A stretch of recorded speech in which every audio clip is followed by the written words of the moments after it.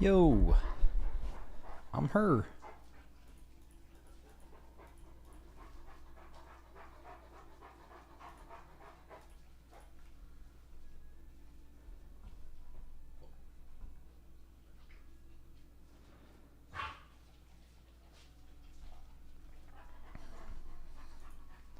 Yeah, I'm going live. Bro, I was looking at this Echo Esports like teardown or whatever. Bro, I swear I saw Roger in there tearing that shit down. Do the Raiders like tear down the production, or I guess like maybe leadership?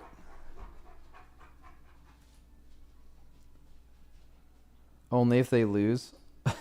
What is like a rub your nose in it kind of thing? Like fucking you guys are clean. Nah, I doubt it. It's probably. All right, isn't that Roger? Pretty sure that's Roger.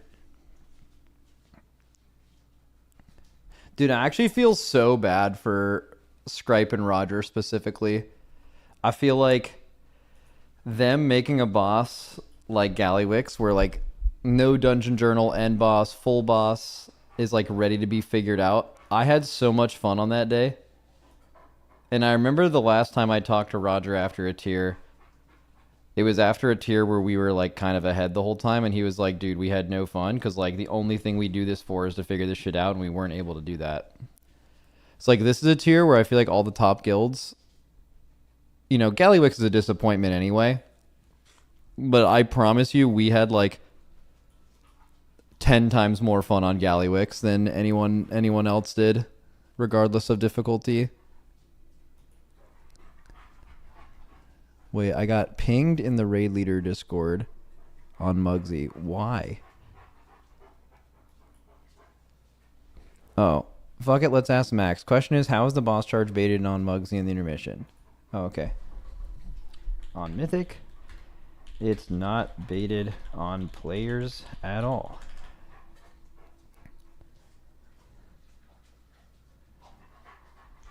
I can show it in pictures, but it's easy to understand.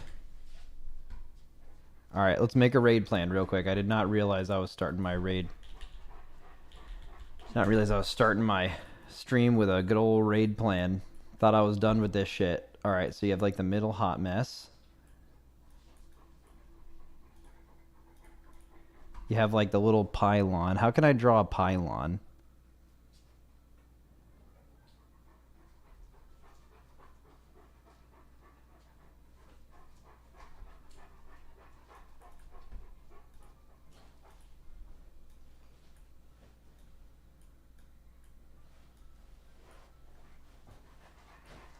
Like this, right? I guess is kind of how it works.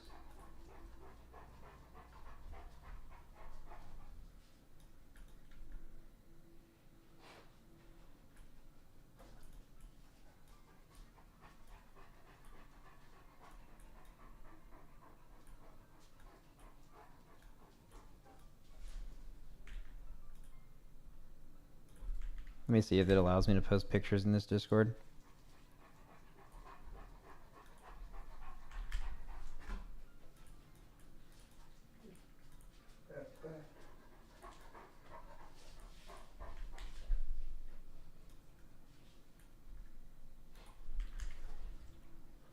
Obviously, the beam moves, but the boss always charges to the the half of the open space it's not on. It's coded this way so it never charges through the beam.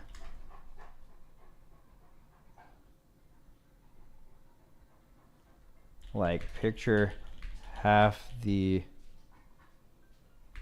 side of the beam you're on. So like this.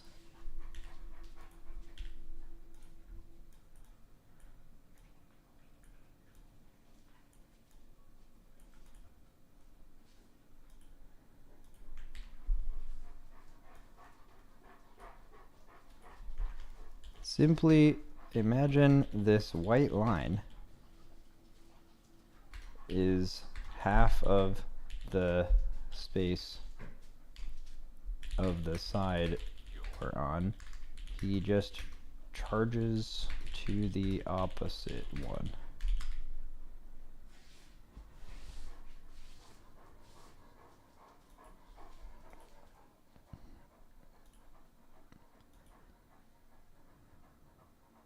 Did you need Monk Talk to make it work? No.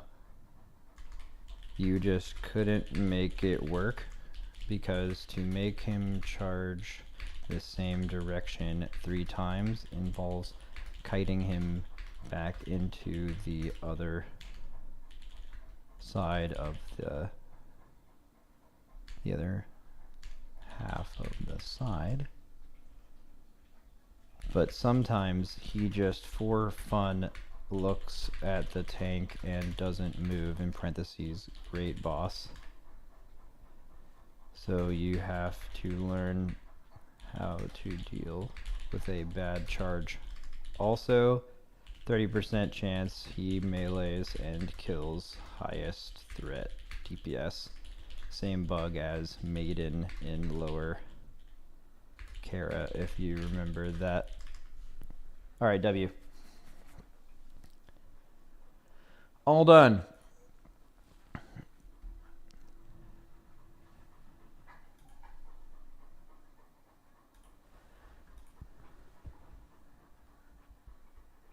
Max, I got permabanned on Kush Echo Twitch today because I was defending your guild from his pathetic arguing about how unfair World First is and that Liquid only won because of NA advantage. No, that's interesting. I'll look at that off stream probably later.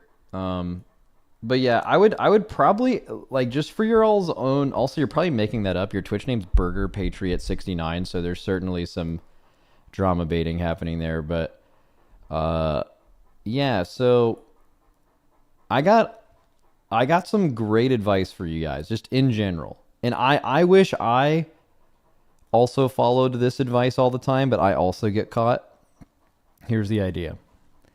So if you ever see someone arguing a point really strongly that you consider that point unreasonable and you think it's probably not true, at least in today's day and age, on social media or on basically anything online, the urge to like explain to them with logic of why you think that they're not right. I get the tendency. I do this all the time. The reality is they're never going to change their mind. So you're just wasting your time and it's just going to make you go more crazy. So you just got to like ignore it.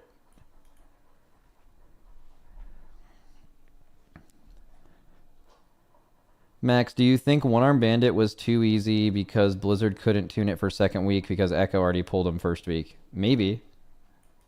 But maybe they did. Well, I mean, they couldn't have, like... I mean, no, they could... Actually, no, they do buff bosses before you pull them and nerf them before you pull them all the time. But Echo had pulled it by the time they, like, made those nerfs, so maybe. I did laugh at Preach's video, though, because the cope was insane. Oh, I didn't see Preach's video. Maybe that can be a react today. Kush was just mad that if Liquid and Echo played the same, then Liquid would win because of the 12 hours they had. I mean, so I definitely disagree with that, but I also like, dude, let me tell you how much I know about this topic. We had me and Scott and Zasevi went to dinner one night after BlizzCon with Roger, Scripe, and Ryson. And we basically just tried to hash this all out and try to... Because, like, I feel like we're always going to be on one side of, like, how the advantage works, and they're going to be on another side, and it's possible that we'll never, like, see eye to eye on it, because you're just slightly biased in either direction.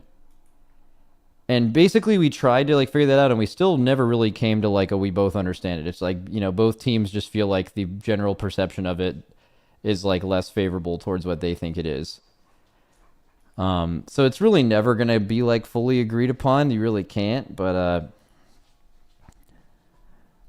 yeah. Max, to be honest, the last two tiers you have been executing the bosses better. Just they just don't want it. Well, I mean, it's kind of like anytime you're talking about getting outplayed, that's something where like there's so many factors of this where like that there's only a few times where that's been like blatantly obvious to everyone and not just within certain people. Like one thing this tier is like I think EU fans and some of their players are confused because they assume they just played so well in the first reset because they killed a boss that we didn't.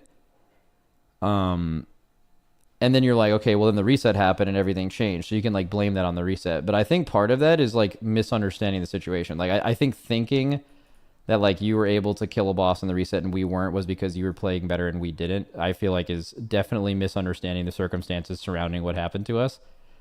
But also that makes sense because like you don't watch what's happening to other guilds in progression. You're progressing and like maybe if you're looking at stream chat, which most teams don't, you're just getting like a weird biased your own fans perspective of what's happening to the other team and you don't actually know. So like you can trick yourself into thinking that.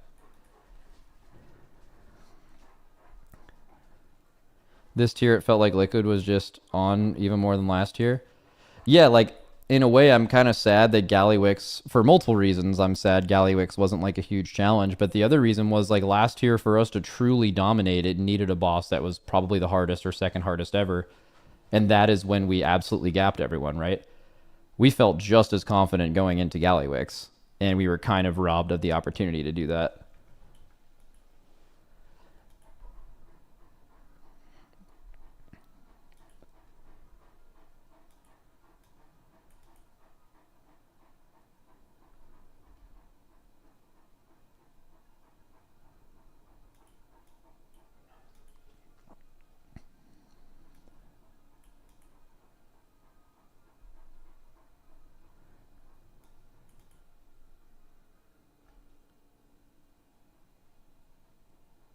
Can we stop the blackout cope? This shit was planned and notified weeks in advance by the city of Santa Monica. Okay, I want to dispel this rumor. I think I know why it happened, and it's partially my fault. All right. Let me go down and explain it and what I think the steps are. All right. So, hashtag power out, hashtag actually blew up. Okay, that's what happens when our power went out. And then I typed entire city of Santa Monica power out, hashtag Gingy EMP. This is where I believe the source of disinformation came from because it came from me. This was never true. This was said to me. Someone just said everything in Santa Monica's out because we knew it was down all the way down the block. There's like a bunch of tech companies on this block. I won't necessarily say which ones they are because then that will kind of locate where our shit is, even though it's probably easy to find out where the Team Liquid facility is. I'm just not positive.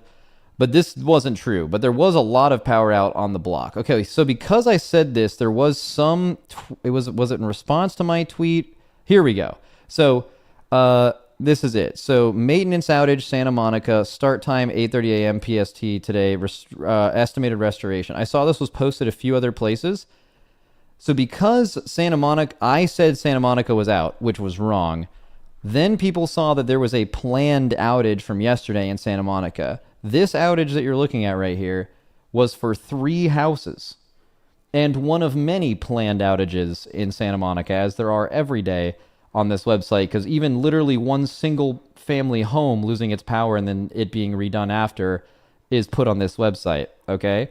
This had nothing to do with us. In fact, on this exact same website that this comes from, our outage was listed like an hour and a half later, and it was just maintenance outage, cause unknown, and then like restoration time, we don't know because we don't know what the problem was. It turns out just a transformer blew up. So yeah, but I have seen people typing that like it was a planned outage and we just weren't aware of it. That's just completely not true.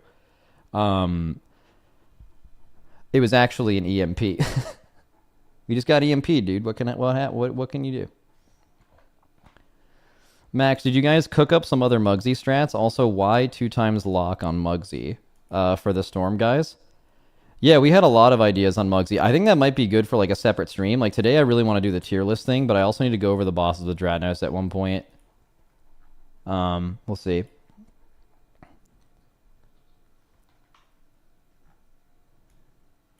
Max, what's the turnover rate for raiders after the race? Very low. Like I'd say like every like 2 or 3 tiers someone quits. So every like year or so we lose a player.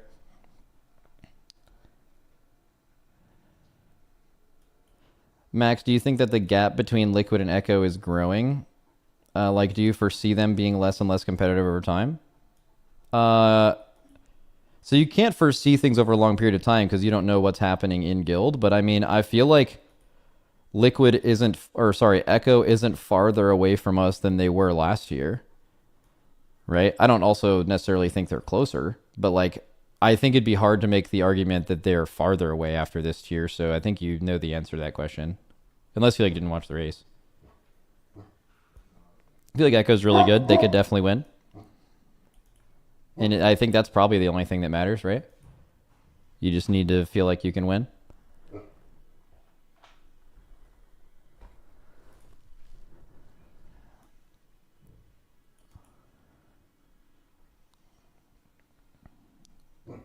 Why are you still in the facility? Just haven't taken my stuff back to my house yet. I have little baby girl Ella with me too. Just hanging out today. I think Echo could have 100% won if they played better on Muggsy. I think it would have been pretty hard. Like, so let's say Echo kills Muggsy earlier in their day.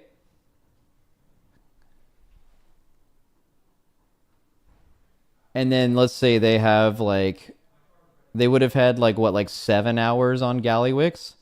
I think it would be extremely hard for them to have killed Gallywix in 7 hours under those circumstances. Because they would have done a lot of that progress without us having gone not dark yet. So they would have had to problem solve a lot of P1. They would have basically had to like get the boss. But basically by the time, even if they killed it earlier, we would have woke up at the time. And if they played it just as well as we did, they would have just been at the same part of the fight as us. But then we just have an entire day, which it took us like 12 hours to kill it. They could have pulled an all-nighter, but like once you're tired, you're just going to fall behind someone who's not tired. It'd have been really hard for them to beat us. They would have had to do like way better on Muggsy, I think.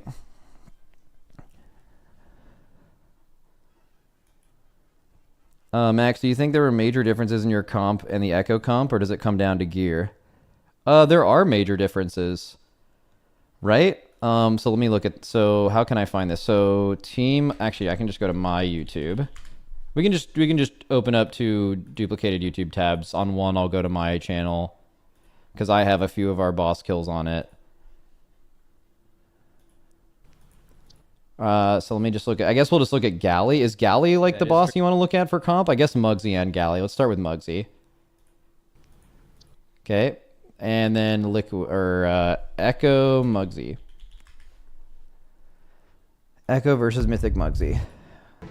All right, cool. Let's look at the comp. So our comp on Muggsy is triple Mistweaver, Resto Druid, Disc Priest. So our healer comp, I believe, is identical. Unless, I don't know, actually, what's their healer comp? Yeah, triple Mistweaver, Priest Healer, Resto Druid Healer. Okay. That's the same. All right, DPS comp. We ran triple Mage, double Warlock, Hunter, and Dev Evoker for ranged players. They played double Mage instead of triple, single Warlock instead of double, and then, so they just ran less ranged than we did on this boss, I think, right? Like 2 less. So the reason we ran extra mages was for this reason.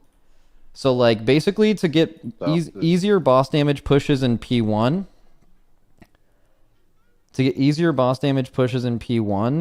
we did this with mages. So we had our mages doing, like, so basically when you put down these jails, you need roughly, like with Ignite, you only need like 1 DPS and 1 healer in there to kill it in time, just to be like optimal. That's what we played the 2 locks for.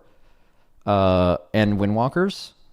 But like mages were really good because like do you guys see how fired up ignites these things? He does like this little, like if he's soaking right, he would have put his like, just, I don't even know how mage works, but he does some like blinky porty shit. And then he ignites this ad, and then blinks out. And by doing that, now the boss will spread ignite from outside the cage. But if you don't do that, it won't. Okay, the reason we ran 3 mages is for the jails that are adjacent to the boss that can be ignited. These 3 mages ignites on each single goon basically equates to a full DPS of them staying in there while not getting any boss damage, and mages are just cleaving off the boss. Super OP. That's why we ran a 3rd mage. I am like positive 3 mages was turbo bis here. The reason we ran 2 warlocks is that to do the goon cages every single time they come out, you need like either, okay, the 2 that are getting ignited, which are only 2 every time, these 2 need single DPS, 1 healer, plus ignite, right? The other jail, which you'll see over here, needs 2 DPS because it's not getting ignited. So the reason we ran warlocks is like, here, I can actually show you our planning for this. Why not, right? It raids over.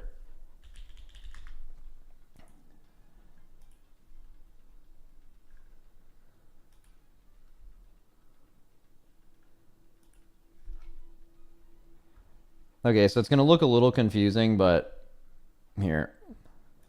It's also going to be very flashbangy. All right, so here was our like Mugsy 4 and 5 heal. But these were our sets with 5 heal. I think, I don't remember which one we ended up doing, but like here's set 1. So like left and right, plus these are getting ignited. Set 2, left and bottom left are getting ignited, so we put an extra DPS in right. Set 3, only 1 DPS, or this is healer tank. This one's healer DPS, and then basically just these are where the ignites are happening, so we have less DPS there, and then the other ones have just multiple DPS in it.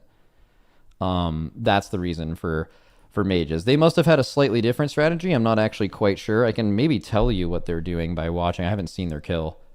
But that's basically how we did it. So like when we go last phase, for example, when there's the 4 goons, right here, the boss gets pulled in between these 2, so we're able to get a lot more boss damage by putting less DPS in the cages by cheesing ignite, basically. Like, for example, this one, a tank and a healer solo it, only because it's getting turbo burned by the mages, right? Fired Up got picked here, so we didn't have enough time to do the double, but that's the idea where I imagine what Echo did is they probably, because of less mages and because of less warlocks, just more DPS probably had to just go into the cages. Oh, so epic. Epic music.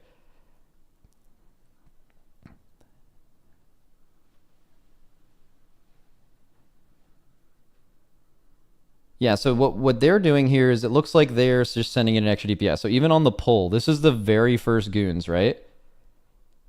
Their first goons look like this. Their first goons, like this, these are our first goons. It's DPS and healer, and theirs is like healer. It's 2 DPS and a healer. It's a Windwalker and a Demon Hunter. We specifically did not want Windwalkers getting off the boss on the pull because they lose just a ton of boss damage, their best boss damage. Warlocks less so, and Demon Hunters never want to get off the boss on this fight, so we never wanted to have them in cages, but it looks like they just had to have them go in cages. So basically our jails, just 2 of our jails on every set had 1 less DPS than what Echo did. Because mages are broken. They are 3 DPS in cages even? I don't believe so. So right here they have Mistweaver. Wait, do they have both Demon Hunters in here?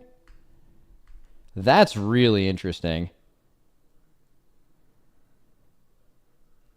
That's really interesting. Yeah, so we played this. They 3 DPS the 4th cage.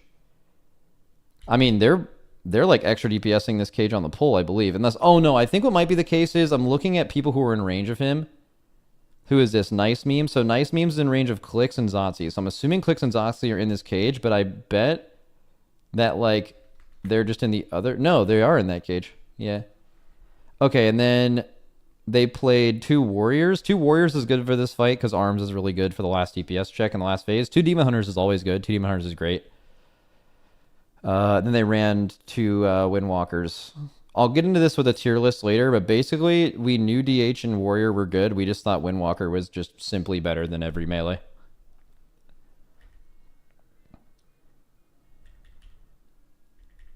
So what do they do in the last phase? Let me see a last phase goon thing. I just wonder how many players they have in the last phase.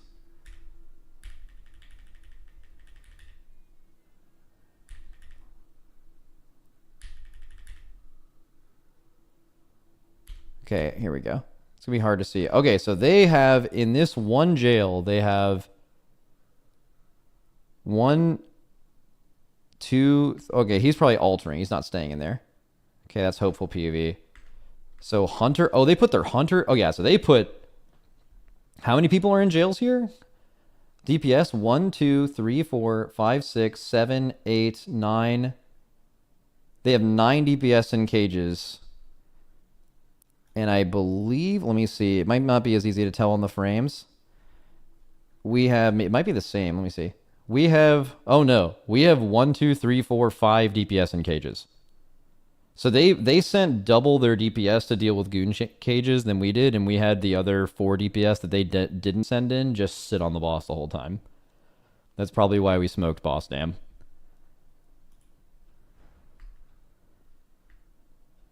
Mages are broken. Got to utilize mages. Okay, and then once we figured out how to way to stop the bugs, they killed it within 2 pulls. Yeah, same for us. I think we figured out the bugs earlier. Unfortunate progression thing, having to figure out how to deal with bugs.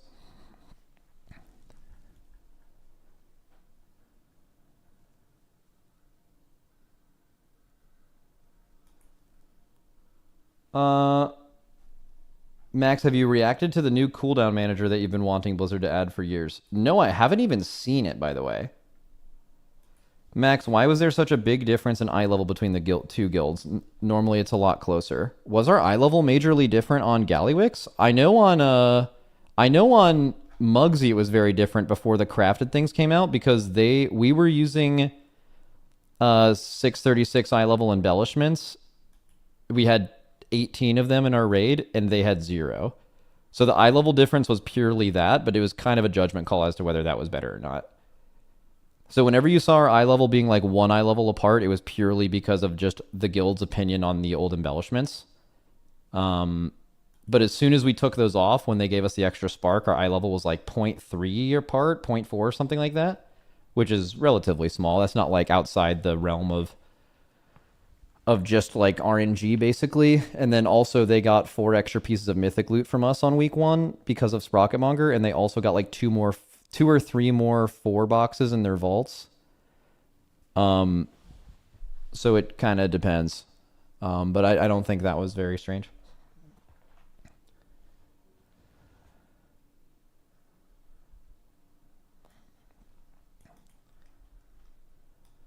I was worried for you guys on Sprocket. Oh, we weren't. What can you do? Power goes out. All right, here we go. What else were we looking at? Differences in comps. Okay, so we went to Echo Mugsy, so let's go Echo Galley.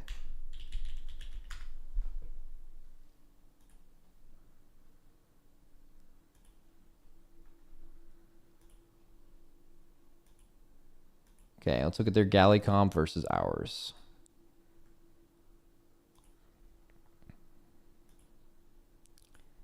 Here we go. So, their comp. Healer comp is exactly the same. Disc, Resto, Double, Mistweaver.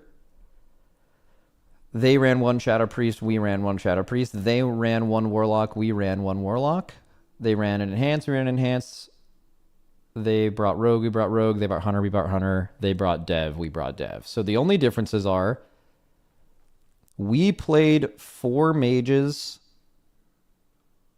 and 3 Windwalkers, and they played 3 Mages, 2 Demon Hunters, 2 Warriors, 1 Windwalker.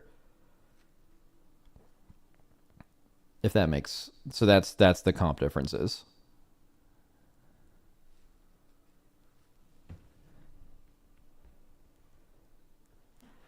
What was the point of the 1 Shadow Priest? There really isn't one. The reason when we were making some swaps at the end, to bring in the 4th Mage, you could have sat Shadow Priest, Dev Evoker, or Warrior.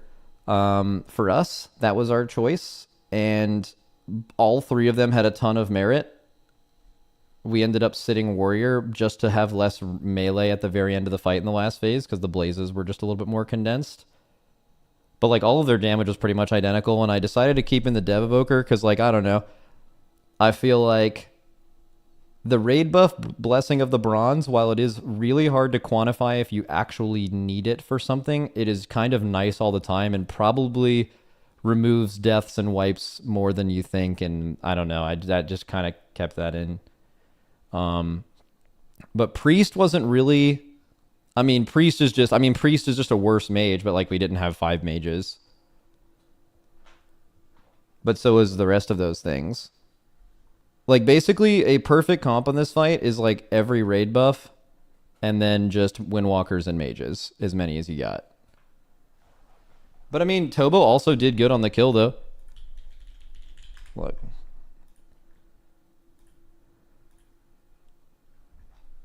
Tobo did, here. So, Tobo was second on our kill. And that's with PI, and PI is like a couple 100k DPS.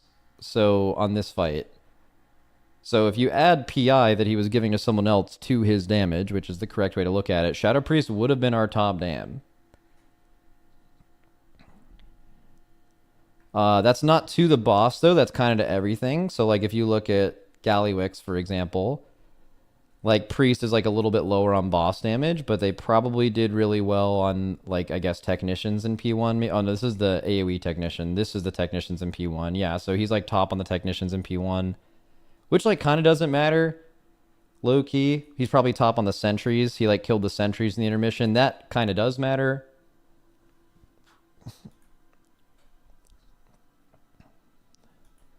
Max, look at Methods comp. Okay. Method Gallywix. All right, let's see. So they ran. Okay, I'm just gonna go to someone else's PV. This makes my head hurt. Okay, they ran same healer comp, I imagine. 2 Mistweavers, a Disc Priest, and a Resto Druid.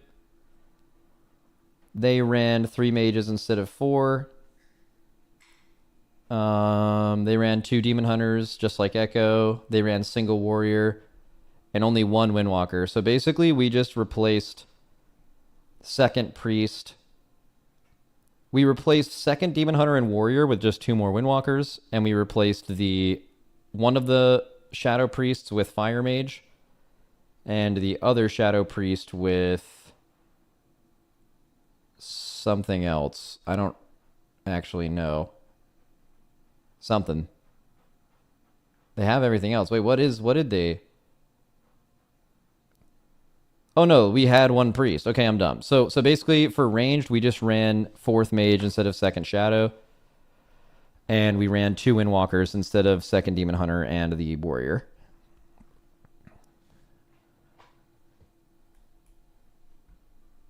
Maxwell's prot warrior choice, only their tankiness or also their dam. Their dam. So like when you're making a comp for a boss, right? Like going back to this sheet, when you're making, let's say it's like a pure single target fight. That's not necessarily true with Muggsy.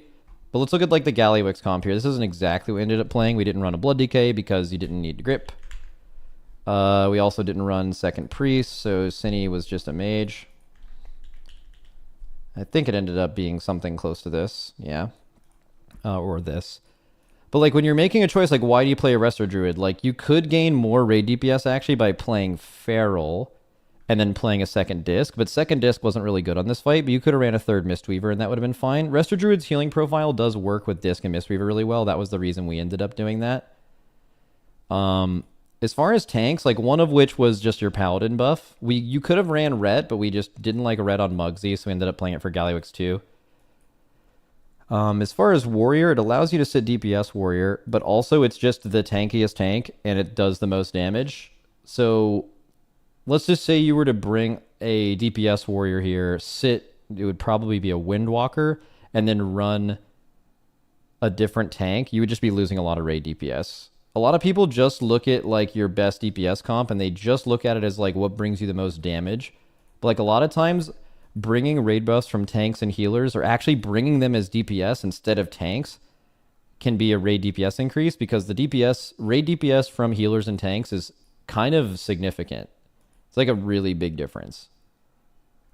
Like if you were to look at logs, right? Let's see, raids, liberation of undermine, statistics. Statistics isn't the best thing to look at here, but let's just look at like something single targety. It's like Sprocket Monger. This is on Mythic. I guess you could probably just look at Heroic. But like, what do we got here? What's an example of this? Okay, here's an example. So you guys see Feral Druid? Like Feral Druid is one of the top DPS things here. Or no, Feral Druid has like a healer thing. Or Windwalker. Let's say you're choosing to run a Mistweaver over something else. Do you need a buff from healer or not? Even though Windwalker's top single target, it's only... Again, let's just use these numbers as law. It's only a little bit better than Enhanced. Like 60k DPS better. But do you guys know that Mistweaver is like 300 or 400k DPS better than every healer except for Disc? So like... Even though if you just had to make a choice with your last raid spot of Mistweaver or Windwalker, and you can only have one monk for the buff, even though Windwalker is gross single target, you would actually rather have the Mistweaver because basically any of these DPS over Windwalker is going to be a bigger raid DPS increase if that player was a Mistweaver instead because of how much more Mistweaver does. Like, for example, if you were to look at DPS, but then specifically healers, right? Look at this. Look how much farther ahead the average 95th percentile Mistweaver is over any of these healers down here while you're actually healing the fight. So even though Windwalker owns, you'd rather actually just have a Mistweaver. Now, keep in mind, you don't have to make that choice. What we chose was, why not both? Why not 2 Mistweavers here and 3 Windwalkers? Another thing could have been you sit Resto Druid for another Mistweaver and you actually bring Feral. Even though Feral does less damage than whatever you'd sit, it's not bigger than this, so you actually gain raid DPS. We didn't do that though because we liked Druid Healer even though their damage is bad. Just for this raid. You know what else is really good? I think Prez Evoker is really, really fucking good at healing this raid on Mythic. But unfortunately, they do like actually no damage. Like this damage that they're doing, I don't think they do a single point of damage intentionally. It's all like extra cast they get off. Where Mistweaver, this is all for free while you're healing. And in my opinion, that's a big Blizzard L. That's a fucking massive L on Blizzard's end. Like how? How can this... What are we doing here? Like healers should be brought to a raid because of their ability to heal. Do you guys know that healer damage used to be balanced? It was like in Dragonflight at some point. You basically just brought a healer because of their healing. Like everyone did damage. But then they nerfed Resto Druid's Nature's Vigil in half because of Moonkin's off healing in Mythic Plus. And then now Resto Druid's been doing half as much damage as it should have for years. Disc Priest just does damage while healing in their profile. Same with Holy Paladin. But like these other healers have to choose to DPS to gain any outside of Holy Priest being a lot higher than this because of PI.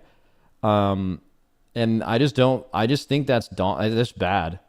And the worst part is they've solved this problem. They literally solved this problem before. And then it just became unsolved due to some bad decisions, but. Max, what is the point where the added DPS isn't worth less healing than another class? There's no like exact point, but like, for example, if you were to look at healing for healers, right? So healing with healer classes, let's just say like the best DPS class healer is like way at the bottom and the lowest is at the top. You'd still play, like healing is still more important than healer damage, but when they can bring, when this healer is already good, right? When this healer is already good and they're doing this much damage, it's just not a conversation. Like when healers, generally speaking, there is something to be said about profiles. There is something to be said about profiles, but generally when healers are this close, you need something to differentiate between them. And a little bit, you'll get some profile stuff, like you want a really good Rot healer like Mistweaver, and then maybe you want a really good Ramp healer like Disc Priest. But like Mistweavers have good spot healing, so it's not like you're lacking that in your comp. So it's just like, well, why wouldn't we just run a bunch more of these things if they're also doing damage? And then you just do. That's how it works.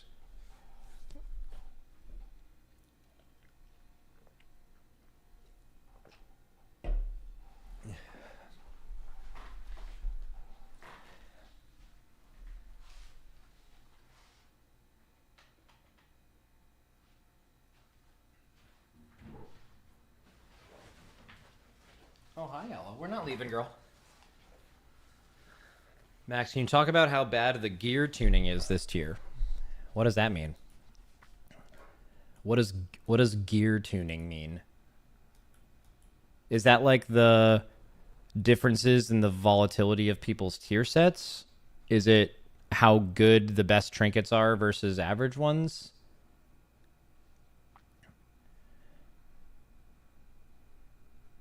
He's probably asking about everyone having an eye. I mean, I could be wrong, but I don't think this tier is much different than most.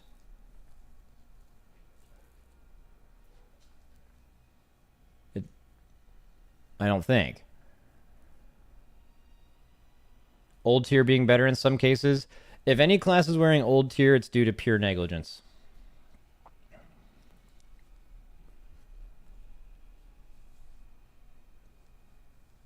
Max, thoughts on the guild pack, keeping it kind of close to... I don't know what you guys are talking about.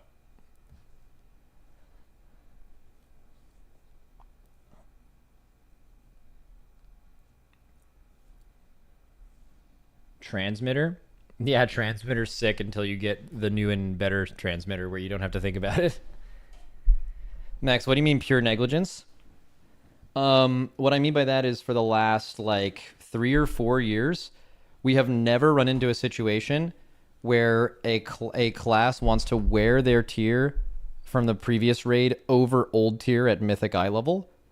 And we have never run into a situation where you've been using old trinkets, very common throughout a lot of different classes. This is something that is routinely the case before the raid. What you guys remember is, like, you'll be going into a raid and you'll see all the sims going around and you'll see people wearing trinkets and you're like, wait, everyone's using this trinket from an old patch. And then 2 days later, they nerf that trinket into the Shadow Realm, right? They have been making that kind of not the case for many years. And this tier, they missed on trinkets being good from a previous patch, and they missed on tier sets being not good. And both of those things are something consistently they've been good at. And failing them both in the same patch is, I think, to me, a sign of like they're, you know, just I don't know the exact cause, but they're just not prepared, right? That is something when they're prepared for a patch, those things don't fall through the cracks, and there's a lot of things that fell through the cracks.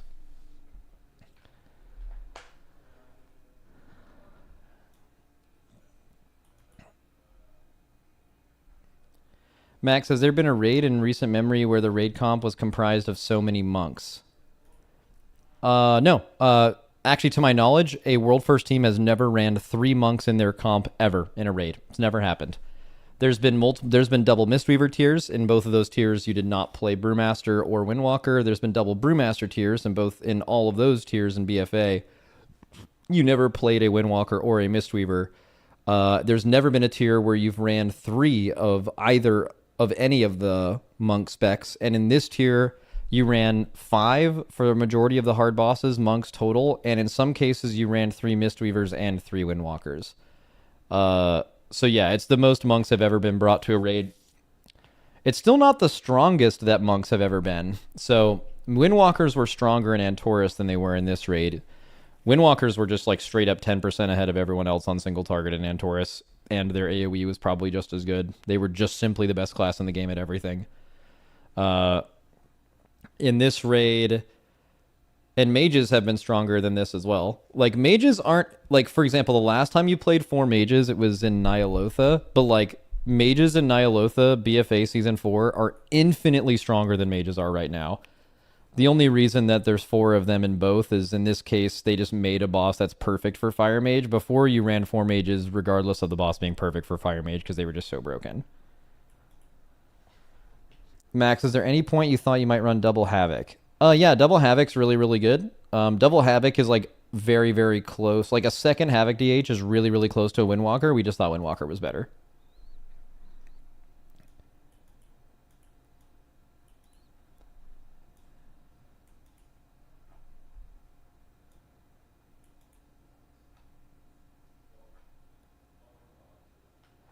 Max, with Blizz changing how raid is, will you guys gear more stack classes next year? We wouldn't change anything. We geared all the classes we thought we would stack and then use them. Max, what's your thoughts on other guilds staying close in the race instead of a 1v1 race with Echo? Wait, by the way you asked that question, are you implying that there's another guild in the world that's on the same tier as Echo? Because that would be just I mean, that's just not true. I feel like there's I feel like whatever you interpreted from this race is by the way you asked that question is just wrong. Like there's no pack of guilds. I feel like low-key I feel like we're still just 1v1ing Echo and then there's everyone else. I don't actually know if you could even make a credible argument against that.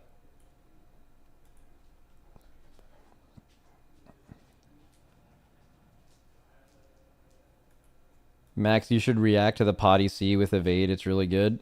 Bro, I opened that shit about to react to it one day, and then every comment was just about how it's so much better that I'm not there. So I just closed that shit. Lamau, do you want more contenders is what I meant. Yeah, sure, man. I don't know. What do you want me to say to that?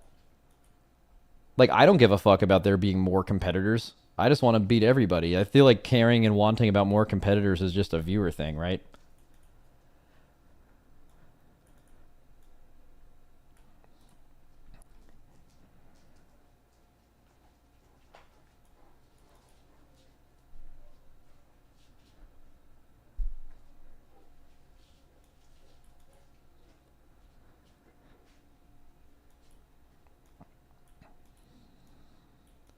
The race world first would benefit from having more competition. I'm aware. I'm aware of all of it, right? Like I get it. I get that you want a bunch of competitive guilds, but like what do you want me to, you know? What are you like what are you actually asking me?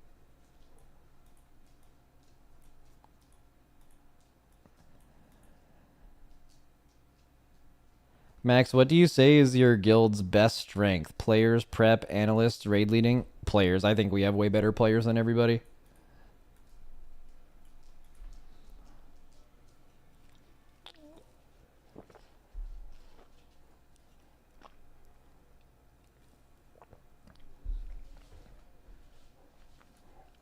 Max, do you think that because no DKs were brought on Galley, Blizzard will look at giving DKs something other than grip? Yep, I think they have to. They've been getting away for it for way too long by just saying like, hey guys, we don't need to give DKs a raid cooldown because they're brought to every end boss anyway. And they were right. You bring a DK, whether it's like correlation or causation, it's true. Like you have just brought a DK to basically every boss. For either for that reason or because they were just tuned really well. That could only ever fall apart if they did not make a raid sufficient enough to need grips, and then also they weren't tuned very well. And then that happened, which is now. So now everyone that's been hearing them say that and been like, Blizzard, it doesn't actually work like that. You're just going to miss on tuning one time and they're not going to be in. And then they're right. And Blizzard does have to... It turns out Blizzard does have to answer for that. You can't just say we don't need to give them a raid buff like everyone else has for years and say it's because we'll design fights that need grips and then just not do that. And then the class just isn't played for 6 months, you know? That's crazy.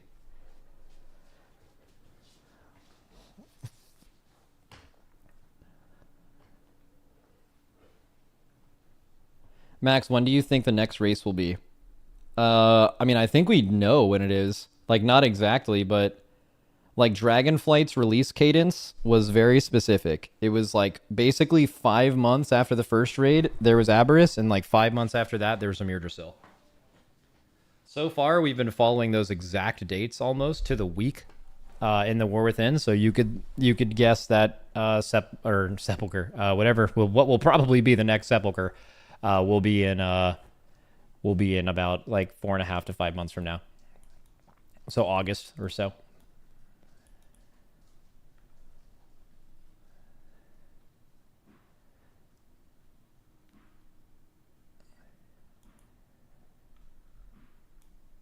Do you think the next race is going to be insanely difficult? Yeah, probably. I mean, they made like Warcraft made a YouTube video called like, what's it called? Like Warcraft. Let's find the Warcraft YouTube. Like actually their YouTube. So didn't they make, and I haven't seen it, but didn't they make like a race to world first like, don't miss the Race to World First featuring Preach. They paid Preach to make a Race to World First video, and they're basically like, hey guys, this is the history of the race. Here's how the race works. Now the new one's happening. Everyone go watch it, right? We got this secret phase, woo, right? And then all of that, and then the boss was just like kind of a pushover, right? So Blizzard is like probably really upset that it turned out the way it did. So and there's usually some reactive changes, right? I always say that. From tier to tier, they're going to make reactive changes. What did Blizzard talk about coming out of last tier? Oh, Brood Twister was a problem, but part of the and Tindral was a problem, but part of that problem is that the bosses before it were too easy for where they're supposed to be, so people just got to these bosses too early. That is true. It's not the only thing that happened. Those bosses were also too hard, but that statement is true. So what did Blizzard do?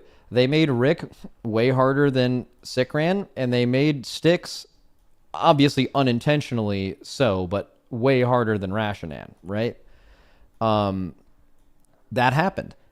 Now, they also made, I don't know if they made One-Armed Bandit easier. It's more likely that they tuned One-Armed Bandit for week 1 gear and we just had week 2 gear. Muggsy, I don't think, was undertuned at all. Muggsy was a really hard second to last boss. 150 pulls or more. That's nothing's undertuned or out of place about Muggsy. Muggsy was about as hard as a second to last boss normally is. And then all they did was Galley, and then Galley, they didn't make a dungeon journal for it. I've heard people say they need to test these bosses because they can't do it without testing. We haven't tested any end boss for years and they've turned out just fine, right? It has nothing to do with testing. The secret phase nature, the no dungeon journal nature of it was very cool. But yeah, they just made it way too easy. I'd be interested to hear what the problem actually was with that. We might get some insight from Blizzard. They told us, hey, Ella, come here. They told us why Razageth was tuned poorly. They said we had new talent trees out and we tested the damage check for the ad phases to be with full AoE talents and the damage check for the boss to be with full single target talents.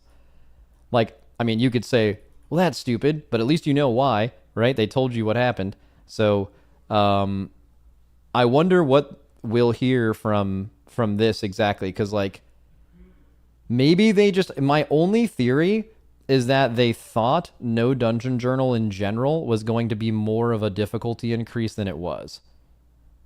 You know what I mean?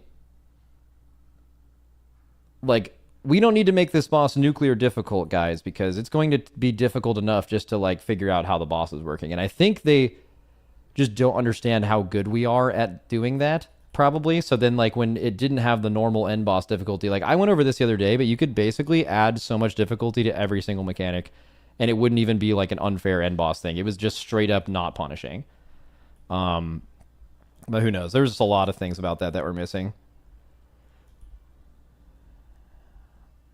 Max, do you have inside info on when the race is over on why there's no tuning fixes? No, I don't know anything about that.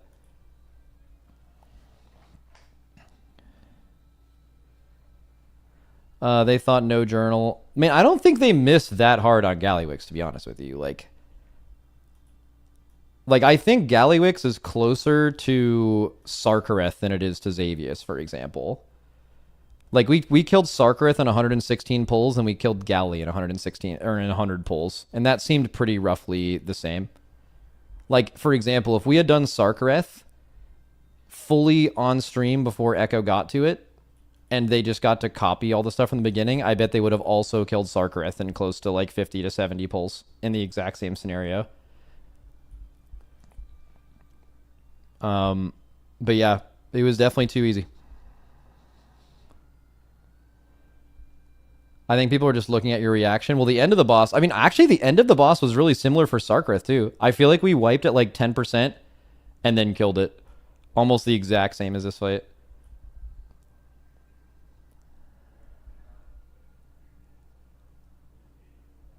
Max Preach has a new video calling them embarrassingly incompetent for the galley tuning. Yeah, that's a take you can have, right? I think I would be closer to agreeing with that than say they did a good job on it. That's for sure. The boss just didn't do enough damage, right?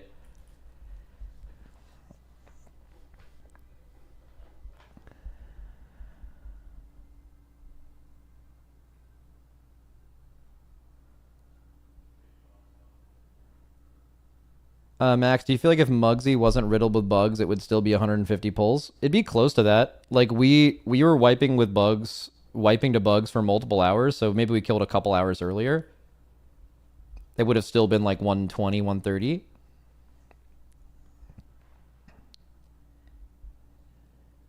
Preach was also pretty confident about the power outage being scheduled in that video. Oh, wait. Okay. Okay, that's crazy if we're just straight up peddling disinformation. That's just 100% false. That's just not true.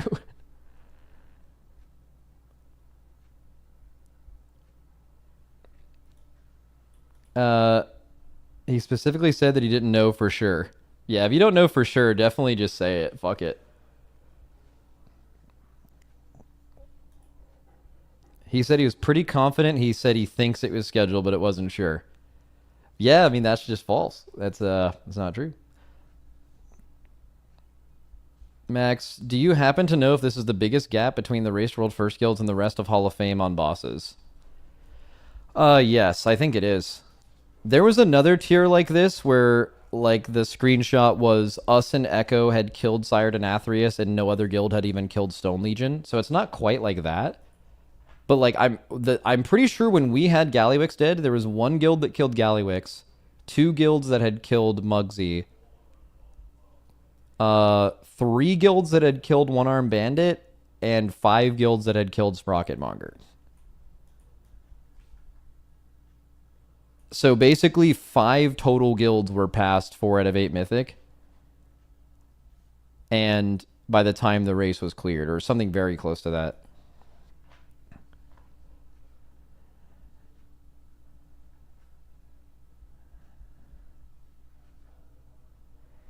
Max, it's crazy how much grace you give this guy when he makes a living baiting EU to get mad at you. I don't think that's true.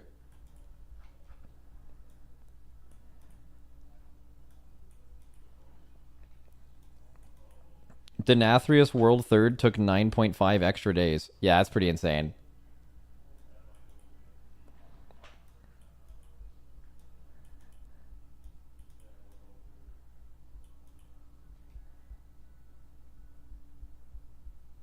I mean, it sounds like we have a lot to react to today. But first, we're going to react to some tier list, boys. Let me get my own tier maker out.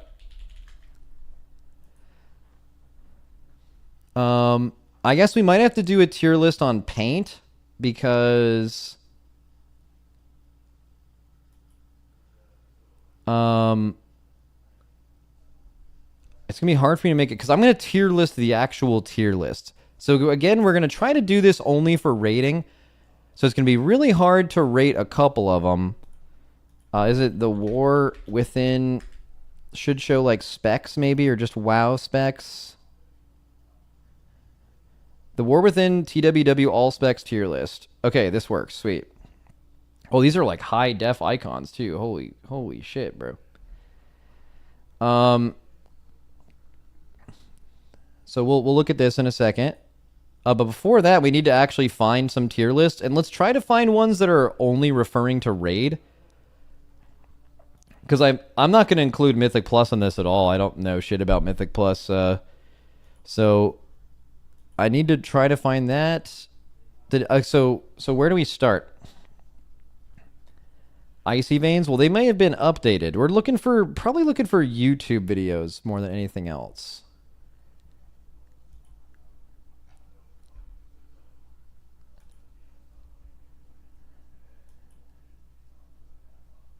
Just Wowhead and Icy Veins. Well, I think there was wasn't there some YouTube stuff? Like, here, the War Within class tier list. Got to be some, right?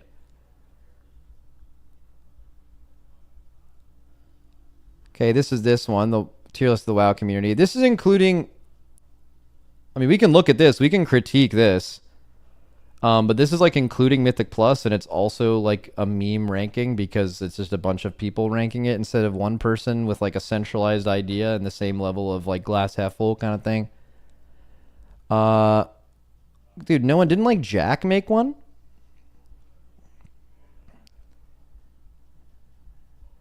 I feel like Automatic Jack made one, bro.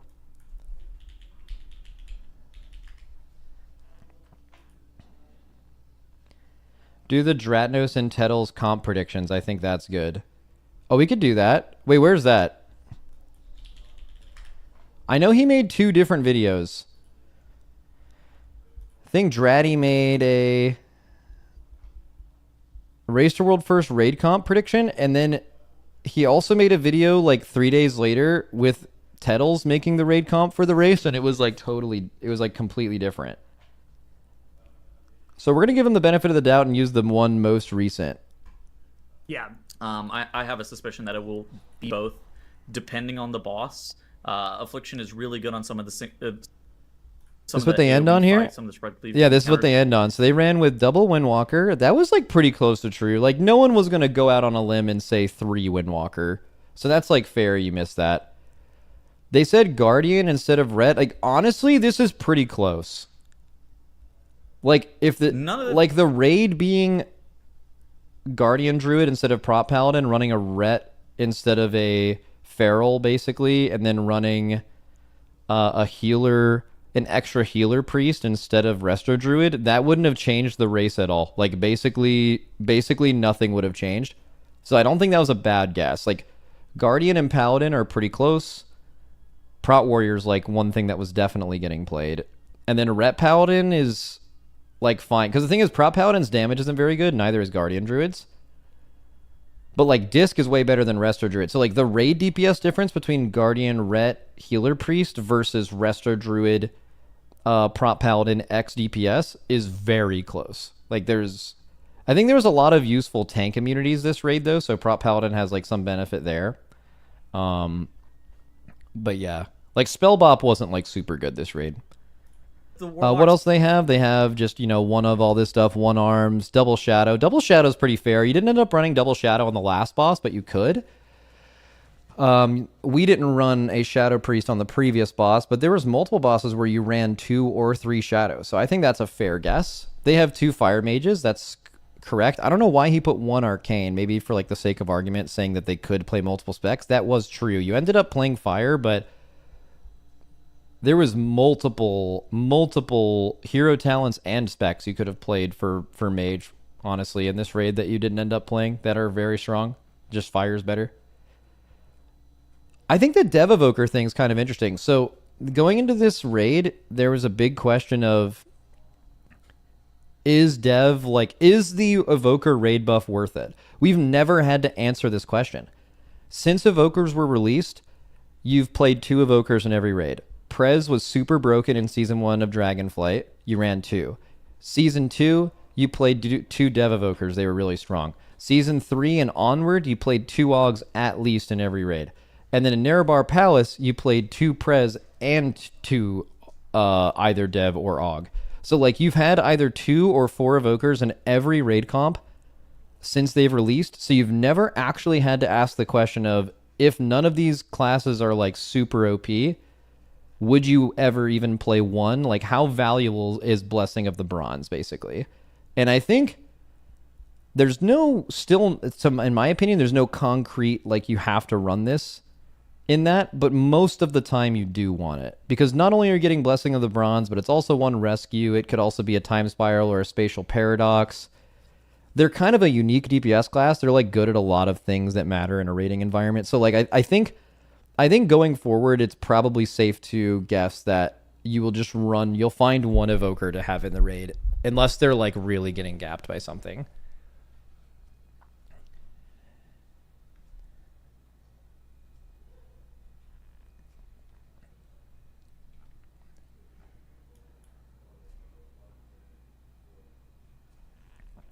So that's a pretty fair guess. What was Jack's guess? So Automatic Jack, he before the raid had a Liberation of Undermine complete guide. Season 2 raid tier list. All right. Unfortunately for Jack, this was 1 month ago, so it's a little out of date. But I still think it's pretty accurate, right? He runs, Disc wasn't dominant. Like, what dominant means is, like, you're running 2 of these. But every guild ran 1 Disc. Like, 1 Disc was I mean, your healer comp without a disc in it would have been significantly worse. Wholly on the same tier as Mistweaver, I don't think is very accurate. Resto Druid is also, like, I think probably worse than Monk. Especially if you include damage, but not by a lot. Presevoker is... Dude, I think Presevoker is heavy slept on. I think Presevoker, if you're doing these bosses in a row, which are the hardest fights, right? If you're doing Mugsy into... If you're doing Mugsy... Or One-Armed Bandit, Mugsy, Gallywix, I feel like... hey, what's up? I feel like Presevoker is, like, super fucking good. It's dominant for Mythic Plus, though, and he makes that argument for it. This is a specific raid healer tier list, and he has a completely separate Mythic Plus one, so I feel like that just shouldn't be a point he's making, right? So I think overall, Jack, pretty good. All right, let's do another one. Who put their name on the line and did like a rating DPS tier list? 11.1 raid DPS tier list. Did anyone do this? Anyone? Here we go. 11.1 DPS tier list, first wave of meta. Well, that's like updated. Oh, here we go. Kalamazoo 2 weeks ago. 11.1 raid comp / list. 100% right, never wrong. Of course. Let's see what his is.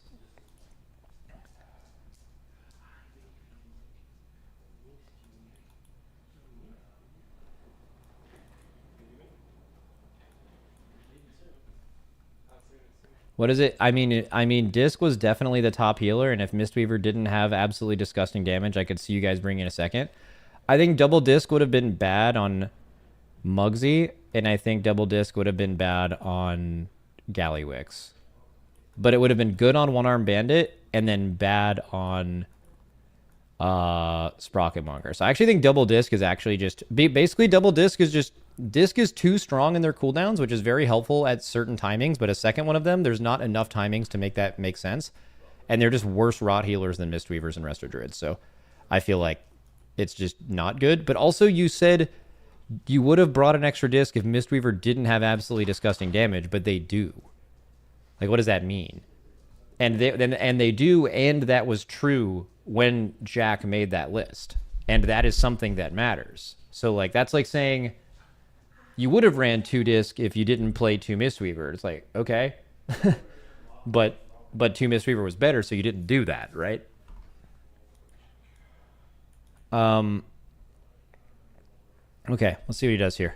I'm not going to listen to him talk about it. I'm just going to scroll to the end, and everything he said better be, oh, well, hold on. What are we fucking doing here? Wait, when is he talking about AUG? No, unless I'm crazy.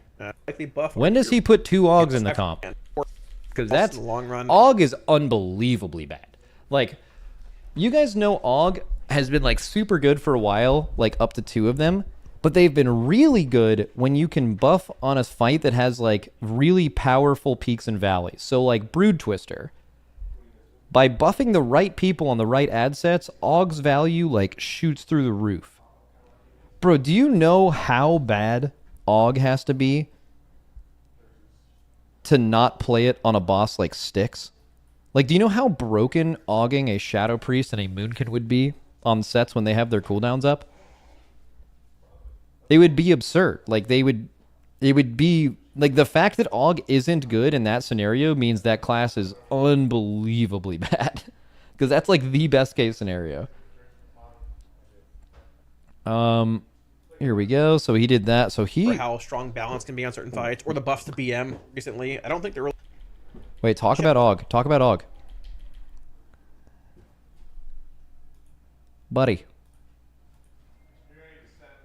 I feel like their profile is more buff than relevant in a raid setting. Here we go. CDing and lusting in single target as well as AoE.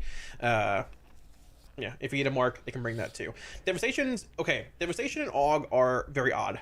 So AUG was nerfed. They nerfed Shifting Sands by 20%. They nerfed Breath of Aeons, I think, from 10% accumulation to 7. And I think they nerfed... Oh, they nerfed Clutchmates from like 25 to 10. But the thing is, those are more like M+ nerfs. Like, obviously, Breath is relevant in a raid setting. People are CDing and lusting, sure.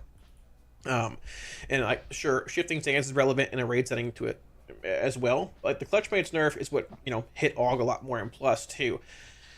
They still have that damage amplification profile, like we talked about with the Frost Decay. If you wanted that on Brood Twister last year, you could bring an AUG in and make Frost Decay in that profile even better. There are a lot of fights this raid tier that sort of want these semi-niche but still good damage profiles, like Warlock, for example, or like Balanced Druid, like we were talking about a minute ago with that spread cleave profile. You don't want it on every fight, but some fights you want those profiles, and they're more relevant about than Og. they have been, I feel like, come on. average last tier. Now, By the way, he put balance in the comp. I think balance is unplayable in raid. Like, they were obviously good on sticks, but they were never a consideration to run on any other boss, including One-Armed Bandit, because they just have to choose between single targeting and AoEing. Like, balance, whenever they're playing Bernardio build, like full Mythic plus AoE build, they're really good at exactly that, but they do no boss damage. Balance Druid's boss damage is so fucking shit. And there's plenty of classes that can do very close or just as good of AoE as balance, except for specifically how spread out sticks is, than Moonkin, and their single target is great. So, like, balance is really bad. I think Blizzard has to, I don't know how you fix it, but they really need to find a way to where Moonkin can do competitive single target while also not losing their niche. I mean, I know the issue with that is, like, if their niche is ever good, then, like, they're just the best class in the game by a mile. But that's, like, kind of true now, but they're unplayable outside of it. Plus, they brought dots back. Like, the reason they were scared of dots for multiple years was if you ever played a dot class, you just, like, they were just better than everyone else. So they nerfed dots because that's just how dots work. And then now they brought dots back, though. Dots are, like, all the way back.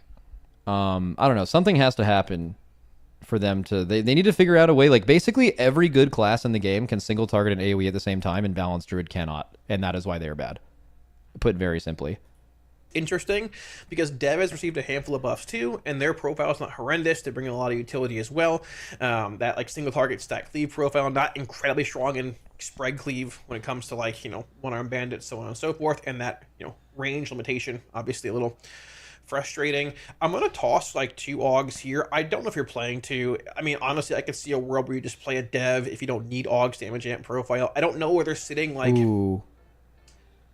damage value wise in a raid setting comparatively to M+, but I think it's... I mean, to be fair, though, at least he's willing to take a guess on this. Like, going into the tier, everyone said Og was dead, but, like, the only thing people comment before the race where they actually know what they're talking about is in Mythic Plus. And Og was dead in Mythic Plus, and that was known because of trying it on the PTR.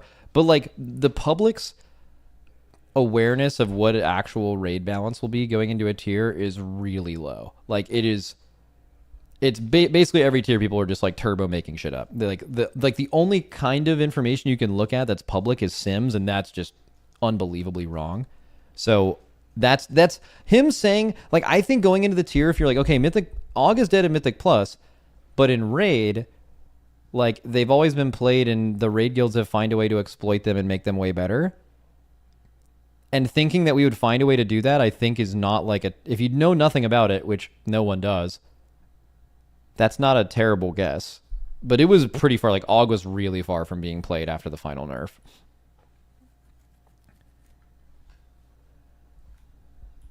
Sounds like he had the right reasoning, just wasn't sure where they fell. Yeah, so he tossed out a guess. Let's see what his last guess was here. So double BM. I don't know when he made this. We were playing 2 BM hunters on every boss at some point, but I think after the last nerf it went to 1. We were going to play multiple Arms Warriors on every fight until they nerfed their Execute again. And then it was like, basically why we didn't play Arms Warrior as much or ran multiple was, one, Riku was gone. So we only had, like, 1 Warrior player, and the only other person that was going to play Warrior was Boomy, who's a Windwalker. And Windwalker is just better than Warrior. Like, Windwalker is actually just behind Warrior in Execute phase. And they don't even have Execute. Like, in an Execute phase where you get 2 uses of your cooldowns as Windwalker, they're just below an actual Execute class because they're just overtuned as fuck. So it wasn't that we wouldn't have ran 4 arms or 2 Arms Warriors. It was that our second Arms Warrior, the decision wasn't just bring in extra Arms Warrior over your next best DPS. It was bring in Arms Warrior over Windwalker, and a geared Windwalker, and that doesn't make sense. That wouldn't have been worth it. What happened to Riku? He just had some stuff going on IRL that he couldn't play this tier. He's still, like, in the Discord, and we reached out to him before the raid, like, hey, I know you're busy, but any chance we could gear, like, 1 warrior just in case on this boss? And he was like, no, I'm too busy. How happy were your players not having to prep Og? I don't think the few of them that play Og mind it, unless it's, like, the really annoying version. Like, the annoying version where you're playing with a weak aura that's, like, lighting up and telling you who to buff is like really annoying and not fun and really hard. But the version that like where you just play Og like pretty natty is kind of like a fine DPS spec. It's not unfun to play, and it's like a, you know, nothing wrong. They don't dislike it. Okay, is there any way we could look at like some pre-raid tier lists? What about Wowhead tier list? Classes tier lists. Where would this be? Tier list guides. Raid DPS tier list. When was this last updated? This was updated 6 days ago. Fuck, can we see old rankings? Do we have to way back machine it?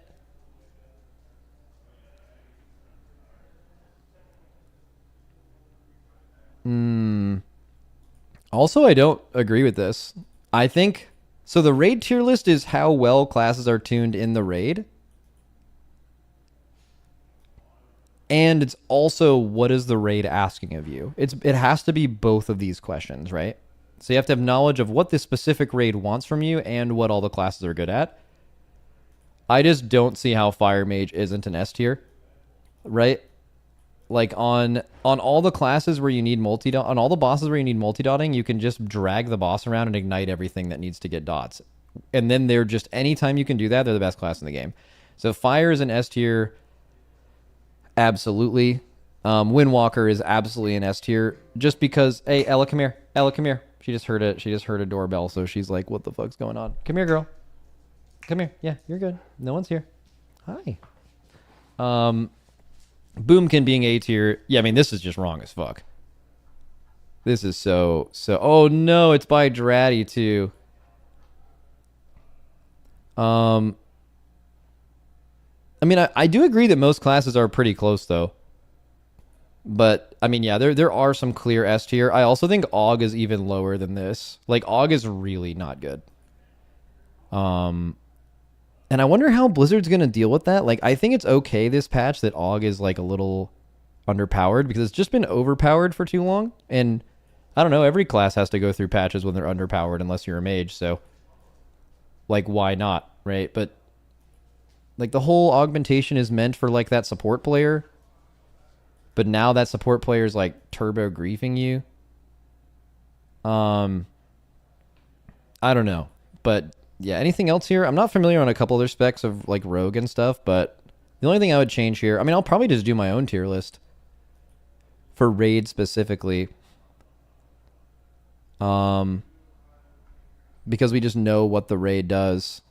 What about tank rankings? So warriors in a tier on its own. Yeah, this isn't right. Warriors in its own tier. The rest of them are probably all in the same tier though. And then healer raid rankings would just be Disc and Mistweaver at the top. And then Resto in the tier under it. I'm not sure about Holy actually. And I think Prez is better than C. And Resto Shaman is also better than Holy Paladin. I think Holy Paladin is definitely the worst healer. I think Resto Shaman is like a tier above Holy. I think Prez is maybe just an A tier healer. It's just good. Unfortunately, just does no damage.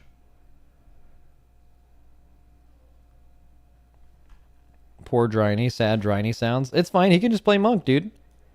Dryny, before this tier, Dryny was a Holy Paladin one trick, and now he's a melee healer one trick. He's expanded his horizons. He played really well.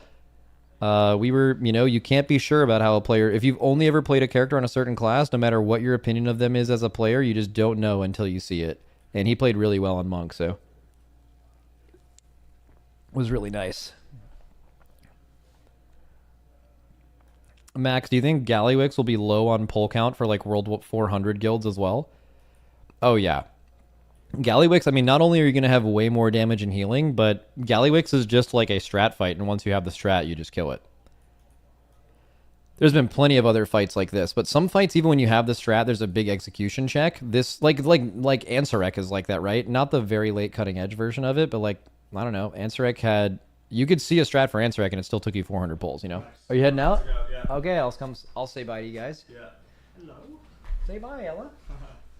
Lovely seeing you. Yeah. Great job this raid, man. Thank you. See you, buddy. See you guys all out? Yeah. All heading out? All three of us flying out to see it? No. I think everyone else is signed. It's just simply going for Alright, cool. Great job, everybody. See you next time. Say bye, Ella. Say bye. Come on, girl.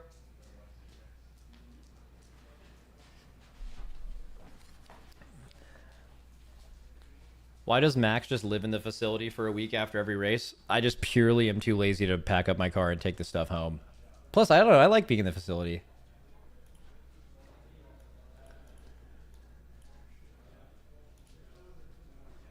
Max, do you think they intentionally over-nerfed AUG so they can go back to the drawing board? I think so, yeah.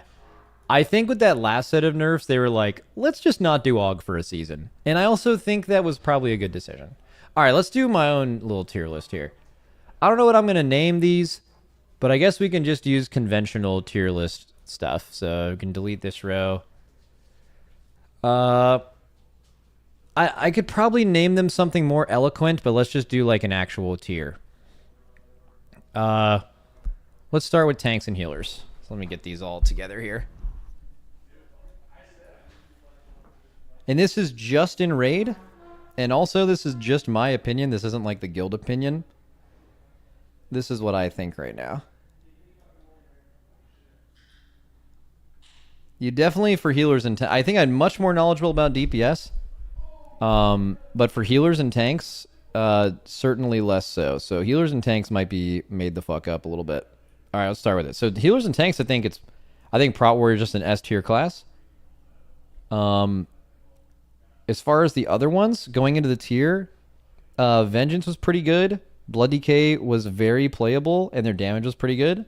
Their mobility would have maybe been a little annoying on the last boss. Prot Paladin's what you played, but that's purely because of other things in the raid being good. So I think I would do something like this. I think I'd do Prot and Blood. Those were definitely like next up. And then maybe Vengeance. I think Vengeance was good, but Havoc was also just really good this raid. I think I'd maybe do Vengeance and then like Guardian Brew. I think is what I would do for tanks. Kind of depends on what buffs you need, but like on all of their power levels, again, I'm not super knowledgeable about tanks, but I would put it there. All right, healers. Let's get these up here. All right. Where's the last one? Last two. There's still one more, right? Oh, yeah. Holy Paladin. Holy shit. What a tier for Holy Pally. All right. So Mistweaver, without a question, just goes into S tier. Disc, let me think about it. I think 1x disc is really, really good and like probably as good as like your first Mistweaver. But after your first disc, your second one is way worse because of timings in this tier, not due to power level. And I think your second and third Mistweaver just bring more damage than a priest does, including PI. And they're just better to stack because of their profile as well. So if both the first one of these are... Both the first one of Mistweaver and Disc are like the same value as each other, but monks gain extra value the more you bring. That makes me feel like monks are just better, but I don't know if that means Disc is A or if that means Disc is S just below Mistweaver. I think that's probably true, but I could see that going either way. Like you could definitely put it in A because I think Mistweaver is like, I don't know, you 5 healed a boss and it was like triple Mistweaver and it was like by far better than whatever was left. I don't know, but Barrier has like pretty good value in the raid. Monk doesn't bring that, and that's not something that shows up on healing meters. I guess I'm gonna leave it in A, but just know that like the first of each one of these things are the same power level. I would say the same value. This is only if like you're bringing more of them, but I think that has to matter. Holy Priest, I actually don't know. I'm just gonna assume they're fine but not great and put them in B. But just know that I'm making that up.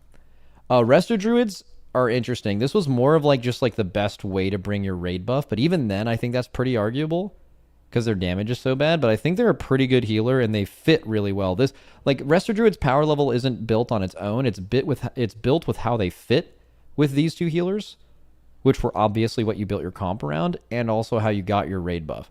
But I don't think like you can put Resto Druid on the same tier as Disc. I don't think that's true. So I would put Resto Druid in B, which is why I'm going to move Holy to C. Again, making up the Holy Priest thing, I just think if Disc is in A, Resto Druid has to be in B. But it's also just a really good healer, though. But I think the fact that they do no damage just simply has to matter. Right? Okay.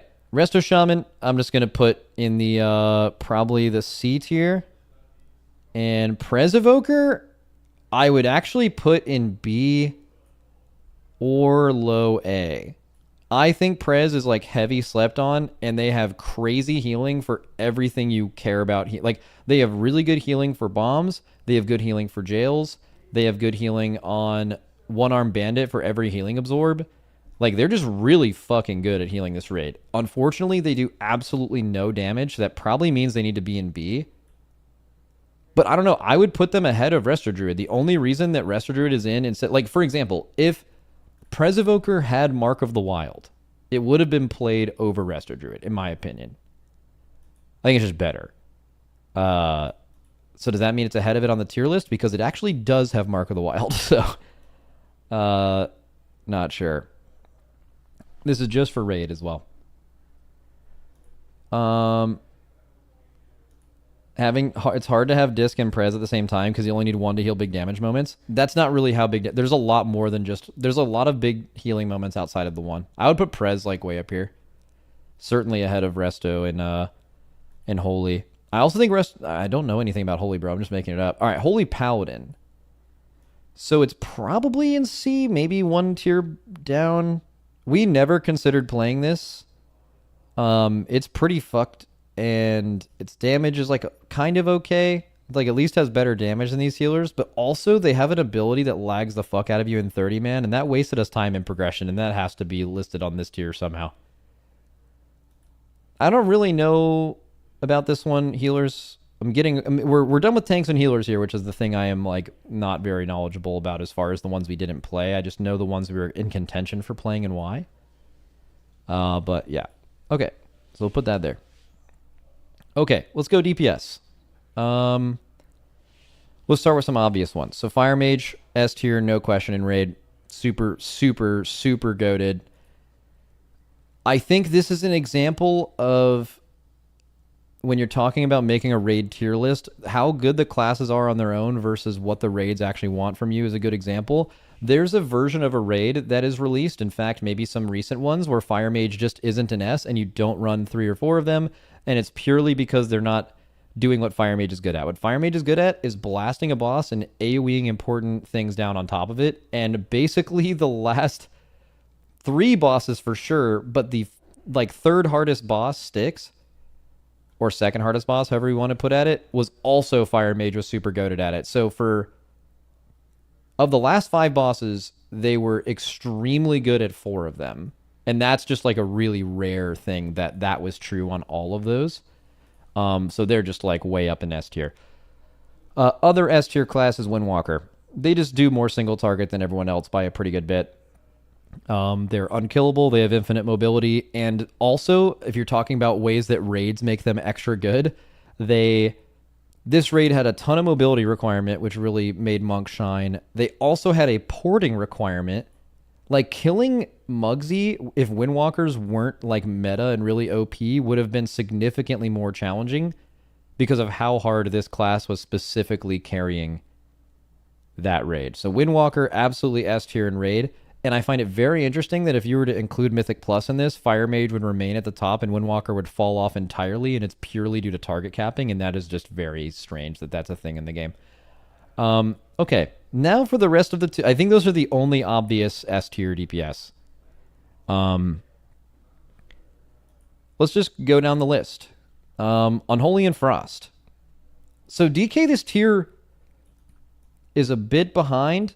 We never considered running it on any fight except for Atlas. Brought in as a third tank to grip on Styx before we saw the Enrage, and then played as a DPS for a while, and then got sat as a DPS. They're kind of just worse Windwalkers. Like, what a lot of Melee's bit is they do really good single target, and then they just cleave off of the boss. That's what all Melee does. That's what Dev does. That's what Fire Mage does right now. And Windwalker is better at that than all of the rest of the Melee. So they just, unfortunately, a lot of other Melee just got outclassed this year because of that. But I wouldn't say DK is actually that bad, but they're certainly like 2 tiers below that. Like, due to representation, it's C, but like, if if DK had a raid buff, for example, like Rogue does, you would have seen just as many DKs as you saw Rogues. If they had a raid buff like Warrior, same thing with Warrior, same with Ret Paladin for some guilds, same with Enhanced Shaman. Like Enhanced is probably a little better than DK, but like I don't know. And I'm also not super sure about Unholy versus Frost. Frost, we called it Moron mode, so I'd probably put it a tier below, but I'll probably just put it like that. Unholy is doing at least pretty good damn, and there's really not a really good profile for Frost at the moment on these fights. There's just classes that do way better single target while doing the same thing. Havoc is sick. A tier. It's just simply just not as good as Windwalker, but really fucking good and maybe better than the rest of them. Moonkin is really bad. I would put Moonkin... If Styx didn't exist, I would put Moonkin at the absolute lowest tier. I think they're a horrible raid class. They... Like, what you need in raid is, like, really high single target and then really efficient cleave and AoE via talent points. And like hero talents. And Moonkins have the opposite of that. They do really fucking good cleave at the expense of all of their single target, and no other good class has to make that decision. So Moonkins, and they're just like super killable. There isn't even a really good druid buff this raid, honestly, but like Moonkin was never considered outside of Styx. So I feel like Moonkin would have been at the very bottom, but I would put them here because Styx exists. And Styx is a hard boss. But they're so bad outside of that. At this level, obviously. All of this is at this level. Feral, definitely a little better. I would almost put Feral in B. But maybe that's just because they're I'm considering Mark of the Wild. This is definitely the second best Mark of the Wild buff besides Resto Druid. But you ended up playing Resto Druid. I don't know. Feral's just like really good boss dam. Doesn't really work for Muggsy. Doesn't have a really great way to cleave. Last boss you could have kind of played any comp, but like Sprocketmonger, I think like if you ran like double disc on Sprocketmonger with a Feral, I think that would have probably worked. It's like the only boss where double disc really makes sense. I think maybe, I don't know. I mean, let me use like logs to support this specific one because it was very close to being in the raid comp on every boss actually instead of Resto Druid, but I don't know if the stats actually make up for that. Let's look at like early mythic bosses, although some of the early mythic bosses are like very specific profiles, but 95th percentile on like, let's see, like Rick Reverb. Okay, Feral doesn't have like amazing cleave. Styx, you're just going to see Moonkins. I don't even know if a single Feral has killed this boss. Sprocketmonger, very few guilds have even killed it. No Feral Druids. Look at Heroic. Same profile at least. But yeah, Feral Druids and Heroic are like doing pretty well on the non-cleave bosses. What about Bandit? Probably middle of the pack, doesn't do a lot of dots. Cauldron's like little multi-dotting, but also a lot of single. Feral's like mid. Chrome King Galley, Feral's like mid. Yeah, so like, I don't know. I guess it's kind of hard to determine how you're going to consider Mark of the Wild in this list, because that just is a thing. Like basically if Unholy and Feral are both doing really good damage, but one of them has something that puts them in the raid, does that make them higher? Not really. Like Unholy's a better DPS class than Feral Druid. I think I'd put Feral here, not to spend too much time on it. Og is dog shit. It's probably going to be the only thing in the bottom tier. It's kind of an issue too, because like the biggest issue for a long time was like, how does Blizzard make Og for the everyman, like the person that Og was designed for, and also how do they make it for the player that needs, or the player that can like min-max every single aspect of it? Because the reality was Og was like not very good if you weren't able to do that, but if you were able to do that, it was the best class in the game. So what they did now is they made it, even when you min-max Og to the highest level, it's bad even in the best situations for Og. Like basically, Styx is a dream boss for Og. Like one of those fights where just the people doing damage, and also one-armed bandit, like buffing daughters on one-armed bandit when ads are out and buffing single target stuff outside of it is like really high value, and it's still not good at these things. So Og big problem. Very, very low DPS. Probably, I mean, just playing a dev is just going to be infinitely better. Just as easy, too. So, going into dev. So, dev's way up there. Dev is like... I mean, you didn't run two of them, and you could have ran two. I mean, you could have played two. Honestly, I feel like it's like about the same tier as Havoc. Their damage is pretty sick.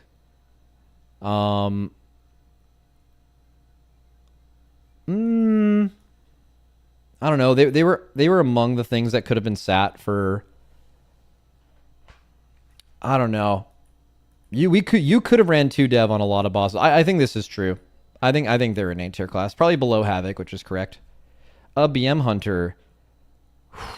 So you need one for the raid buff, but like Havoc is better than BM. Dev is better than BM.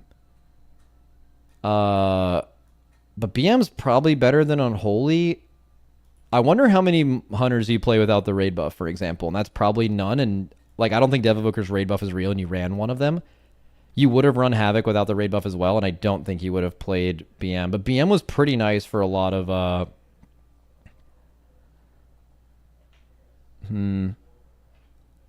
But let me actually double check this. So Chrome King Heroic, it's like pretty mid. Sprockenmonger's probably pretty good because of the mobility requirement. Rick Reverb, probably pretty decent cleave. Mid. Could check a few mythic, but there's just not a lot of mythic public logs out right now. They're great. Dude, BM Hunter, dude, doing the coins on One Arm Bandit is just like a peak BM Hunter job. All-timer great. I'd put this up there. They're also ranged. There's a lot of good assignments and stuff they can do. Plus also very good turtle raid. Like really good turtle raid. Way better than the most recent ones. Max, would you run Havoc over another Windwalker without the raid buff? No, but like realistically, Windwalker is not a class a lot of guilds. Like I firmly believe the reason that Echo and Method didn't run more Windwalkers was because they didn't have more Windwalker players. It's a very niche class to have good players at it. Because it's just not one you've stacked in the race before. And there was a lot of good melee, so like you would have had to like hard commit to some things. Like yeah, I think like Windwalker is just way better than those. Yeah. Okay. MM. I know almost nothing about MM other than I think they played BM on every fight except for maybe One Armed Bandit. Yeah, looks like you may have, but like you're not on Mythic One Armed Bandit though because of the coin requirement. But I mean, you play BM on everything else, right? Yeah. I mean, it's looking like it looks like it's doing well.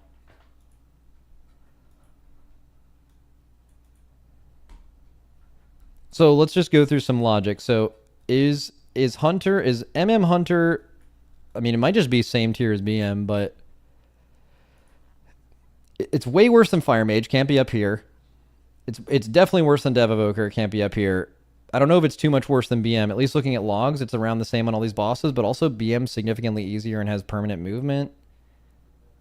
I think it would just be like probably even lower, like probably bottom B. That's fine. Okay. Next, Survival. I don't know anything about Survival Hunter. I'd rather just have a row added here at the bottom called I have no idea. And I'm not even going to pretend to guess. No clue. Literally no idea. Honestly, I could even put Holy Priest here. Is there anything else I have no idea about? I'm pretty sure Vengeance too. Poll it? Nah, I'm not. This isn't a chat opinion. This is what I think. Which I've never actually done this before, by the way. Arcane and Frost are both really, really good. It's just Fire is better and easier and has a cheat death. Well, easier is subjective. I don't know where I'd put these, but it kind of just doesn't matter because you end up playing Fire for every boss. That's kind of the same argument you can make for MM too. I'd probably have to ask a Mage player. Let's see if any logs support my decision. So this is weird. So like if you're looking at Heroic, like just all the best mages are going to play Fire, so it's going to make the other two specs look worse. But I know FireDub talked about like trying other specs on multiple fights, so I feel like they're closer than people think. I mean, logs don't really support that, and I don't really know enough. I could put these in I have no idea. I'm going to put these in I have no idea. I don't know. Because it doesn't really matter either, because like there's just a mage spec that you know is sick. Okay, Red Paladin. Ooh, Red Paladin, I would put right there with like Unholy DK. They basically do the same stuff. The damage is just way worse than Windwalker, a little worse than Havoc, but they do really good cleave and they have damage all the time. I don't know about putting Unholy or Ret ahead, but like Ret at least lets you sit Prot, and Prot isn't like an awesome tank.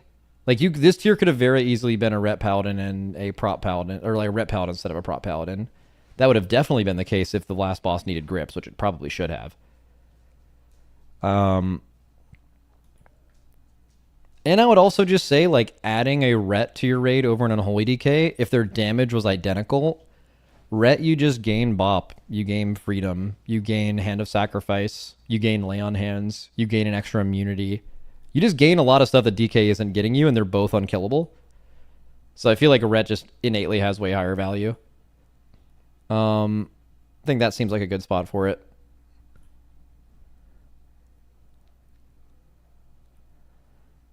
Next, Shadow Priest. Shadow Priest is like top of A. Like all the way on top of A. Almost borderline S. They're just super cracked. Anytime there's dottable ads in this raid, they absolutely dominate. They're single target if you include the PI they're giving to someone, which is a very good PI raid.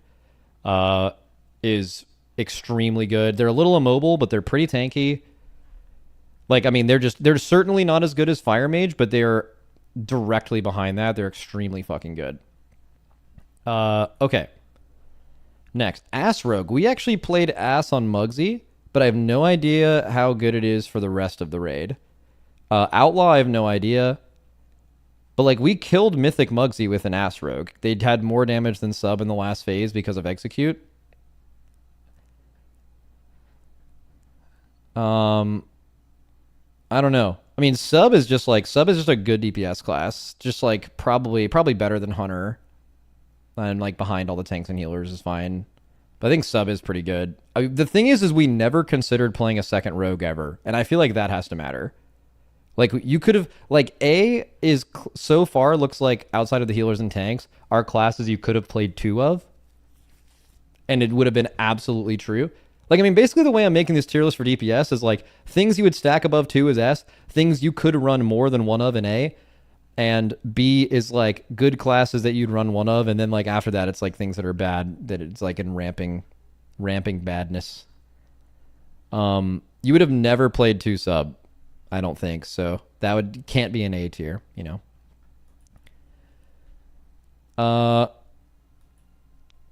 Let's see. We have Ellie Shaman.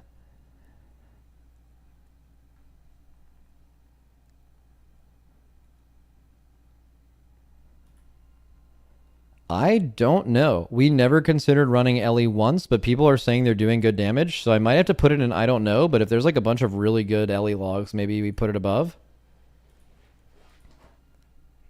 Looks like Ellie's just straight mid on all this stuff in Heroic at least. Probably a little better on this fight. Nope. There's no Ellie Shaman? Oh, just a very... Why is Ellie Shaman not even... Am I missing it? Oh, it's right there. Like mid sticks. Pure single, they're like lower mid. I mean, yeah. I mean, it's just not there.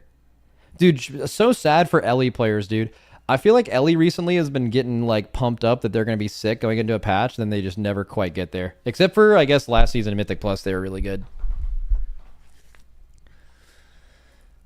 But also I think, was Ellie the class that was bugged? There was a class that was just bugged to do way less damage after a maintenance or something, and I don't know if it was this one. Probably C, though.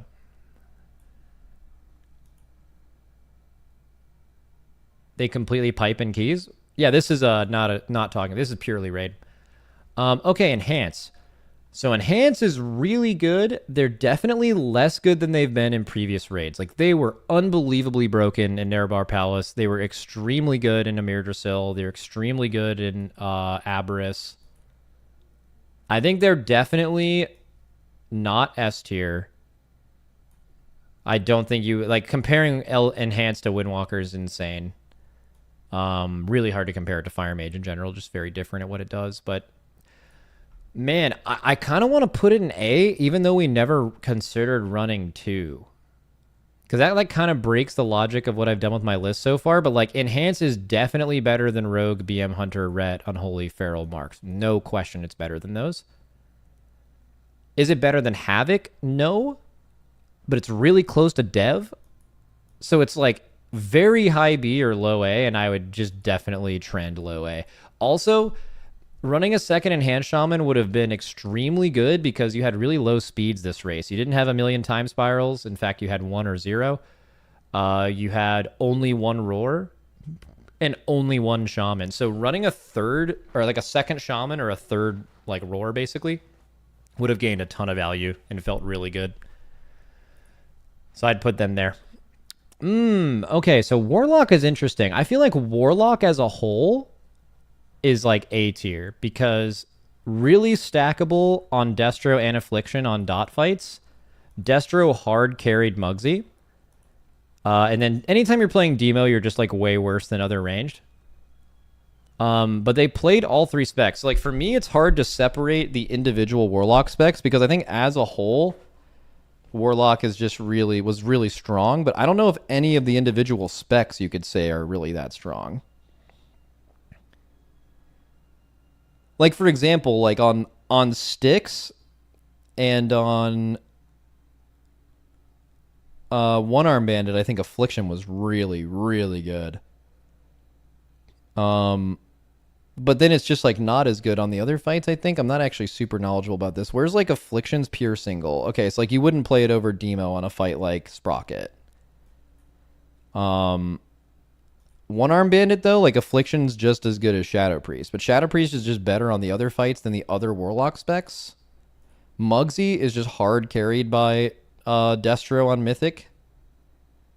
But like pure single target, they're just a little. It's just mid. Like you play Demo, but like honestly, okay. So I would put Demo pretty low because like Demo is like when you're playing Demo, it's just like I guess maybe your best pure single target spec, but it just gets gapped by like every other ranged. So I think Demo is like pretty bad. I would say that even though Demo is like the better single target spec, I would put maybe both Af and Destro in like A. Because it's like, it's not true on like, the thing that's weird about, okay, maybe it's not A tier because Havoc, Dev, and Enhance are really good on every fight. But like Destro, they're not really good on every fight, but they're really fucking good at a couple of them. Affliction is not good on every fight, but it's really, really fucking good on a couple of them. Like Affliction is better on One-Armed Bandit than Havoc, Dev, and Enhance are at anything in the raid, if that makes sense. Like they're better at multiple fights specifically than any other classes, like the best on other fights. Like we ran 3 Warlocks on like 2 encounters, right? I don't know. It's kind of a weird ranking, but I think that like helps justify it. I think Destro and Affliction are both really good. Like, I don't know. It's on their own. Like, they're in the same tier as Shadow Priest, but Shadow Priest is at least way higher. I think Warlock this tier is like how Blizzard it works ideally. Like, you can play a bunch of different specs for different things on at least pure DPS classes. I think that's what they would like, and I think they accomplished that really well. Warrior. This is interesting. Warrior also is kind of like you need to look at both of them the same. Like I feel like Warrior is just Warrior. Like Fury and Arms separating is like some fights are good for Arms, some fights are good for I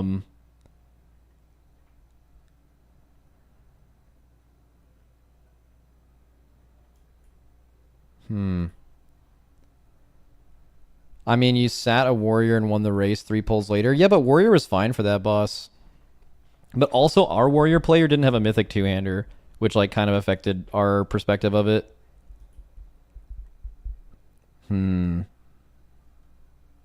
I feel like Fury... man. So Havoc is definitely better than Fury Warrior. In fact, they're like kind of comparable, and Havoc is just better at it. I think Enhance is better than Fury Warrior.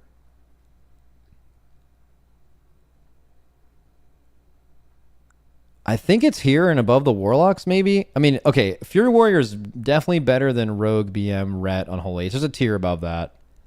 Arms. So Arms is interesting. Arms is like basically just like a Muggsy play, but I don't even know how good it was on Muggsy.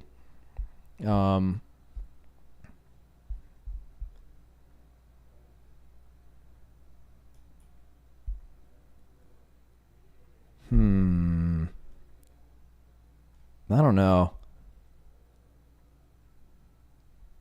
I don't know if I can even rank it. Okay, did we play arms on any boss this tier except for specifically Muggsy? Let's see. Okay, we didn't play it on Galley. We played it on Muggsy. Did we play it on One Arm Bandit? I think we sat Warrior on One Arm Bandit. Okay. But also if you had a two-hander, we probably wouldn't have. Sprocket we played.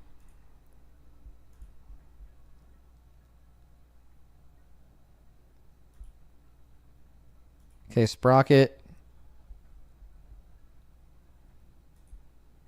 He played Fury. No Mythic two-hander, but did like pretty good, right? Only lost to Windwalkers as melee. That's pretty solid. Probably sat Styx, I think.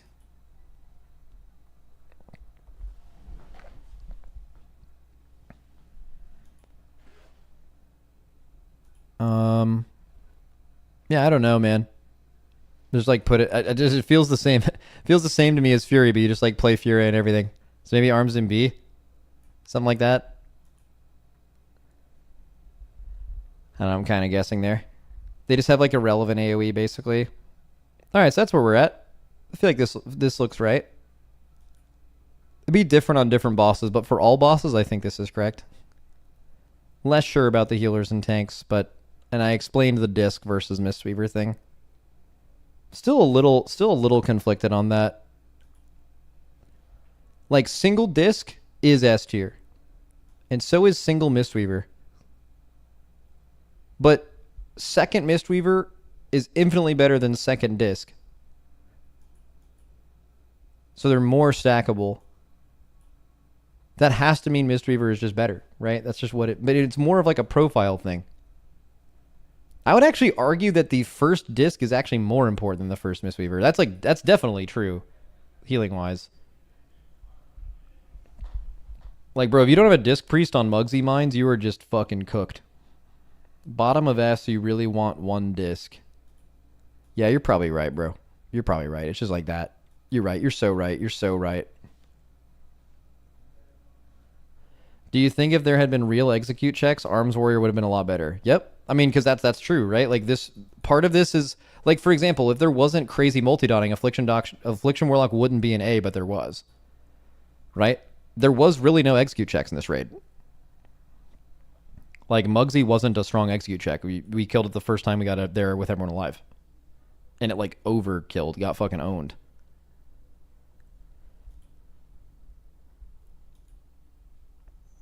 Max, can you explain why fire is S tier? Sure. They do extremely high single target. Less than monks, but better than most everyone else. And then on top of that, they cleave off of the boss for free by just playing the game. And it does a lot of damage. And every hard boss, you can utilize that.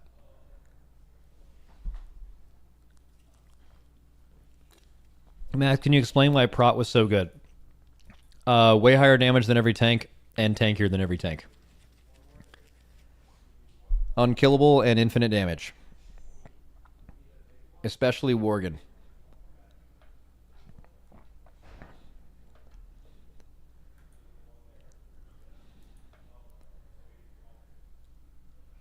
Max, why did Blizz let Shaman tier be so bad that I have to use 2 old tier and 2 new?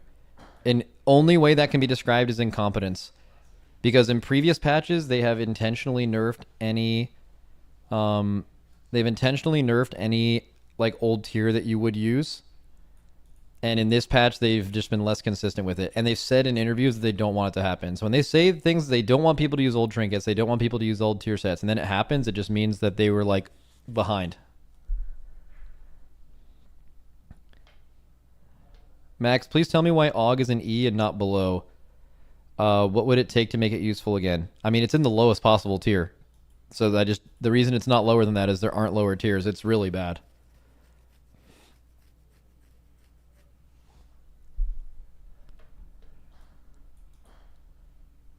Max, can you show us Fire Mage damage to goons on Muggsy? Sure.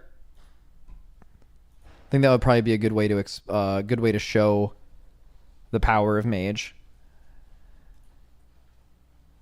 Is this the wrong log? Let's see. There we go. Okay, so this is Muggsy damage done on our kill. This is damage to Muggsy for the whole fight, Mage being top. In execute, it is like double Mage and then him. The Mage damage can kind of depend on which goon jail you get. I think Dranaco had to be in a goon jail for one of them, got unlucky picked. But looking at the goon damage, Galagio goons, so obviously they're losing to the people that actually go in the jail, but they're doing the difference between Mage and the rest of these people is Mage is the only one of these people that isn't going in the jails. So all of these people spend 20 to 30 seconds in that cage killing the jail, and they're off the boss for 30 seconds. And the Mage is doing this much goon jail damage. Oh, reset the Zune? Oh, sure. Okay, so it's even higher. So, like, these monks go in every single jail, and Mage never goes in. And this is just for free. This is just boss damage. They're doing boss damage during this. 100% of this damage is Ignite. And the Warlocks have to go in every time. The Windwalkers go every time but one. Same with Donkey Gary. That's just so broken. Like, if you just look at the boss damage for during that, these mages are just hitting the boss. Obviously, some of these people's boss damage is lower because they're having to go into jails. Look at the Warlock's boss damage because they're just targeting the goons for like 40% of the fight. Mages are doing like half the damage Warlocks are doing to the goons, but they're just hitting boss full time. So it's just Omega broken.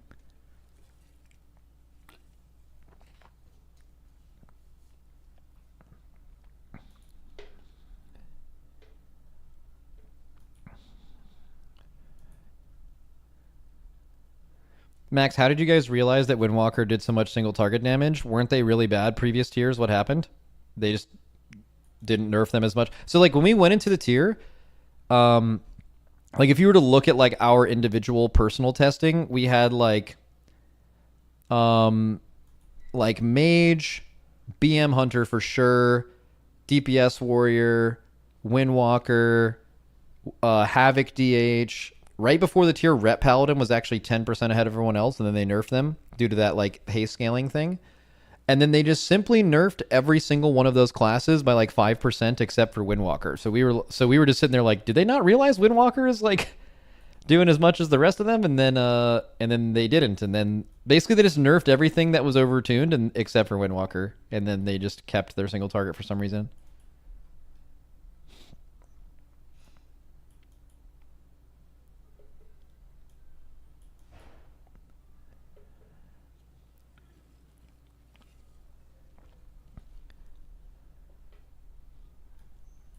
All right, so I kind of want to react to a few things. So someone told me Preach made a Race to World First video in which apparently he implies Race to World First recap. Blizzard should be embarrassed about this raid. All right, this is an hour long. Timestamps? No.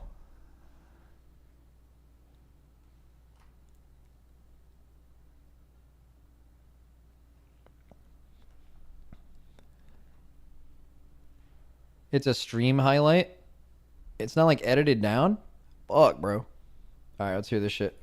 Too much about the race because I need to do a video on it. Let's just say it was better that I didn't go on the cast the day of the kill until much later. I had to be kind of talked down. A little bit. There was a lot of words being thrown around by me in the morning when talking to Roger and Scripe and things like that. Words like incompetence, embarrassing, complete fucking calamity.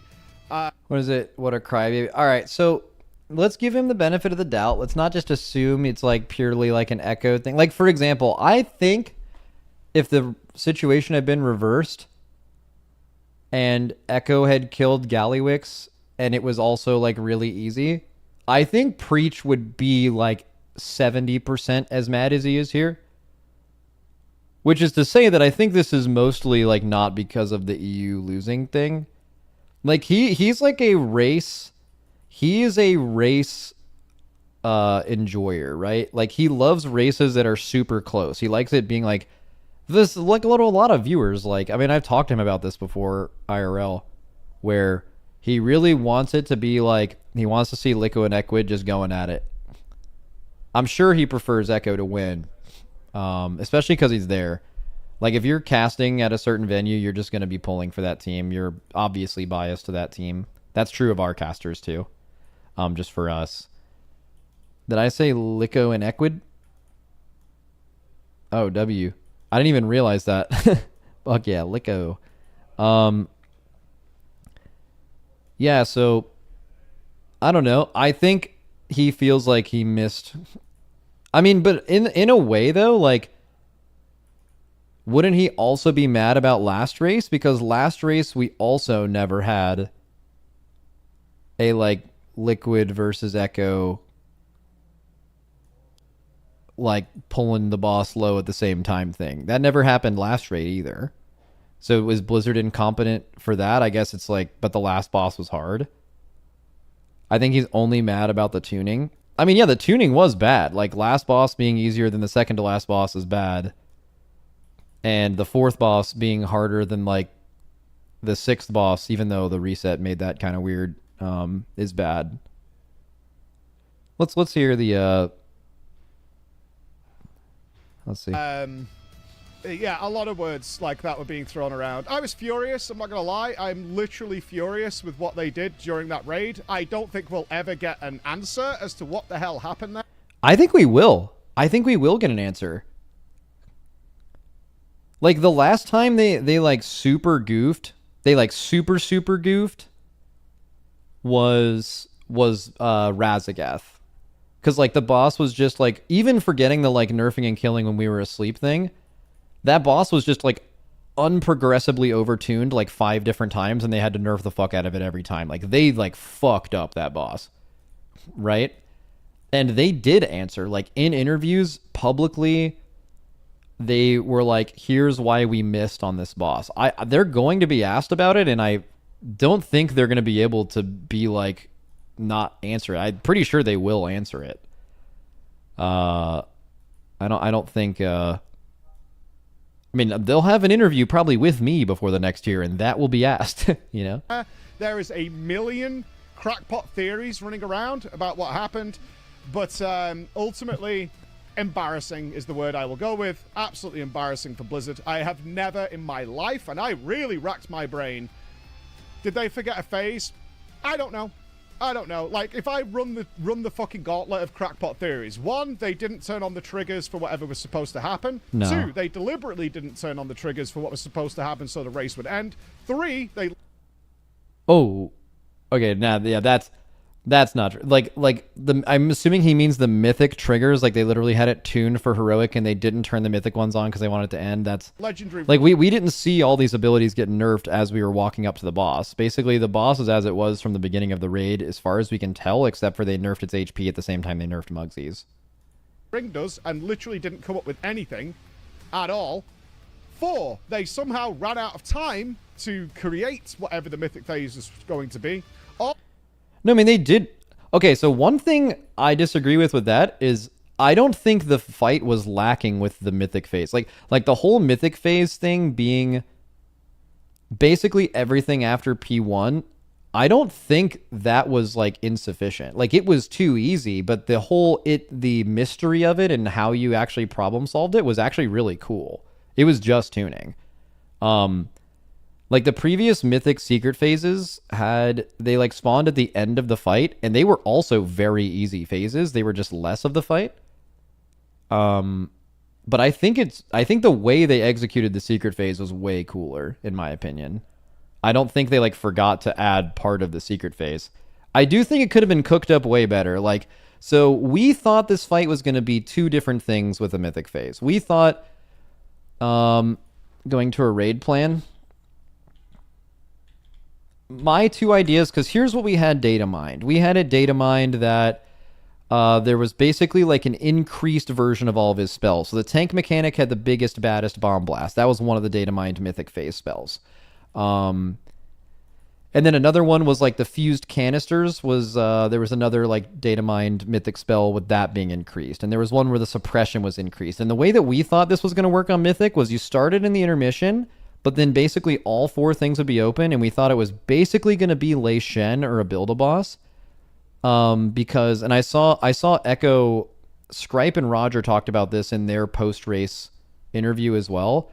But this was my main theory for how the boss worked, is like basically you can choose which coil you want to get rid of first, and then let's say that's this one, right? Well, this one is the suppression one. So after you get rid of this one, now suppression, instead of being this big, right, is like this big for the rest of the fight. You'd be able to figure that out if you had to play in one side of the thing. It'd be so big that you probably couldn't have him in the middle to get safe. You'd probably have to tank him on an edge and have the safe spot be like on the far side, which would have created some interesting ideas. If you brought the boss, if you blew up this one first, it made the tank mechanic turn into those spread circles, or maybe the spread circles become way bigger, right? If you pull it to this one first, it makes the like the fused canisters a lot harder or whatever. There was data mine spells to support a lot of this, and then basically progression is trying to figure out which combination of all of these things makes the fight at the end where you only have one quadrant actually playable or the easiest. And those fights are extremely fun to progress. They can be very, very hard, but that's how I thought they were going to do it. I think that would have been a cooler version. I'm biased. I also love Lei Shen. I think it's my favorite boss of all time. The way they did it though, where like the intermission and the last phase worked was fine. It just wasn't punishing enough. Like they had the 2 group soaks, right? They had the like left and right side big soaks going on, right? They could have made this happen twice as much. You could have had 4 groups of 5 instead of 2. They could have had them all go off in 10 seconds, where you needed to have like a group of 5 to the left, a group of 5 in front, a group of 5 behind, and like you have to be pre-positioned with that with blazes and stuff, and like that would have been possible and super challenging. Like there's a lot of ways to make that thing harder. The suppression could have been way bigger. The healing just could have been more dangerous the whole time, right? But the idea that like they scrapped the mythic phase thing, like I think the fight is working the way they intended it, and I also think the fight being the way it was, but having it be as normally punishing as a mythic fight, just makes that make a lot of sense. They also could have left, to be honest with you, they probably could have left P2 the same. So I refer to P2 as when you have this much room remaining, right here. When you're fighting the boss here, and like half the raid is on this side, half the raid is on this side. Okay. This could have been mostly the same. I think the biggest error they made was when you do this, when you go to just the last quadrant being playable, the fact that it's just a rinse and repeat of P2, just with less space, I think was bad. They could have sped up the mechanics. They could have had combos happen that didn't happen before that would have been genuinely hard to deal with. They could have made the suppression bigger to where you actually have to tank it on the edge. But they actually just did the exact same cast sequence as P2 with less space. And that's just not hard enough, right? Like the end of the fight wasn't harder than... Like, does it make sense that doing the entire fight here isn't harder than doing the entire fight with this whole space available? That doesn't make any sense. You have twice the space to deal with things. Space is a premium on a fight like this, and they removed half of it and it didn't matter. That means that the space denial element of this fight just wasn't important enough. That was like probably the biggest mistake they made. So I don't know if I definitely agree with that part of it. All of those theories may or may not be true. I have no idea. I have actually no idea, but embarrassing. I overhyped myself for no reason. I overhyped myself for good reason. For really good reason. They did not deliver. They did not deliver. I had very good reasons to overhype. Theory, all of the above. Potentially, like, there's a lot of things we know about boss design that go on in the background, such as not turning on secret triggers before the top world guilds get there. Makes sense, right? And we actually saw a great example of why this raid's here, because it was very public that somebody went in and used dev tools to kill the boss. That's a really good reason why they don't do that. We also have it with the jailer and things like that. When there's a secret phase, is they keep it locked until one of the... Ooh, here's a new crackpot theory, as he said. What if, like, the reason that this dev didn't have more time to cook Mythic Gallywix is they were spending so much time trying to have those people stop, like, getting into the boss and killing it? Like, you guys know they had the door from Muggsy to Galley not open for, like, a few hours one day, assuming because they were trying to, like, fix something with that? It's crackpot as fuck. It's I don't even know what that means. He just keeps saying it. The top guilds get there and they activate it. And then, because it's actually going to happen now. We saw this with N'Zoth. For any little WoW historians out there, What happened? They actively despawned N'Zoth because they hadn't turned the triggers on. People remember Liquid. No, that's I don't know what he's talking about with triggers. The reason they despawned that boss was because we were killing it in an unintended way that they thought was possible.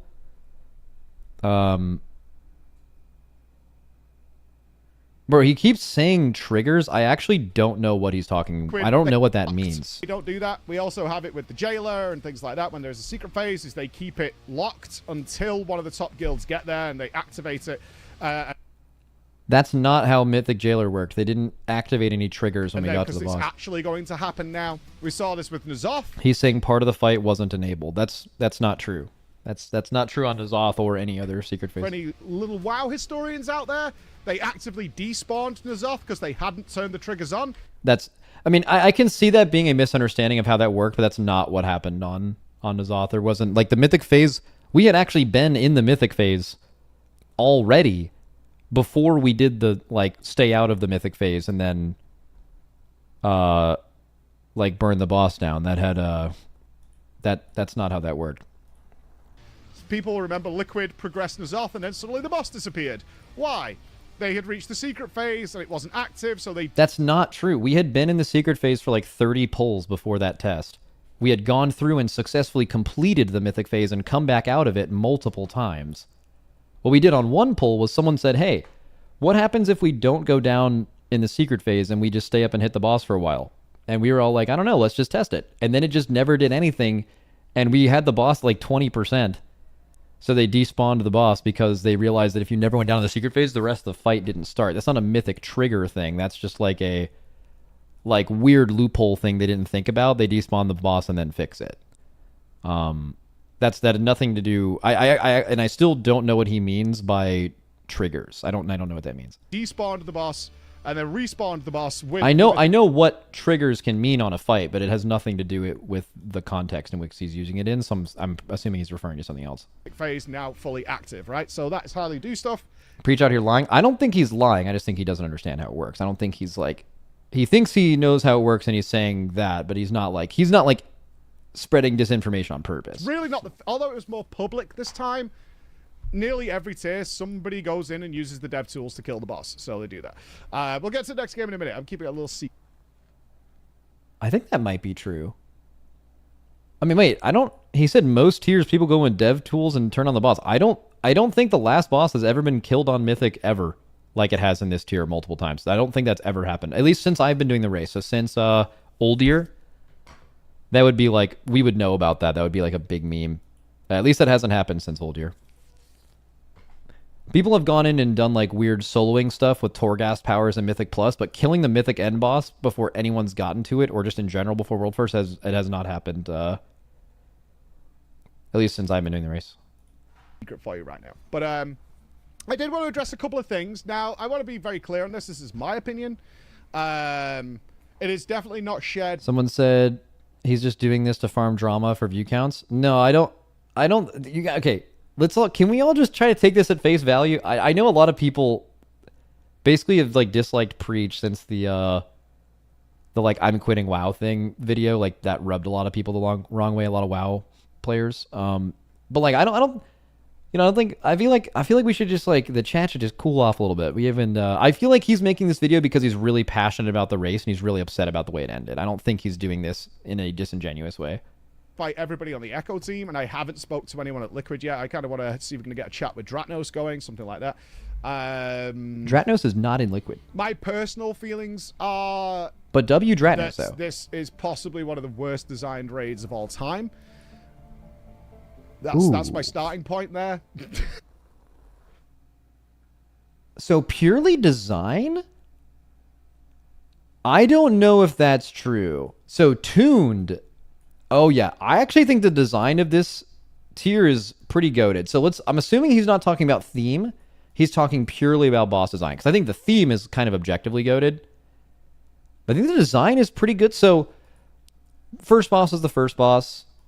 I think the design of the second boss is great. They normally do like some kind of 2-boss raid changing sides thing. I honestly think Cauldron of Carnage is like the coolest version of that. I think that's sick. Nice fight. The Rick Reverb I feel like is a perfectly fine like early raid, not one-shot boss. Not super difficult. Obviously the theme is cool, but like literally the design of the fight is fine. Styx?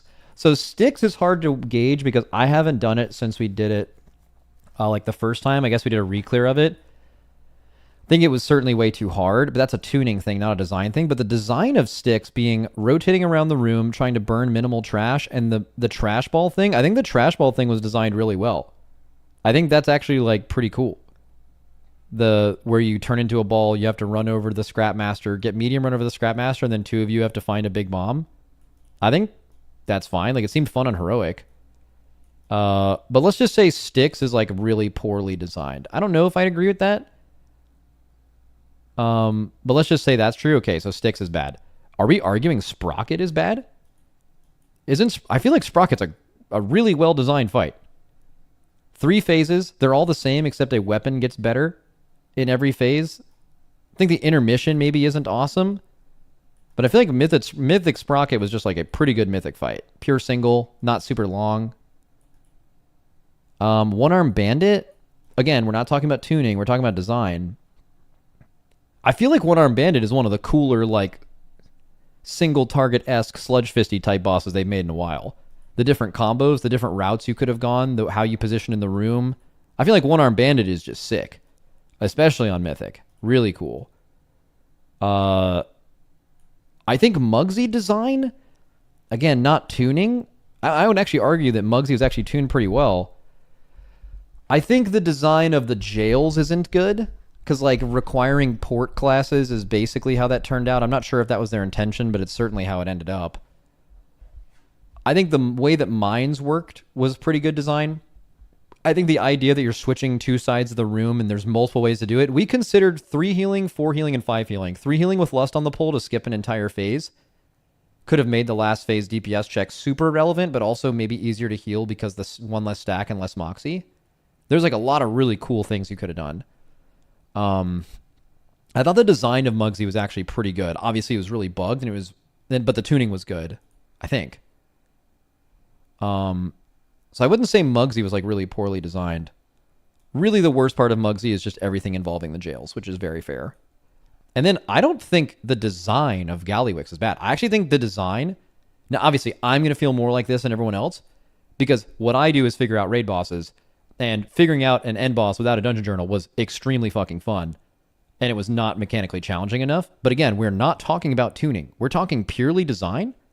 I think almost everyone that does Gallywix on Mythic is going to have fun doing the boss. It's not an unfun movement fight, weird LOS, like annoying ads. Like, the ads all spawn under the boss, which is sweet unless you're a DK and want to grip something. The movement doesn't feel annoying. It's just like a fun boss to do. It's not tuned to be an end boss. Which is a tuning thing, not a design thing. But I also could argue that there's like multiple versions of how this secret phase would have worked on that boss that are better than what they did. So let's call that not amazing. Let's call that like could have been better, but I don't think it was bad. I think almost all of the issues with Gallywix are tuning related. Especially like P1 of Gallywix. P1 of Gallywix is a fucking banger, by the way. Like before like the secret phase intermission, like that shit's sick. How they did that phase was very, very good. Maybe a reason why is it's the phase they took from Heroic. It's basically last phase of Heroic, just like changed up a little bit with the ads. But in Mythic, they didn't take anything from Heroic except for that phase, and everything they made specifically for Mythic was like a little lacking. Here we go. I have seen a lot What is someone in chat says you are also biased towards this raid since you won it. Yeah, and I admit that too. Like I have never not admitted that. And he is biased against it because he lost. See, the thing is, I think he roots for Echo, but I don't think it's like he's not as biased as like the players are as far as losing. Like he didn't do anything. He just sat on a couch and talked about it, right? He's not on the team. But I agree the raid looked good and got turned into a joke. Yeah, but I think a lot of that's tuning, not design. But maybe that's also semantics. I personally think, again, my opinion is complete copium to the ends of Earth. First of all, it's good they designed an end boss that seems killable. Go and fuck yourself, because that's not true at all, because you are giga-fucked at the beginning of the raid. Every single mythic raid... I think what he's talking about is people are saying it's a good... Like, it's like... I've seen a few tweets like this. They're like, all right, hot take, but I think the best guilds in the world killing a boss in 50 to 100 pulls is fine because that means it's tuned for everyone else. And I think what he's about to say is, like, they don't need to do that for an end boss because it is made accessible for you by the time it gets there. And also, how are you saying that? Because, like, there's a boss like Stick super early in the raid, so you're kind of contradicting yourself. I'm pretty sure that's what he's going to say. Let me back it up. I have seen a lot of feedback from people, which I personally think, again, my opinion, is complete copium to the ends of Earth. First of all, it's good they designed an end boss that seems killable. Go and fuck yourself. Okay, this is an extreme response to that person, but... Because that's not true at all, because you are giga-fucked at the beginning of the raid. Every single mythic raid player is fucked by this scenario. Everybody. Having the end boss be easy and the middle of the raid be ridiculously hard. So I think probably people making that argument are, man, these pauses for him are not, I'm not doing him right by this, but it's just when I pressed pause. I didn't mean it. But so I think what he means is like, okay, if you're saying it's nice that the end boss is easy, that's purely people with fatigue from Fyrak and Nerebar Palace. They're not like talking about Styx. Like you could be like, yeah, well, Styx is hard. And they're like, well, yeah, I don't like that either, but I do like that the end boss is easy. Like saying I like that the end boss is easy isn't disproven by saying, well, an earlier boss is harder than it should have been. That could still be something that people are looking forward to. Like specifically Mythic Plus players. I know a really vocal group of people in Mythic Plus are Mythic Plusers just in general, and specifically Mythic Plusers that feel like they have to raid to get gear. Pretty much all of their takes are like raid should be as easy as possible because I actually don't like doing this, but I feel like I have to. So please, they're not like raiders who are arguing raid things. They're just like, they're like anything about raid being anywhat of a challenge whatsoever. I want it to be gone just so I can have all the gear that I can get. And those people are very loud. Not saying those are the only like make raid easier takes, but those are a very like, you can pick that out from a crowd of them. They want 4 bosses to be puggable. Yeah, I think 4 bosses being puggable is a good thing. Basically, my take is the first 4 bosses being puggable is ideal, but I think there should be more than 8 bosses in a raid because having that be true and not having some massive difficulty jump because you know you need to go from intro mythic boss to end mythic boss, the difficulty curve between those things is going to feel like shit at some point while also having the first 4 bosses puggable. So make 2 more bosses. That's my take. Let me let him continue. Benefits no one. At all in any way, shape, or form. It literally fucks every single person who goes into a mythic raid.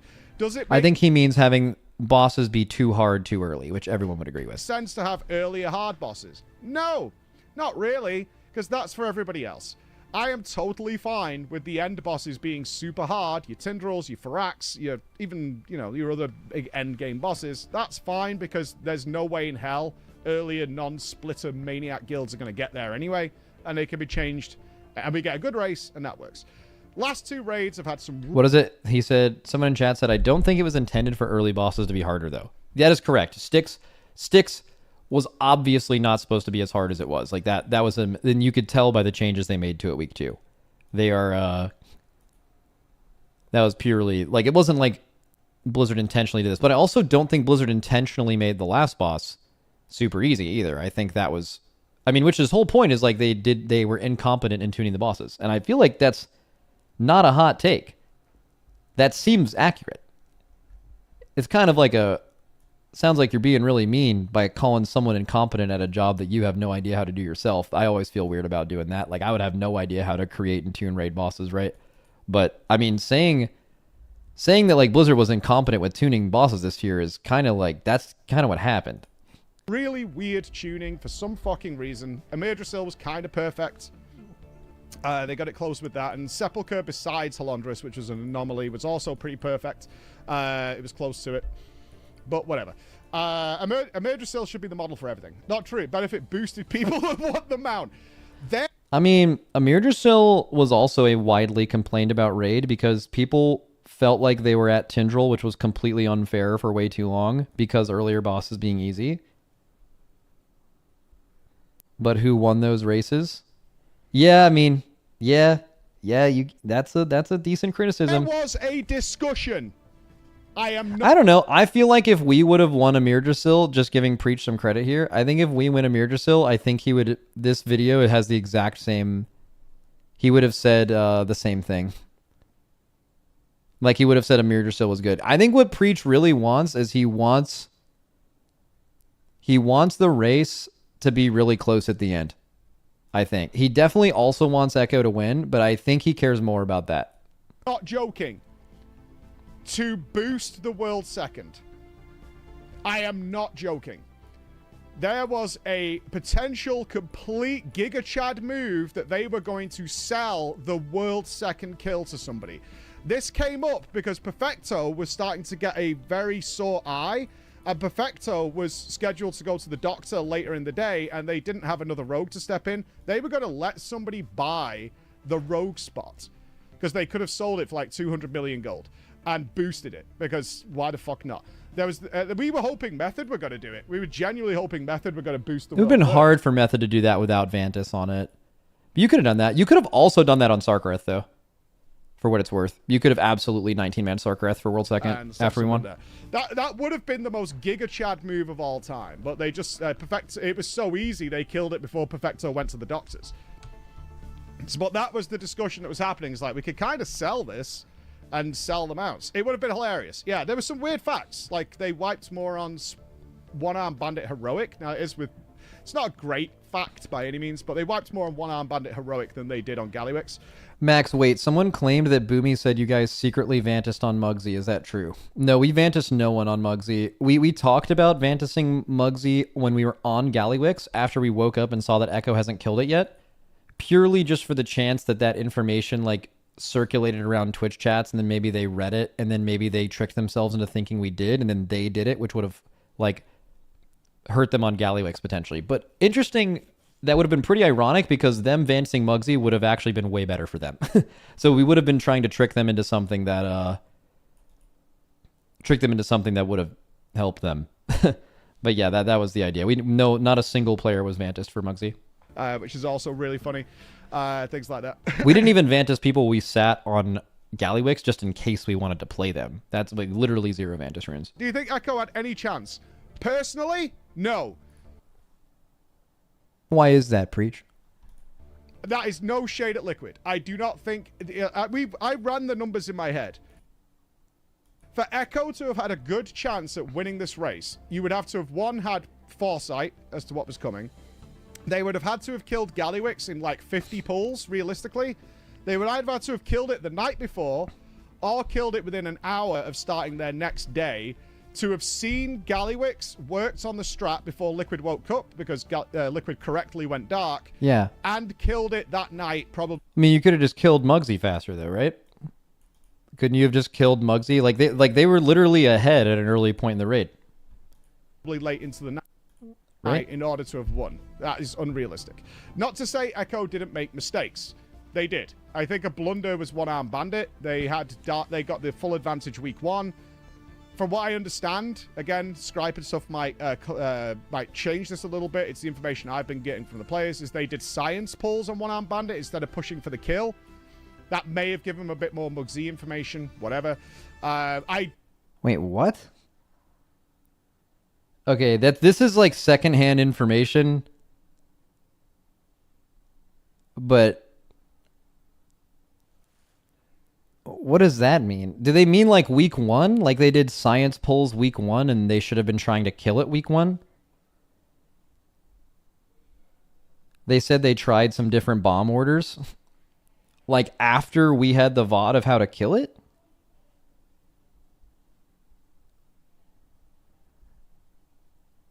Or like on Monday or whatever.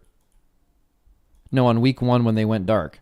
That's not wasting pulls. Bro, we did... How many fucking science pulls do you think we had on Gallywix? We didn't know how the entire fucking fight worked. But that's just what you have to do when you're at a boss without any other guild's information when you're on it. That's not like a... That's just progression.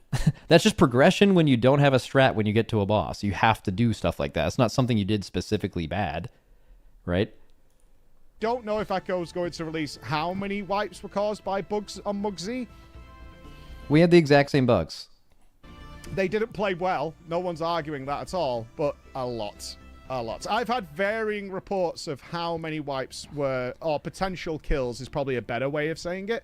Potential... Bro, we would have killed that boss hours earlier without bugs, too. We were, like, live. I know you guys are probably sleeping at the time, but we're, like, on the boss, literally screaming about bugs killing us with comms unmuted for hours before the boss died.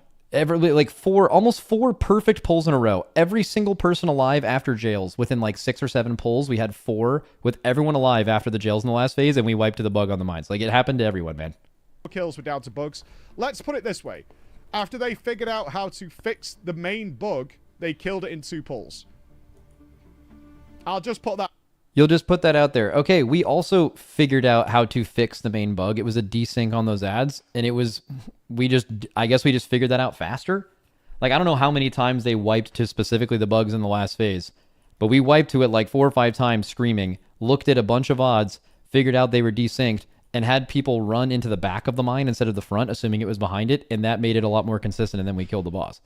Maybe that's the same conclusion they came to, but, like, coming to that conclusion faster is something, you know, progressing bugs is not ideal, right? Not to mention, before they even started their raid that day, we have our comms unmuted, and you can see our players intentionally running behind the mines. If you look at our VOD and you say, hey guys, when you're trying to pop those mines there, you just run into the back of them before they started their raid, they would have also alleviated this. This is information that's just publicly there. Out there. They figured a way by accident of how you fixed the bug, and then they killed it 2 pulls later. That's all I'm going to say. That's all I'm going to say. They also had 9 people go in the jails in the last phase. They had 9 DPS go into the last jails, and we had 5 by utilizing Mage Ignite. They had the ability to run 3 mages and do the same thing. They would have not wiped on the boss low had they played a strat that gives them more boss damage as well. Not get the god pull they were after. I think they played better at 9%. I'm trying not to be a biased person here. I obviously have a bias. I saw more of Echo than Liquid by a long way. They play when I'm asleep. It's the nature of the beast. Echo were phenomenal week 1, like absolutely unstoppable. I really wonder how much of that comes down to them killing Sprocket in week 1. Like the whole Echo's unstoppable, Echo outplayed. I just wonder if we go back in time and our power doesn't go out and we kill Sprocketmonger in week 1, is the take still that Echo completely dominated?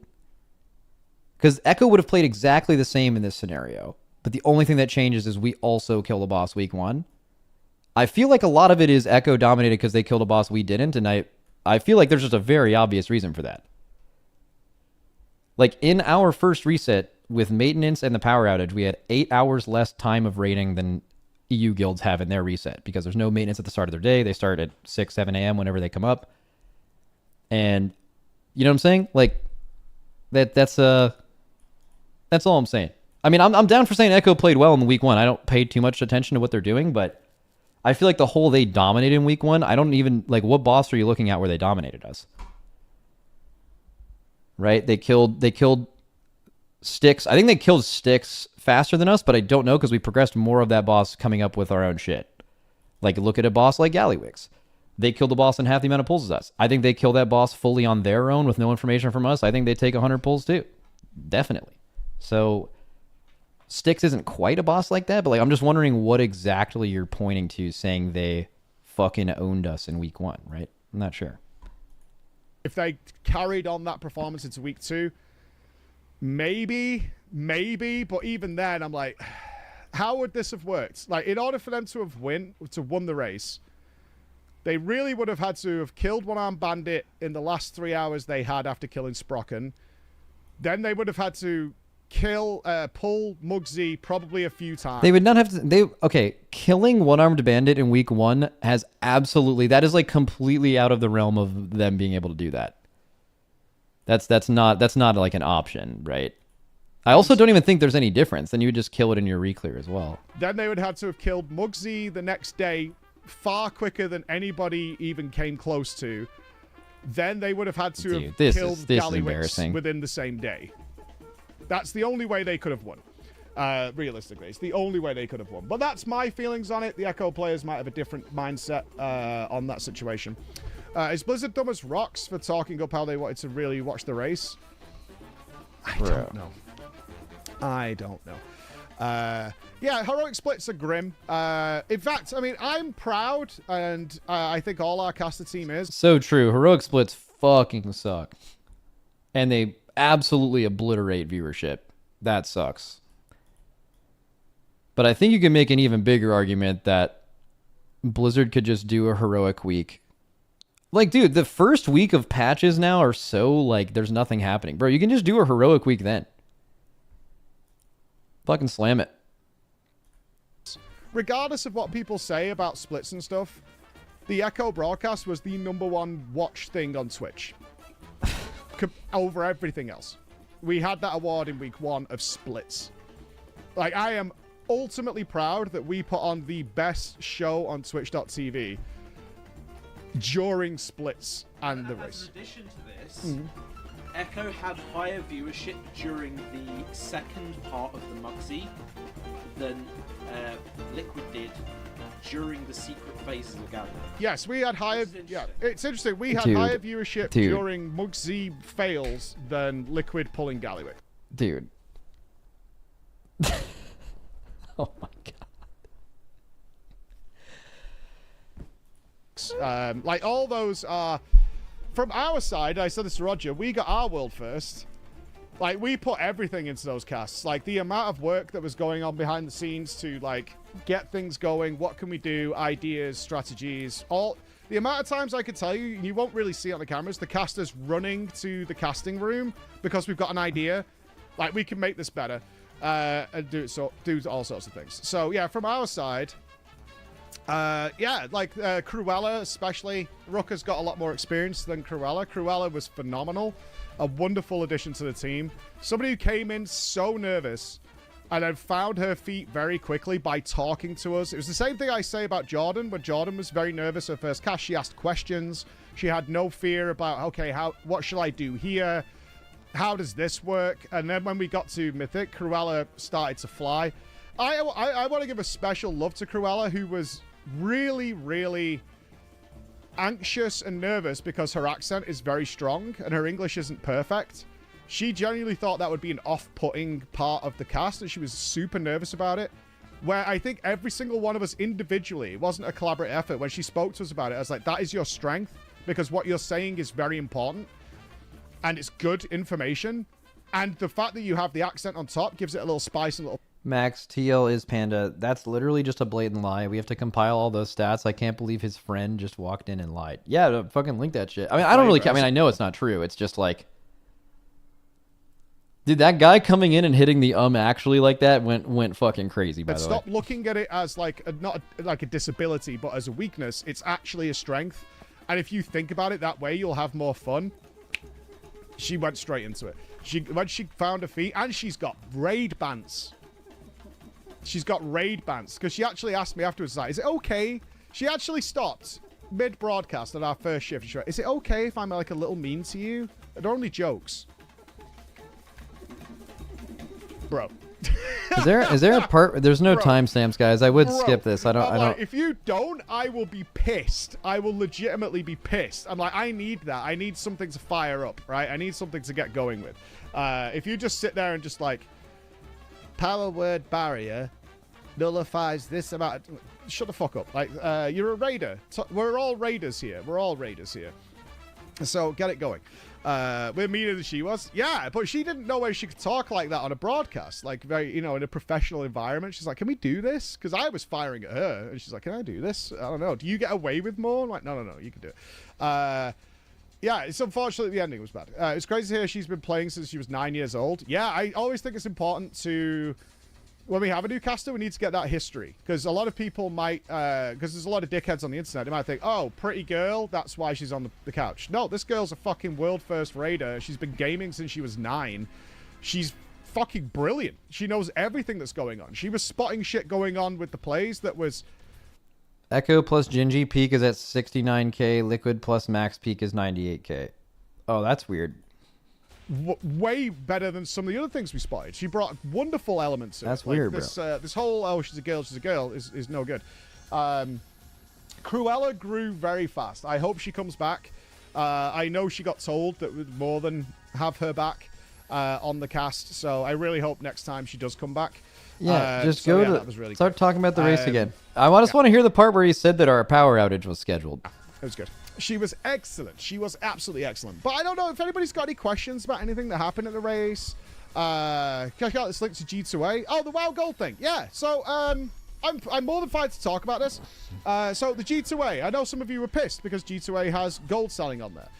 I want you to understand that the way I can influence... I get called an influencer, right? And that's not just to sell things to you guys. I also get to influence the back end. I'm not happy that G2A sells gold, obviously, right? That's not fucking crazy. They have reformed their image with the keys, so that's the first thing we dealt with G2A. But while they were there, I got to talk directly with the G2A people about how the WoW community doesn't like this kind of thing, and you need to resolve it. And they're going to be looking into it, right? Do you understand that I have that ability? And that's a great way of doing it. Bro. Like this... Bro, there's... Okay, Yeah, I mean, there's no reason to like pause and talk about this, but that's fucking insane that a lot of he's people just said that or is thinks that. the idea of just like... Bro, they told me they were gonna fix it, bro. Everything off that you don't like. We'll doesn't look work in into it. reality, like at all. So I sat down with them and went through this thing. You have to. That's impact it that fucking way. insane. Do you know what I mean? Yes, G2A used to sell stolen keys during the Wild West. In fact, I got asked to talk more about G2A than anybody. Like, I was actively asked, like, you can deal with it in a more mature way. People have a problem with G2A. Can you address it? And then the G2A guy came down, and we spoke about all these things. And he was like, yeah, when we started, we had no checks in place. Keys were just arriving on our website. It was like a third-party marketer. And things have changed dramatically over the years. So now we have all these checks and balances, and they're reforming their image, and they're doing things about it. And Yeah, maybe they are. I don't know anything about the company, but games for people, like they would, but like we'll you would look get into in it. That a is crazy. store on your street, right? That's the idea. I'm okay with it. I talked to him, I was like, you need to deal with this WoW gold thing. And then he was like, he had the right opinion. He was like, but World of Warcraft sells gold? I'm like, yeah, they do. Which is a good point, honestly. World of Warcraft sells gold. It's like, they sell fucking gold. And I'm like, yeah, but you've got to understand that that's okay. What you're doing is not. And he's like, I mean, we had we look at it. It's like, it's the people who have billions of gold are reselling their gold. I'm like, right, but that's not allowed. Blizzard's allowed to sell their own gold. So it's a All messy right, let me skip ahead a little bit. even if you don't agree with it. It's like, I can actively do something here to maybe make it better. Okay, Find skip. the laundry. Dude, if I have one negative feedback, and I will tell this to Echo, we cannot stay at that hotel ever again. I get it. It's literally, you can see you can see your bedroom from the casting room, right? It's, you walk out of, lock your bedroom at the end of the day. They also have a rule. Casters, we do it because we went through Sepulchre, because that was during a lot of people leaving Ukraine. So our hotel was filled with people fleeing Ukraine, right? It was all Hotel stuff. So I just chill, browsing my phone. It's been like 5 minutes. It still says 1 minute remaining. I'm like, okay. So I go back upstairs for a bit. I just set it for like 20 minutes. I go back upstairs. I come back down. Fuck is it? So we're looking at all these POVs. We did figure out that, like, if there's any form of Z elevation, it disappears the Armageddon. So there's some stairs nearby. That disappears the Armageddon. The obvious ones that were locked in jails, that was pretty obvious. You could see those. You just physically can't get them. But being unable to detonate the bombs was a real problem. That everyone In dealt another with. jail. Yeah. No, you can see them. That was our thought too. You can see them if they're on top of, on a jail. Doesn't mean you can get to them because the walls are up. But yeah, you can go up there. Yeah, I really wonder if Liquid figured out how to the problem was desync. And we think, our guess, or at least my guess, I'm going to put this on me, my guess is that when they enrage, because the bombs had two, like, non-enraged and enraged, right? They had an energy bar that filled up, and then they would enrage. When they enrage, for whatever reason, they completely reposition themselves. That's not what happens. I don't think. All right, so because I think he's going to say this here, like I think maybe Liquid figured out how to do it. So we figured out how to do it. We talked about what the bug was on stream in front of tens of thousands of people. We clarified to the player that was soaking them what we wanted them to do, which was run into the back of the mobs instead of the front or like strafing around them. Like basically look at their path, right? If you're on Muggsy, you're in the last phase, and the boss is down here, we're all down here, and these two mines are coming from this direction. They were just CC'd, and now they're CC immune, and they're walking towards the boss. Okay, if you were someone trying to soak this mine, and it's here, the correct way to soak it is by doing this. What a lot of people did was the raid was here, they would run over, try to soak it, they would run into the mine, and then they'd strafe around it a million times trying to get it to pop, and it wouldn't work. This was the bug, okay? How I think the bug works is when they become CC immune, they start moving faster than they're 200% faster, and I think their model is actually back where they would have been if they weren't CC immune. So, like, for example, if you're trying to soak it here, but its model is actually probably here. So you're on top of it, but it's over here. Well, the only change we made was when you're popping mines and they were coming from this direction, pop them like that. So the hunter would try to pop it by running in like this. That made it work every time. It would often pop like a little back behind it. They were clearly desynced with their thing. We did this on stream. We wiped to it doing it the wrong way. We talked about fixing it. We told them how to fix it. And then for the pulls after this, we did this and talked about it. So, and all of that information was available with a boss kill video in hand before they woke up at all. So them taking their own time to figure it out how to do it, we had to do that as well. And that information was available to them, right? I don't know what he's on about. The actual hitbox gets repositioned and the visual stays where it should be, but the hitbox itself disappears to somewhere else. And that means that what you're visually seeing is not what's happening. We had a number of clips of the players being stood empty, like there's nothing around them. And then But complaining about bugs is lit that though. Like complaining about bugs is fine. Like they are fucking annoying, they right? detonated a bomb. Nothing wrong with that. And there's nothing there. It's not even close. I'm not talking like it's like a few yards away. Nothing even near them. And it just would blow up. And they're like, what the fuck is going on? We're like, I don't know. Like, there's not there. But they did figure out how to resync them, which enabled them to, like I said, they killed it 2 pulls after they figured out how to resync them. We gotta go world first because Liquid had power outage. The power outage was scheduled as far as I understand. I don't want to Completely incorrect. dig into this because I don't want anybody to ever think I'm throwing shade at Liquid. They won fair and square, right? But we got told the power outage was scheduled. Completely false. So the only thing that we talked about this earlier, but on my, and part of this is probably my fault, and I'll explain why. And Zach, can you actually link me what our one was on there just so I can actually disprove this? But here we go. So this is my profile. When our power went out, I tweeted hashtag power out. And then after that, I said the entire city of Santa Monica's power's out. So part of this is my fault because I think if I never tweeted this, I don't think the disinformation would have been spread.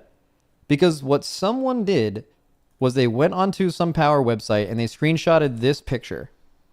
And this is what Preach is referring to, and this is what people on Reddit was saying this. Because this was a planned maintenance outage in Santa Monica. Right? Here's actually what the reason for the outage was. Okay? Opening an image in a new tab. Reason for outage, upgrading equipment, customers impacted, 3. This was a completely different outage. It was scheduled. It was with 3 total homes in Santa Monica and had absolutely nothing to do with our power outage. The reason why I think I maintain some responsibility for this being wrong is because I said the entire Santa Monica's power is out. That's not true, but everything on our block was out, including some massively huge tech companies that also lost power at this time as well to the same thing. So we just assumed it was everywhere in the city because someone said those words to me. That's why I tweeted this. They were just wrong, and then I repeated the wrong information. Okay, so that's why I think this was wrong, because then people saw this, and then it just spread that it was a planned outage as some kind of copium. Like, people were like, Liquid's getting fucked because of a power outage, and then of course, people who don't like us are like, well, how can I swing this to where it's still Liquid's fault? Oh, it was planned. Of course it was planned. You guys should have known. It was not fucking planned. A transformer blew up. There was an actual post on this same website that was about our outage that went up after it was like looked at. That post exists. It's just not this one. Maybe someone here can post it. It was in our Discord at one point. I don't know where it is.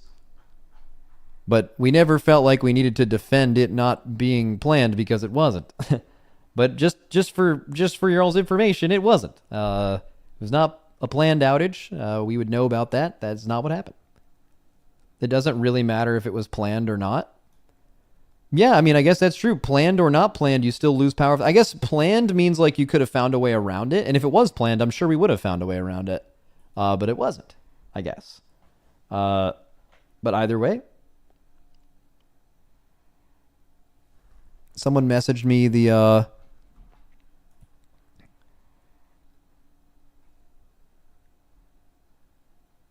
oh, here we go.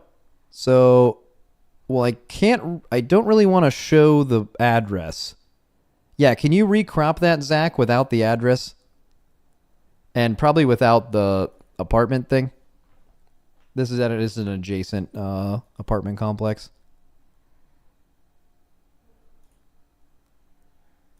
All right, here we go. So this was sent to the Team Liquid email from an apartment complex that we used to have apartments in. Okay, dear residents, we want to inform you that a transformer nearby has burst, causing a power outage that is affecting our entire building as well as some neighboring areas. We understand this is an inconvenience and appreciate your patience as crews work to restore service. For updates on this, you can check in with the SCE, which is also, by the way, the SCE is where this post is from, I believe, just from a completely different outage in a different part of the city. But yeah, we had a transformer blow up, so we lost power. It was not planned. I don't really know how much that changes things, but just to fully put that out there, that is not what happened. To happen. Wait, Tag said sent me it on Discord. Okay, here we go. Here's the actual report. So the actual outage from the same website is here. Repair outage, Santa Monica, start time 12:52, which is when our shit went out, and then the estimated restoration, but that was not the same one. Not like the one that people were linking. That's what Tag sent me. And it also didn't come back at 2:30. It came up a few hours. I think it was like 1 hour after that, maybe an hour and a half or so.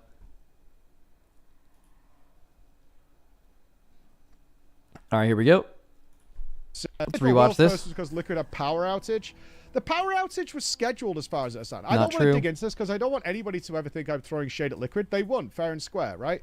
Actually, I feel like you don't think we won fair and square, right? Because like, why do you keep pointing out that like Echo had no chance of winning unless they did all of these things that they had absolutely no chance of doing? I feel like you've like heavily implied that this whole video, actually. But we got told the power outage was scheduled to happen. False. See, and then we got that. I think we heard that in Liquid broadcast as well. So our broadcast absolutely never said that.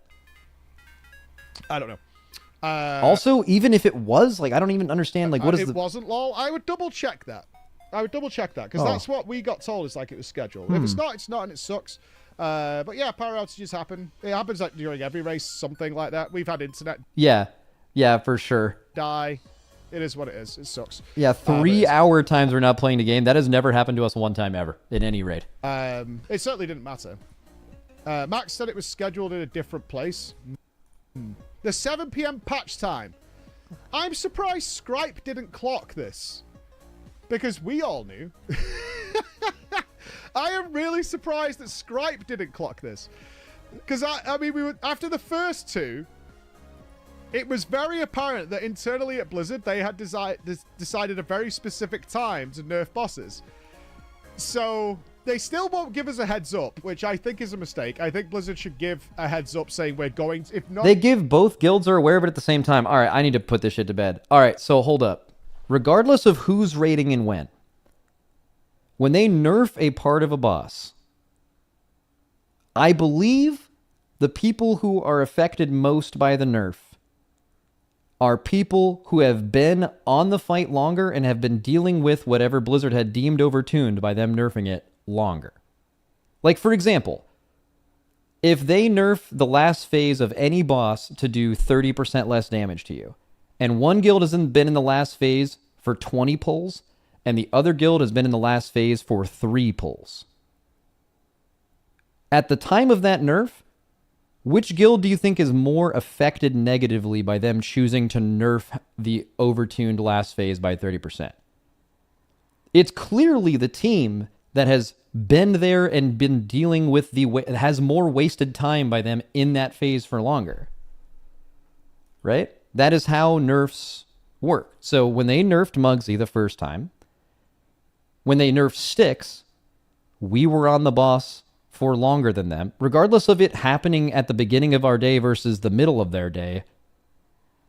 How is it like we're gaining from...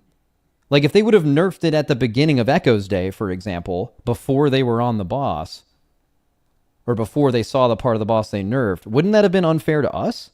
If we, the previous night, progressed an overtuned thing, and by the time they got to it, they never had to deal with that? That would be, you know what I mean? Like, like regardless of when it happens in your day, they nerfed Muggsy the first time when we were within 10 pulls of each other, and they nerfed it the second time when we were within very close pulls of each other.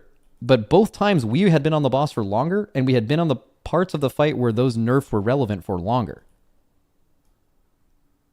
So I don't understand about, like, I feel like the way, I'll listen more, but I feel like the way he's about to phrase this is like, Echo multiple times, oh, we knew it was going to happen. They're going to put those nerfs in the morning for NA. Bro, that is like a uninformed EU cope viewer take. Like, that is, it's like kind of embarrassing anyone with knowledge of the race. Like, there are times where nerfs can be bad timed for people, but I'm pretty sure the worst way you could possibly do it is by nerfing it for a guild that hasn't been on that part of the fight as much yet. And I know that when they do them, they try to avoid that happening, which is why they usually wait.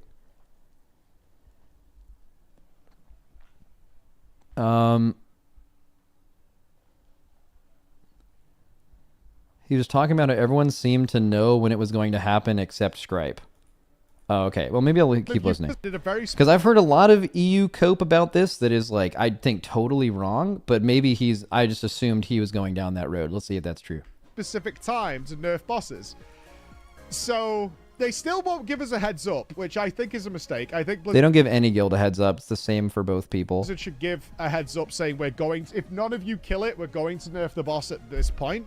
So they can organize some sort of strategy around nerfs, especially if they're potentially on the last boss or close to the last boss. They don't do that. But it became very obvious to me and the rest of the casting team, it's like at 7 p.m. they nerfed the boss. So at dinner that day, so about, I don't know, 12 p.m. or whatever, we were talking about, well, the nerf will be at 7 o'clock. And they're like, yeah. So Alex set an alarm on his phone for 7 p.m. for the nerf to come in. We took a break at 6:59 p.m. A casting break, because the guys were on a break as well, toilet break. And as I leave the room, like, I open the room for the broadcast, Zerwo, I think it was Zerwo, posted in TeamSpeak that they just nerfed the boss. So the production room is right next to where we cast. So Sam leans out and he goes, they just nerfed it. And I was like, check my watch. And then it was like 7 p.m. exactly that they'd nerfed Muggsy. And we were like, I fucking knew it. I totally knew it. And Scripe was coming out of the toilet as I was walking down the corridor. And I went, they just nerfed it. He went, what? Have they? I'm like, yeah. He's like, where did you see this? And Zerwo was just posted about it. It's like, are you sure? And I'm like, yeah, it's literally just been nerfed. He's like, how did you know it was going to be at 7 p.m.? I'm like, they've all been at 7 p.m. Exactly 7 p.m. is when they keep sending these nerfs. Like, that's when it happens. That's the second they start their day in Anaheim, and that's when they send the nerfs. Do you think Echo should just go NA at this point? Dude. No, I think Blizzard should fix it. What would going NA do? There's big Why? Okay, what's the take here? disadvantages to Echo or Like, there is absolutely a world where being NA will win you a race. There's a scenario where that could absolutely happen. It's probably the race just dying fucking instantly after Tuesday, like beginning of a race, like Emerald Nightmare tier shit. There's also the boss has way too much HP and you need a reset to kill it. And we just get the reset earlier. Absolutely true. Like, it could totally happen. The thing is, it just never has. Like, there's just not a single time that we've won where you could credibly claim that we won because of NA times. It's impossible. You can't do it. It could have happened. Like, if they didn't kill the boss on Monday and Sanctum and we, like, just logged in early, got the reset of gear, extended Vantis, and killed Sylvanas, it could have fucking happened. It got close. And a situation like that can happen. But talking about going in A after these raids where it wouldn't have changed a single thing for you is like, why would you not do it all the time? Because you know this could happen, right? Not saying it's on them to do it, but like clearly Blizzard's not going to do it, right? Blizzard should do it. They're not going to.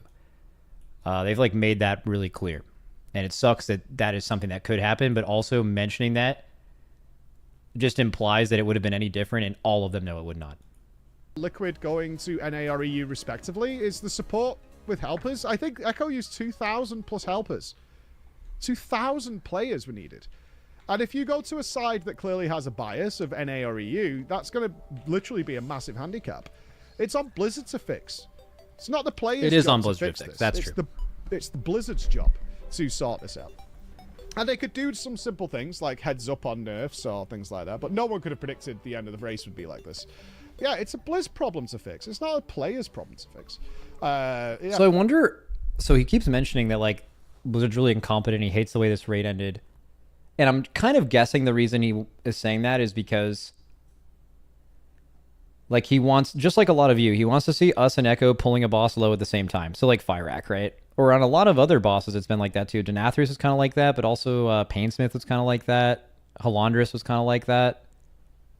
So, like, it's that moment. Like, it's like the moment in the race where both are live, both are pulling a boss really low, and you're like, who's going to kill it first, you know? But he seems to imply that this raid was so much worse than last raid. But, like, last raid, it wasn't close either. But the last boss was hard, but that moment still didn't happen, and he doesn't seem as upset about that. And really the only difference was like the boss was easier, and I don't know, maybe like in his head he's implying like the boss was too easy, so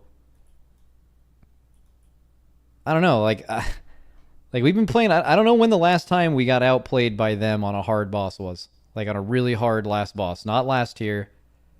Basically it's like Fyrakk in the last like 3 or 4 tiers is the boss that they, like a hard boss that they were just way better than us at. And, you know, there's something else about that boss as well.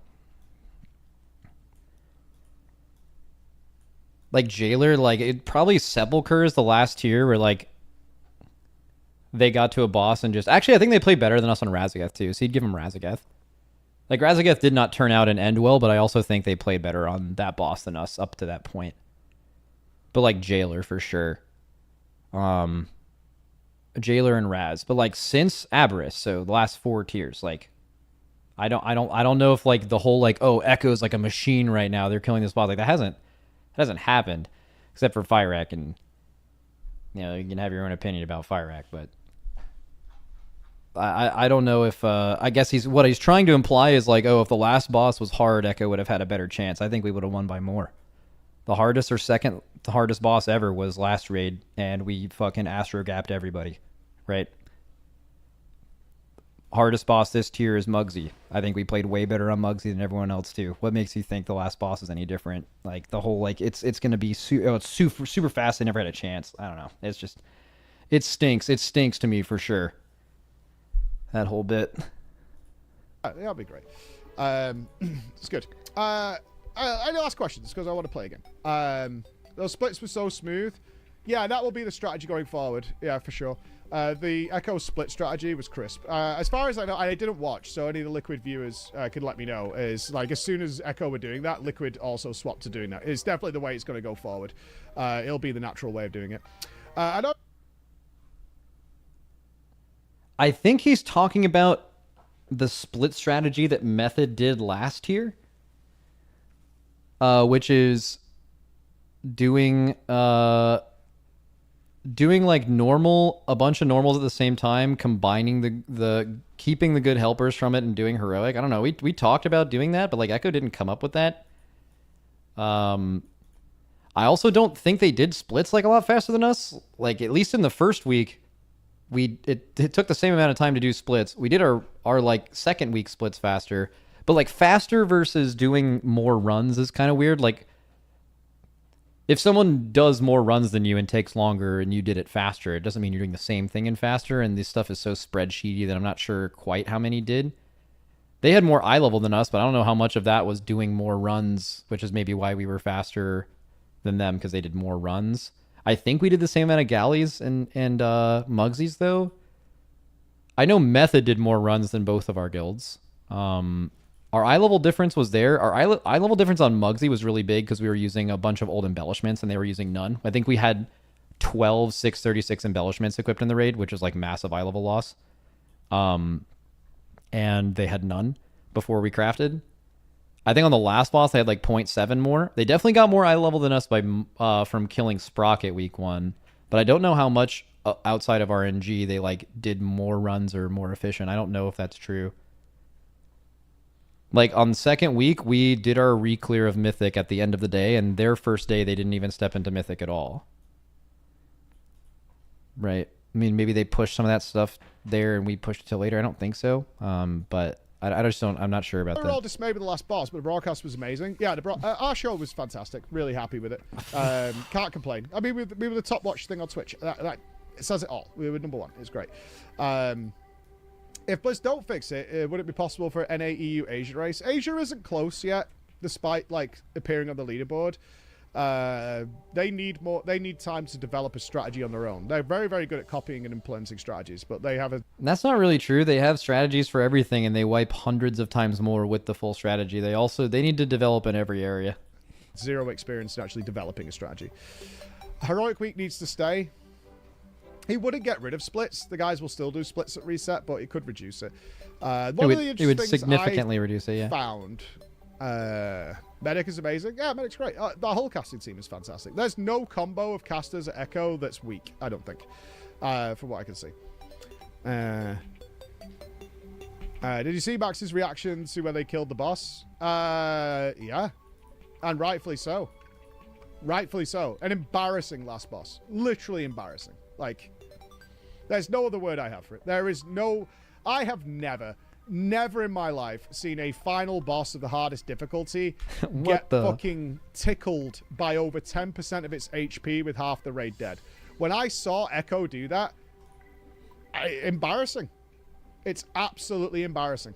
It is completely embarrassing. I have no idea what the fuck is going on there. I doubt we'll get the answer, but it is an embarrassment of a final boss. Absolutely embarrassing. There is no boss. Xavius didn't work that way. Xavius, if you had half your raid alive at the end of Xavius, you still didn't win. You think about how it's... Xavius was so much easier than Gallywix. Go to watch the raid next time you talk to Blizz. I think a lot of people see that like Emerald Nightmare was a like 1 day race total, so they assume that like Xavius took 1 day. It took as long to kill Gallywix the first time than it took to do all of Emerald Nightmare. About 15 hours of raiding, just Gallywix alone. Way easier than it should have been, but the boss is way closer to Sarkareth than it is to Xavius. 15 pulls different than Sarkareth, and significantly more than Xavius. My bigger concern isn't that, actually. My bigger concern... But you could argue that this was a bigger miss than Xavius, though. I think that's not a bad argument. But trying to put them on the same thing is that's not the right thing to do. Like, for example, Xavius and Emerald Nightmare is supposed to be easy. Gallywix is not supposed to be easy. So, like, Gallywix being that easy with the intention is that it's very hard seems a lot worse than Xavius supposed to being easy and then just being very easy. Is how teams like Echo, that is self-supported, will think about the race going forward. I don't know. It's too early to decompress. Max, is it possible that after week 1, Preach just assumed that Echo was going to win, and that's why he reacted that way to this tier and not last tier? I think it's possible. I mean, he said Echo looked like a completely different team and like by far the best team in week 1. And I'm pretty sure the reason he thinks that is because for the first time ever, really, like an early boss was killed by Echo and not us in the first reset. So he's like, this is this thing that happened, and oh my god, are they outplaying everyone? And I think he's just kind of ignoring the we have less time in our reset thing, and we also lost our power for 3 hours, which he thinks was scheduled, and we should have been able to avoid it. Because, like, I'm pretty sure, like, I'm not positive.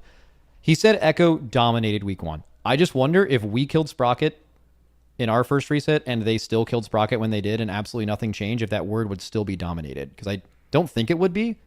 And the only reason that didn't happen was because of something out of our control. So I think you might be right. Maybe the reason he's responding to this so much is he just thought Echo played way better in the first week than they did. What Echo will take away from this, but the race is... I think it's got 2 detrimental effects, which really makes me personally sad because I love the race so much. I don't care who wins. I want to put... And they had a 6-hour time save on early Vantis. Yeah, we took like forever to Vantis Styx, and then we finally did it and killed it, and they woke up and did it. And they didn't... That's like, I don't know. That makes sense for why they killed Styx a decent bit faster. But like, I still don't think we did the wrong thing. Like, late in the reset, you still...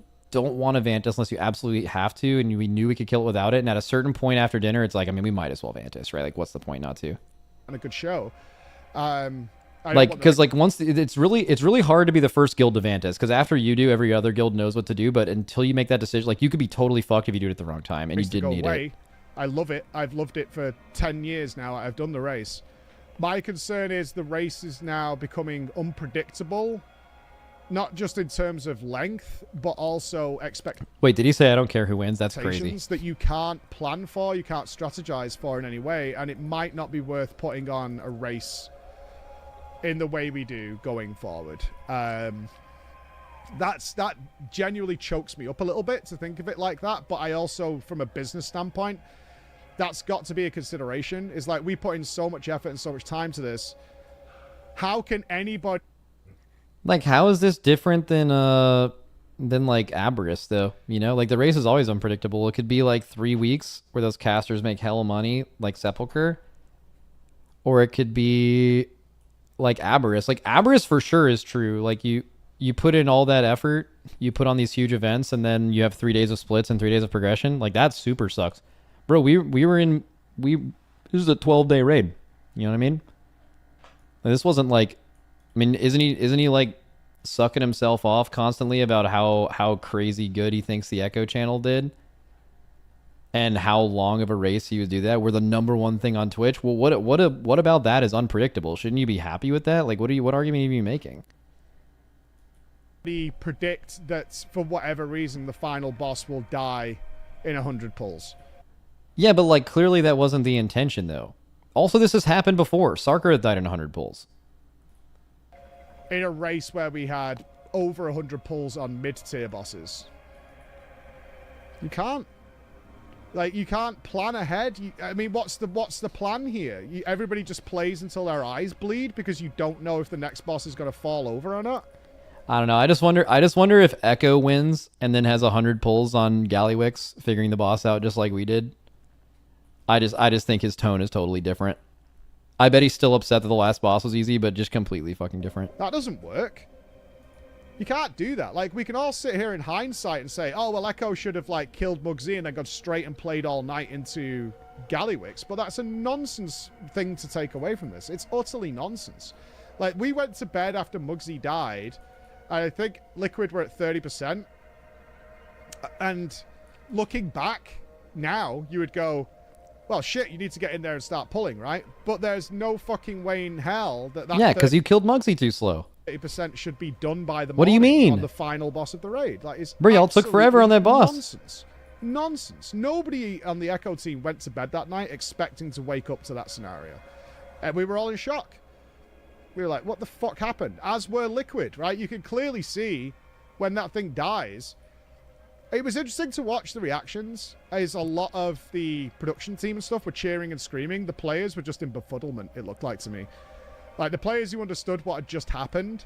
And I think Zai's such a good guy, and I think Zai was handling it very well. Because I was thinking, how would I have handled this from a caster point?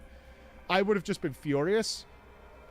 my words would have been very different, but Xyronic handled it very, very well. And, like, I don't even really know what we're supposed to say. This is very strange. This is unusual. Yeah, like, nonsense. Absolutely embarrassing. Completely embarrassing. Yeah. Gonna watch the broadcast for friends. You killed it. Echo should have killed it in 41 pulls, but Teeth died and there wasn't enough people in the soak. I blamed Mires for it, but they should have killed it in 41 pulls. But we'll take, what was it, 49? Yeah.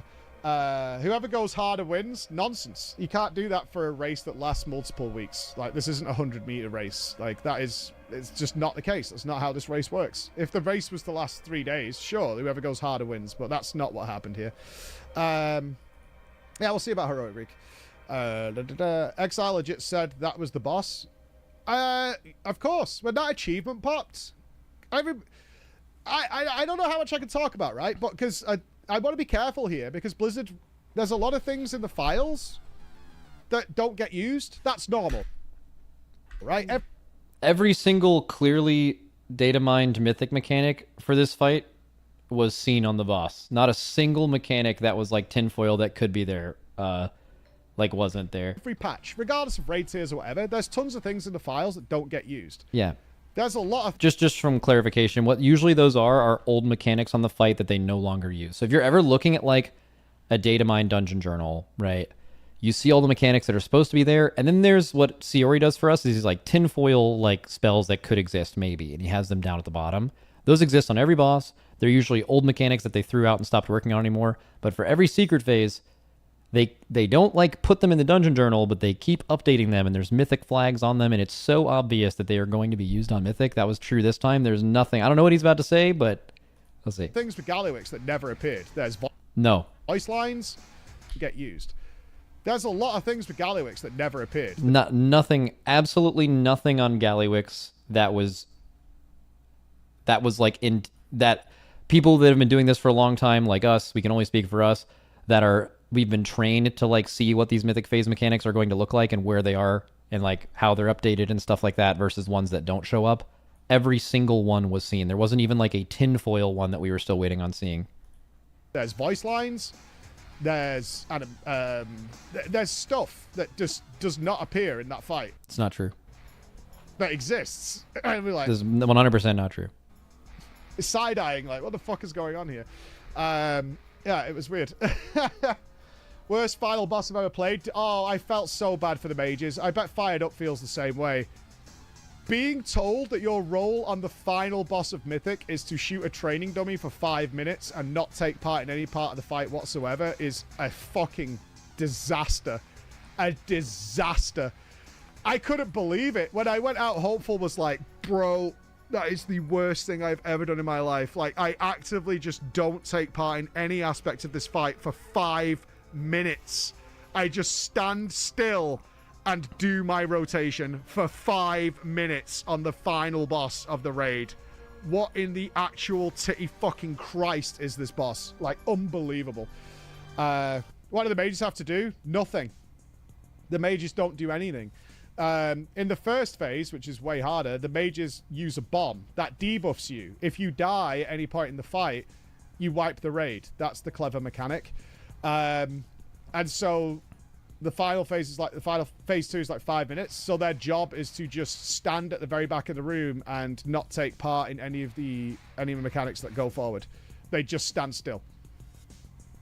Occasionally, one of them might get marked with a circle, so you have to move a few yards to the left or the right. But other than that, your final boss is to hit a training dummy. It's awful. It's awful. It's so bad. Because you're trying to play... How can you be a world-class player if your job is to shoot a training dummy? Do you think we'll get an apology from Blizzard? No, Blizzard won't talk about it. Last time there was a boss that was problematic, they talked about it, so they probably will. Maybe they won't, though. I hope they do. But I get why they do. But there's precedent for them having to talk about this because they just have before. I hope guilds reduce the amount of times they go dark. I mean, going dark thing is bad. Like, it makes sense that we do it, but it's definitely bad for the race. Like, the fact that viewers know that whenever like some guild is about to go to a boss for the first time, that it's just not going to be shown. Like that absolutely sucks for viewership. No fucking question. It sucks. Echo going to one armed would have been cool. Us seeing Muggsy would have been cool. You guys seeing the like Gallywix mythic mechanics that night would have been cool. It is definitely bad. It's not lost on me that it's bad, but it also makes sense that we do it. That's not going to happen either. The timing makes sense for going dark. I don't like it either. You guys know that. I mean, it's just bad, yeah. My personal choice would never be Bad for never go viewers, dark, bad for but broadcast. That's not realistic Objectively. either. It makes sense. You're not going to get back to your prog point for 2 days. Like when Echo went dark on One Arm Bandit because they were so far ahead. Why would you share that? And they only had 3 hours left, and then it was reset. So they're not going to get back to that boss till either very late the following day or the following morning, or the morning after. It's like 2 days. So yeah, just giving you competition information is silly. And Liquid it might have been a very different story if you think about it. If Liquid didn't go dark on Gallywix, which they should have, and Echo's like, what the fuck is happening over there? They may have pushed to all-nighter or something like that. What you would have seen from us going dark is getting to the secret phase and then instantly dying. You would have never had any idea how hard the rest of the boss is from that. You also wouldn't have even mattered if we didn't go dark because you didn't kill Muggsy by the time that we woke up. Or even within hours of us waking up and continuing that progression even further. It would have changed nothing. It can change things. Honest question. Was it a problem the boss was easy or it killed what you guys wanted in a race? Oh, yeah, of course it's a problem. Yeah, 100%. Yeah, it's a massive problem. It's really sad that there's no good answer as to how this happened. I have heard narratives and stories and thoughts from all over the world, from the most hardcore Liquid fans, Echo fans, from the players themselves. The only people I ever spoke to are the Liquid players themselves. But yeah, it's a big problem because you think of it a bit more like an American Ninja Warrior race. Let's think of it like that, right?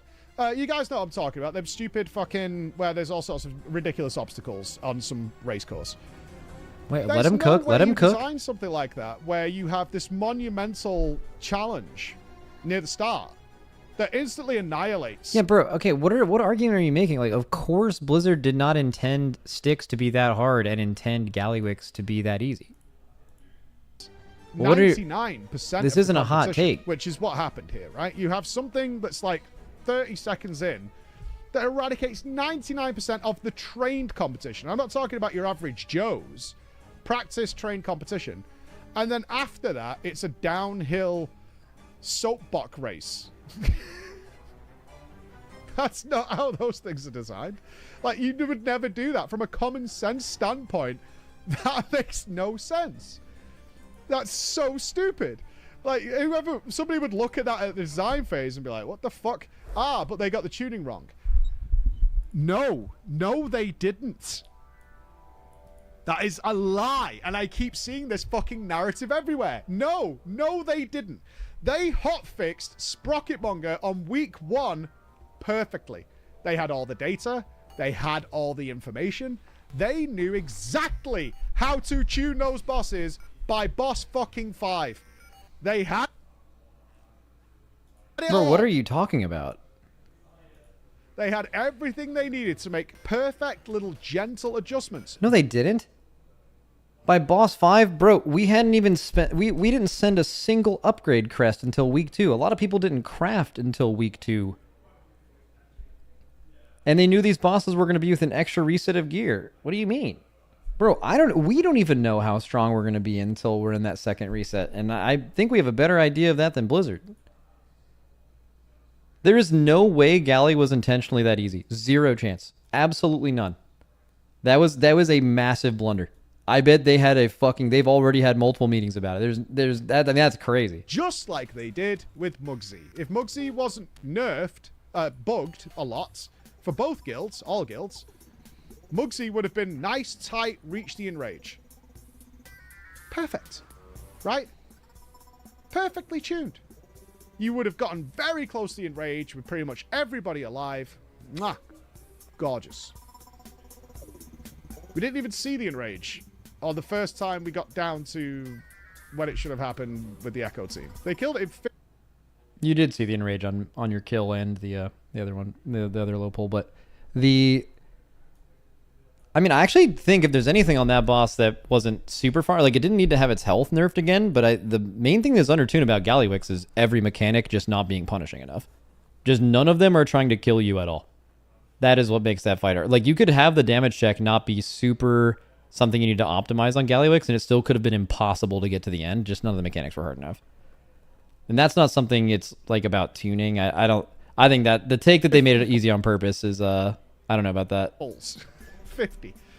Liquid did it in 100, and that was like, oh, what is the pattern? Okay, what happens next? Okay.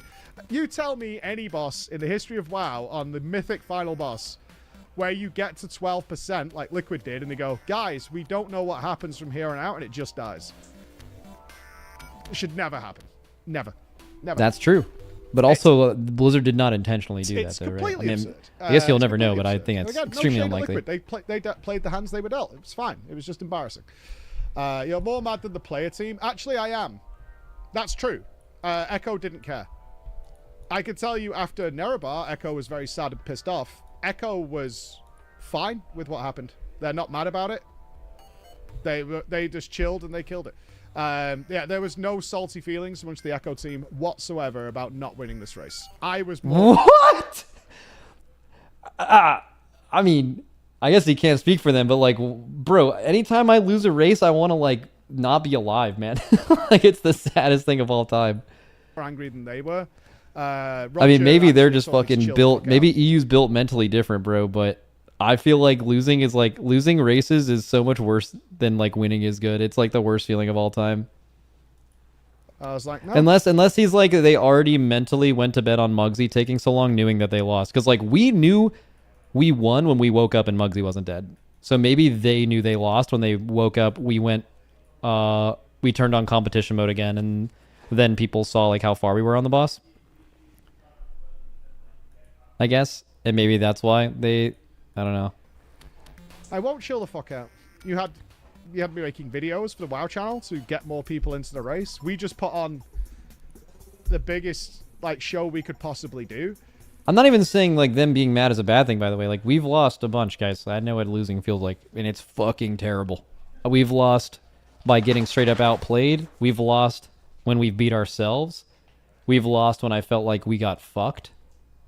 I know what every single one of those feelings feels like, and they're all bad. Some are a little worse than others, but they're all the story at the end of the day is you lose, and that's the biggest reason why you feel like shit, right? You have this mystery dungeon journal, which was bullshit. Like, I mean, we did technically get a secret, but it was crap. Bro, if he's live casting Echo being the first people on this boss, and they take 100 pulls, and they're live reacting to all this stuff and not just watching a video about it and going in and doing it, his opinion on everything about this boss is different. We've been plugging and marketing this race for a long time. No, I'm not. I'm gonna be. Except for the fact that it it's too easy. Never But played out that's this true. way. There is no justifiable reason. Meanwhile, Styx is incredibly difficult to do. That's what I'm saying. Like, everybody's saying, "Oh, this is cool. The last boss won't be so hard to kill." You ain't seen the last fucking boss, idiot. What good is that? What good is having a last boss that's very killable if you never fucking see it? Fucking clown. Shut the fuck up. That makes no sense to anybody. You're gonna have to wait for some mega nerfs to the middle of the race so you can... If we do order of difficulty of this race... Let's see if he gets this right. It is Muggsy, Styx? I don't know if Sprocket or Styx is harder. I think Sprocket's harder. They nerfed Styx, though. Yeah, we had a bunch of pulls on Styx before they nerfed it. And Sprocket, as far as I know, was never nerfed, except for like the health, but no one was at that HP yet, so that nerfed in like effect progression. I think Sprocket's harder. So it's Muggsy, Sprocket, Styx, One-Armed Bandit, Galley. But I think One-Armed Bandit would have been harder than Sprocket and Styx if you did it in week 1 gear, but we just did it in a different week. Vexy easiest. Yes. Cauldron second easiest. Yes. Third easiest, Gallywix. Oh, There's no wait. I'll give him a chance to fix it because there's absolutely no fucking way this dude thinks Richard Reverberations is fucking harder than Gallywix. There's no way, bro. Then Rick. Dude, do you actually remembered Rick? Then Styx. Then probably Muggsy if he's fixed. But it'll be a close tie between Muggsy and Sprocket Monkey. Dude, what a fucking Jesus Christ! What's happening here? Jesus What is happening Christ! here? Gallywix is either third or fourth. You can argue over Gallywix or Rix, sure. No, but you it's can't. pretty- You actually can't do The that. one-armed bandit exists. That's just somewhere it's in there. simply an insane thing to say. Wow, that's insane. Absolutely insane. Holy moly. Dude, Richard Reverberation, finally the first of his name gets some due respect, yes. Dude, by the way, is Monster Hunter fun? I downloaded it last night and I was thinking of hitting that shit. But keep in mind, I've played Monster Hunter like 2 or 3 times before. And I always like spend a bunch of time in the training thing, like trying every weapon to see what kind of main I'm going to be. And then I go out and kill a couple monsters and then I quit. Is it one of those games where you have to play with one of your boys? Is it a game that's just like massively better with friends? It has a story. I won't find the story interesting. Purely gameplay Andy over here. But I'm cool with just skipping all the story and then just play the game.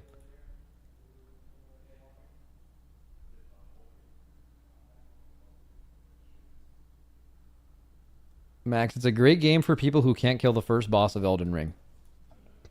Oh, shit. That sounds very flamey.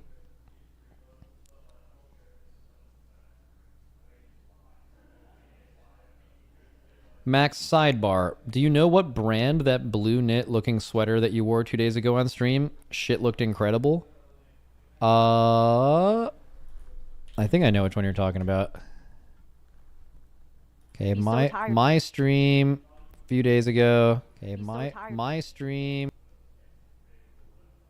was it?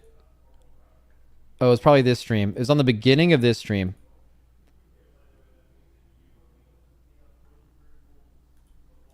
Okay, not loading. Maybe I go to YouTube stream. W Twitch.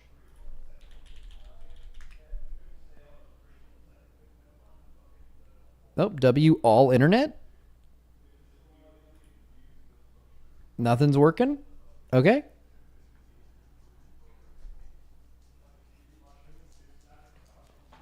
EMP.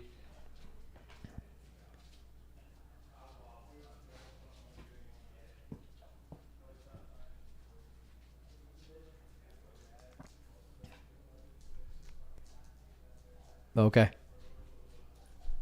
Maybe I'll just try again. Nope. Is it because this thing is trying to click here to reload player? All right, I will find it on a different tab here. Yeah, Chrome works fine. L Firefox. Oh, now it's working. All right. It hasn't been true for years. Is it this one? You talking about this sweater? I think at one point. Okay, this one. Is this the one you're talking about? You're able to like do the last boss. We can't see? What do you mean? I have full fucking screen. What do you mean? Like a big. I mean, actually, I don't know. It's weird. No? That's the one. Okay. This is from I don't know if it's a California only brand or if it's like worldwide or whatever, but it's from Faherty. I don't really know how you say it. I've been buying a lot of clothes from there recently.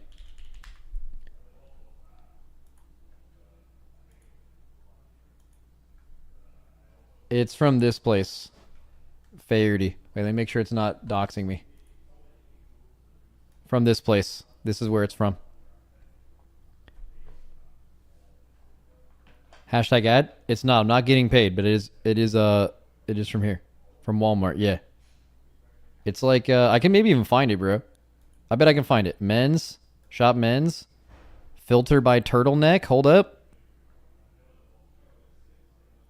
Or not turtleneck. It's like is it a knit? Okay, I guess I probably can't find it. Sweaters? Sweaters, bro. Wait, I think this is it. This is it in green, which I also it's this one. Sun-washed crew neck sweater in blue. W. Already found it. There it is. And that shit's on sale too, 25%. Now, if anyone buys this, make sure to give them my creator code. and then they'll I don't know. I don't think I have one, but just try to give them code Max at checkout. It'll probably work.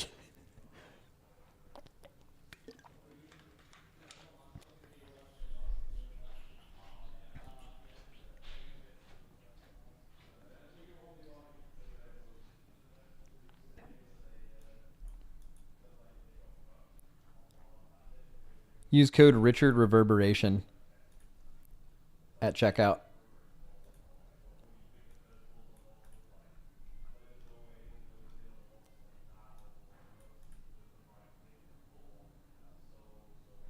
Max, I've felt like Liquid has gotten better at problem solving at a faster clip than Echo. Is it because you're in the position of almost always being the one to open a boss?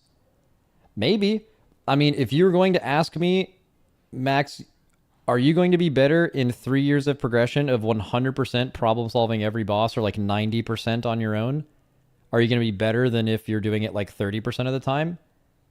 The answer where I'm doing it 90, we're just going to go through problems. Like every guild gets to do it on PTR. And then just a lot of times purely due to the time difference, they are going to get to, especially a lot of the earlier bosses before we are. But almost always near the end, you're going to end up going to sleep and they're going to get to a boss when you're asleep. And then like you kind of repeat, you do the little flip-flop thing. So they do get a chance to do it. But I mean, I think you could say absolutely that we have more of a chance to get better at problem solving because we just simply do it more and it's not even their fault. That's probably part of the like time difference that affects them the most negatively is just the pure practice of that over the years. They simply get less of it due to nothing of their own fault. How do they get to early bosses before you? They don't. I didn't say they did. Maybe I said something wrong or you heard it wrong.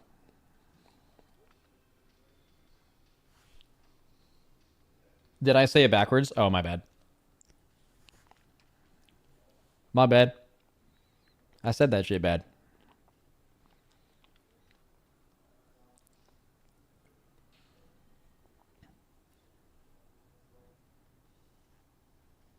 Yeah, you misspoke, but you be saying a lot of shit. Dude, I actually do be saying a lot of shit. Bro, I can't believe that Preach video. That's crazy. Well, the him being mad, I understand just in general. I just know how much he cares about the race, but I thought he had a lot more, like, a lot less bias than that. But I think if it's any defense to him, I think it's hard when you're in the facility with the people to see things. Because like also too, like we look at things on like our side of bias. Like you're hearing me break down his video, but I'm not an unbiased observer. I'm looking at it from we have bias as well, clearly. So like, you know, but usually hearing takes that you find people, especially him, like a lot closer to the reasonable like actual outcome of something. And that time was just fucking insane.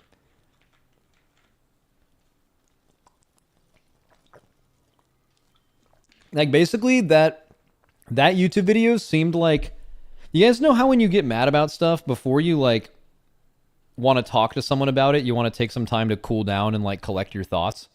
That sounds like he made that video before he had some time to like actually blow off some steam before talking about it. It seemed like he was still in the very emotional, mad, not very logical state. And pretty much anytime you were to have a conversation with someone or make a YouTube video or pretty much do anything in that state, it's going to be worse. Like I know there's sometimes I've tweeted stuff and if I just took like 30 minutes to calm down, that tweet would have been way less aggressive. You know, it just seems like he basically filmed that whole video in that mindset, which is why it came off so bad.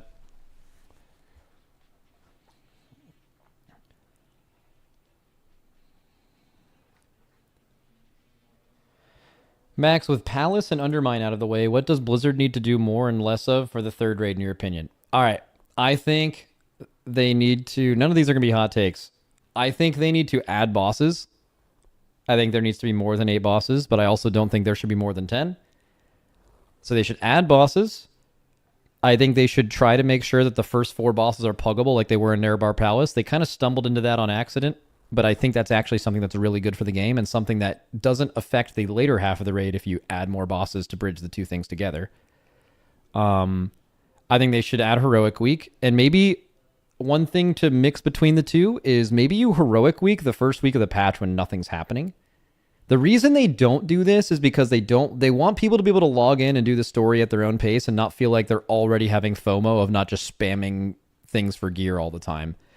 But man, the first week seems like there's nothing happening. But I think either way, they should either do like a bridged Heroic Week like that, or just do a natty one like they did in Nerebar Palace. I think it's necessary after this tier.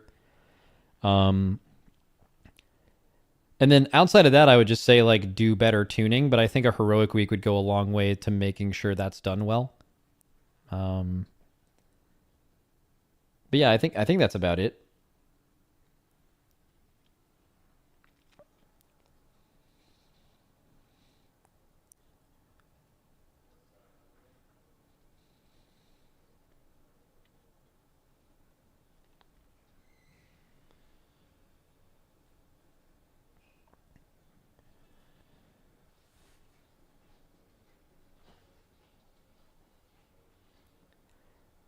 The class stacking felt a lot more extreme than it's been for a long time. Very true. That's due to a couple reasons. Number one, you removed 2 Augs from the raid, so it's just been more stackable than it's been for the last year or so.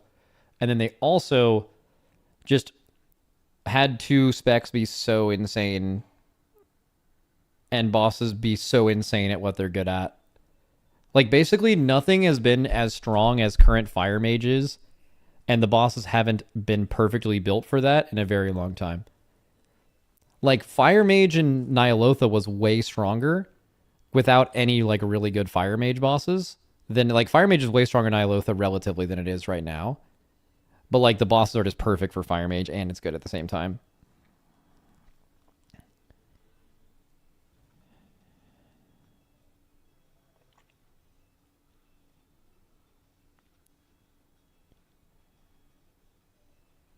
Max, what was the hardest heroic boss you remember for splits? One Arm Bandit is actually way up there, but in my opinion, it's Smolderon and it's not close.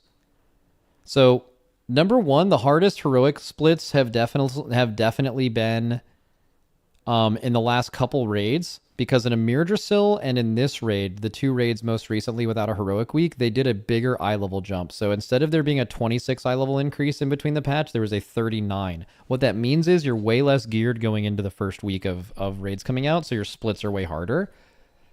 But Smolderon was like, holy shit, it was so hard. Because like, when you're doing things with 15 of your players and 15 other players, ideally you want fights where those 15 people can't wipe you, but on Smolderon, all 15 of them, if they did something wrong, you would wipe. If any single one of them did not soak all 5 of their orbs, you were going to wipe.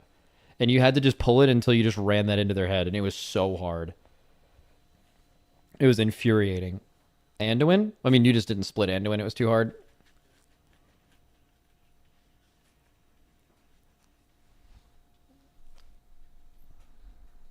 Did you have anyone try to purposefully wipe your one-armed bandits?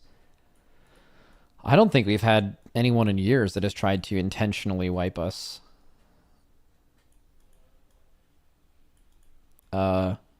We've had people try to steal gear.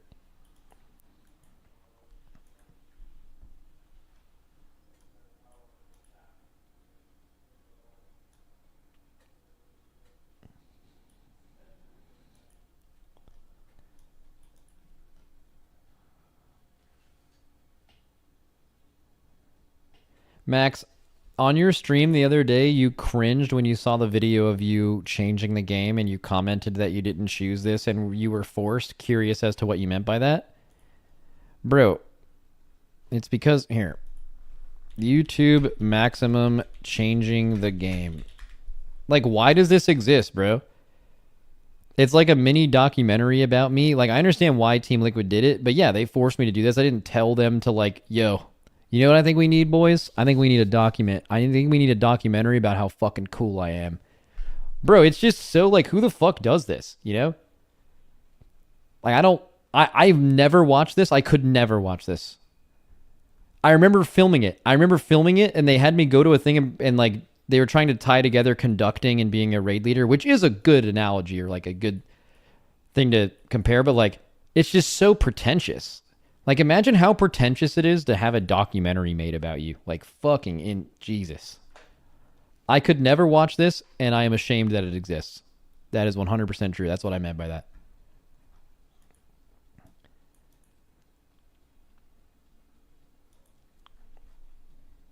There's no way I am important enough to have that be done.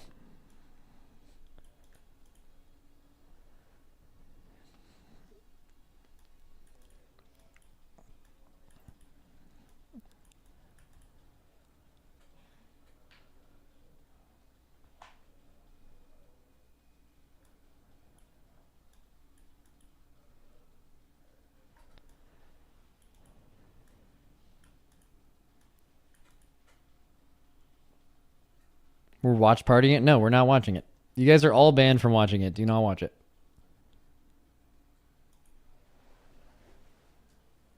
Max, an unban request stream after the race would go hard. Wait, we could do that now, maybe. How do I see unban requests? Even. Oh, you have to go into, like, mod view, right? How do you do that? Here we go. Go to my stream.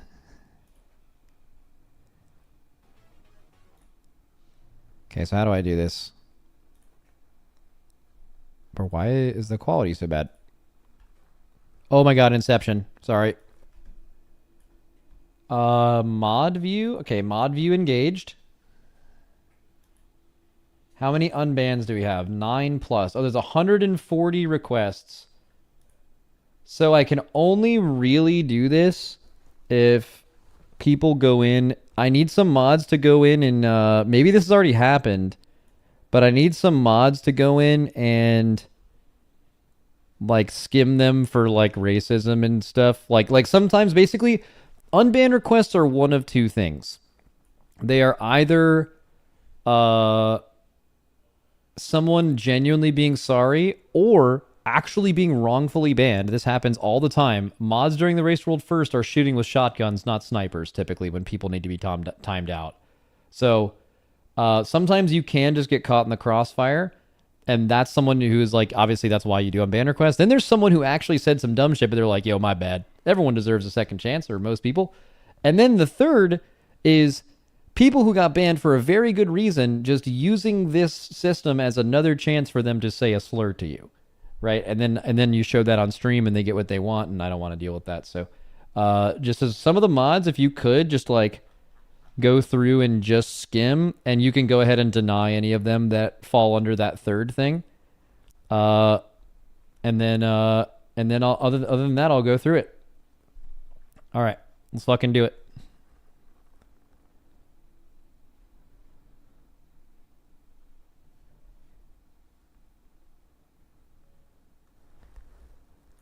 Okay, here we go. 26 minutes ago.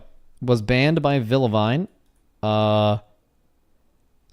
September of last year, and is just now putting in an unban request. He said, last raid, nice Blizzard nerf boss because Liquid can't kill it. That's the race. Really nice. Wait, was this in Nerebar Palace?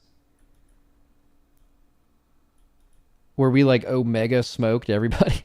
Yeah, nerf a boss because Liquid can't kill it. That's the race. Really nice. And then Grats to be carried by nerfs and time advantage, ? And then gets banned. And then he says, yo, this Max is trash talking and thinks he's God so much, it's literally clown. WEU nationalism. I want to unban him. Wow, I mean, if I unban him, then some mod is just going to have to deal with this again. But that is kind of fun. Unban. Okay.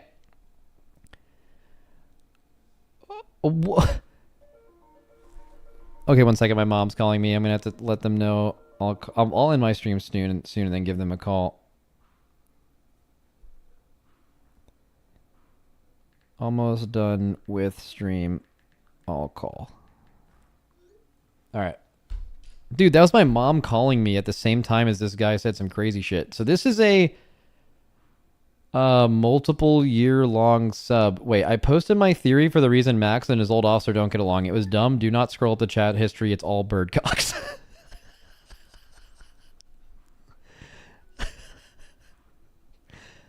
That okay. Well, I mean, you got banned because of the fucking the mom thing, right? But yeah, I mean, just don't. That's some weird shit. Don't say that. Why Echo sucks so much, and why will they disband next race when they lose? And then I tell my mods to ban any like overly toxic thing about any team because it's like, why are you doing all that? Hell, I'd like to get unbanned. I'm really sorry for my past few messages. I'll try to be less negative and more positive as well, not curse. So you can curse, it's chill, bro.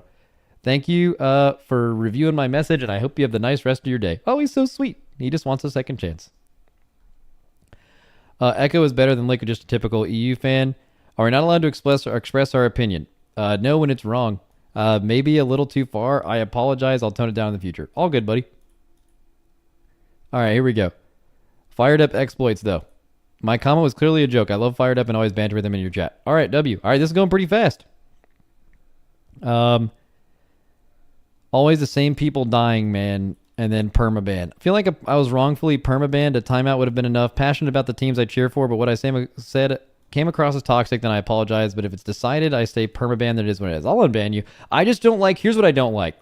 I don't like my players playing in front of tens of thousands of people, and then some random fucking idiot in chat is like singles out any one of them and then calling them bad when they're so much better than you at any game. If you ever had them play the same game as you that you cared about and they tried it for the first time, they would make you quit.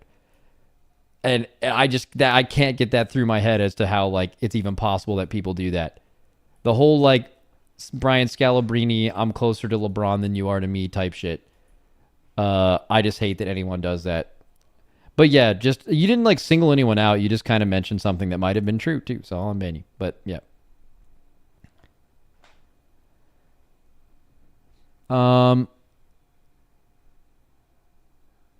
I wanna. Okay. Yeah. I mean, that's just completely inappropriate. All right. Nice little bird cock. Didn't know a throbbing Robin would get me banned. Yes, you did.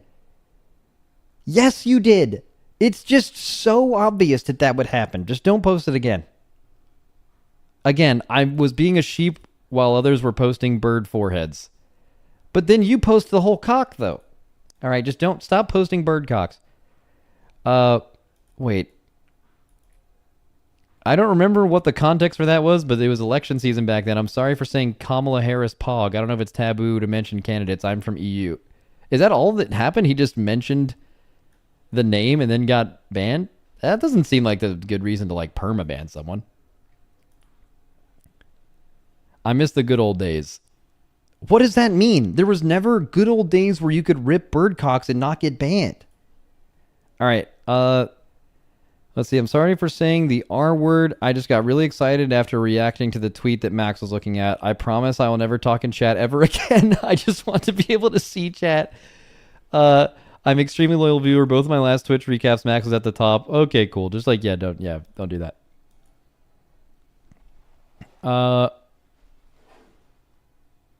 Bro, come on, I was meaning, man, if only it Echo had better healers. Yeah, that's not worthy of a permaban. I'm sorry, chat, this isn't the poll. Yo, it actually was the poll. Grats. Can I get an unban, though? Wait, Villavine... Wait. So everyone was saying this is the poll, and he just said, I'm sorry, guys, this isn't the poll, which it very easily couldn't have been. And then Villavine permanently banned him. Wait, 2 mod comments. Villavine, it was in fact the kill, R smiley face. That's not... Okay. I'm unbanning him.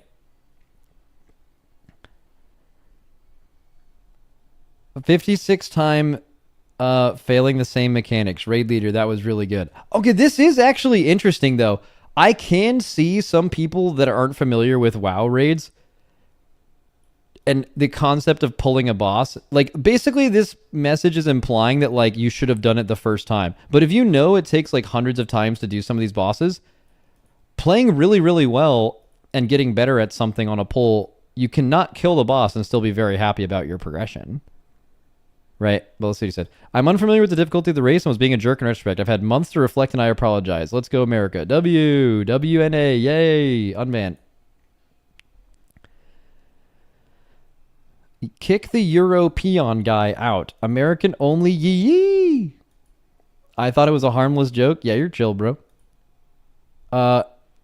You better not have an opinion that isn't Max's opinion. Lau, come on, bro. And then you were permanently banned. Dude, yeah, exactly, buddy. You better fix that up. You better have exactly the same opinions as me. Unban.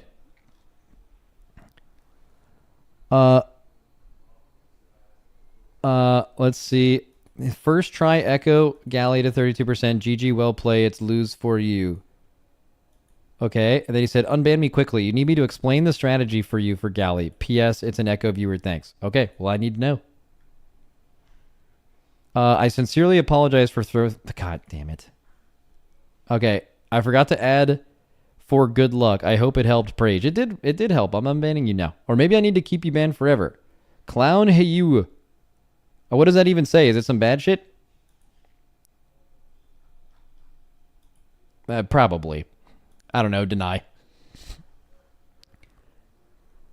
Bad news, but Echo is washed up, sorry. And then you got banned. Yeah, I just don't like that kind of shit, saying any guild is like bad. You don't even do this shit.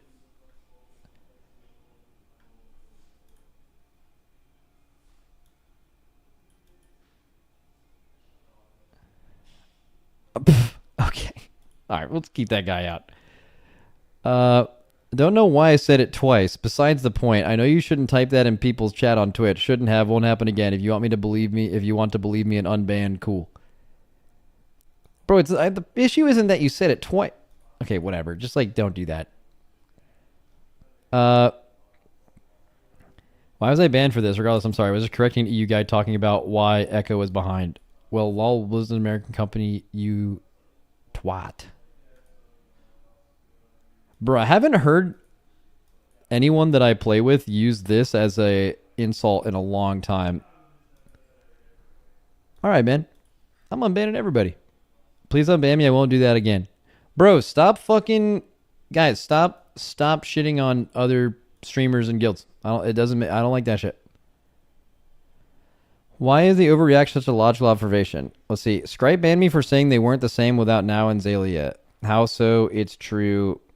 And then you got banned. Was the reaction of such a logical observation? I mean, it makes sense why you're gonna get banned in Scripe's chat. Also, a lot of people are going after Scripe that are like Zalia fans, and like Now and Scripe had like a going. So like, there's a good chance that someone is going into Scripe's chat to even bring up that entire situation. Him and his mods are probably like assuming that it's a bad actor, right? So like I feel like it's not surprising that like, did you expect to go into the chat and say that and like not be banned? I feel like it's like super fucking obvious that would happen. Look at other messages. I don't know. Just like don't do that. Just a bad day. I promise I'll never post an ASCII penis again. I was just bricked the fuck up with the boys. Praise the Lord and God bless America. Unban. Bottled it. EU. I just got excited. I didn't say anything offensive. Yeah, you're chill. A true patriot, that other guy. Mods are killing the vibes. And then mods banned him. Mods are banning people for things that would have been perfectly acceptable the whole race. It's whack as fuck. Just order 2 hoodies only to have you idiots cry over words. Unban or my order is canceled. Can't support this weird shit. Wait, what's going on? Putin did it. It was Putin. Gingy ain't shit. Mods are killing the vibes. I mean, honestly, if you just like basically put in an unban request and said and literally nothing, just no message, just please unban me, I would have unbanned you. But the whole like ultimatum on like canceling your order, I don't give a fuck, man. Out of here. Wait, this ain't it. Wipe. I wasn't here. Wipe. Sorry. was after a few beers I got excited. Mod comments. This guy's whole existence in the channel is annoying. Wait. Is that true? I mean, it just seems fine. I don't know. Yeah, the biggest issue was a head start. Hey, Andy, I'm sorry. I'll be nice from now on. That's not me, but okay. First time caller, long time listener. Made a Race to World first comment trying to reverse jinx. Will trade Unban for featuring the future Unban request video. Handshake emoji. Race to World second. Oh, is this during the, like... Dude, that one day where that guild bug, like, exploit killed Gallywix, like, before we even went into Mythic, that was just such an insane day for shit posting. Alright, deal, though. Lamau, time to talk about the pull again for 25 minutes. Sorry, it was late at night and I'm tired and I wanted to see them make the kill. W. Yep, free that guy, 1984 banned. Every season, NA just beta test for EU. Mod comments. Also banned in Team Liquid team chat. For what reason? What'd you say in Team Liquid chat, buddy? What happened in 1984? Oh, they just banned him because just cross banning. I don't know. I'll wait till they do something stupid. It depends on what they said in Team Liquid. Lol, I mean, Echo 100 pulls less than you guys, and yeah, far more progress. Grats on World Second with a day ahead, too. Where is this? When is this? When the fuck was 2023? Was that Fyrak? Was that really only in 20... You banned him? I mean, yeah, you can get unbanned. It's fine. It's been enough time. People change. What the fuck is this? I'm very sorry. I'll never post a picture of the rabbit again. Oh, dude, I don't even want to show it. I don't know.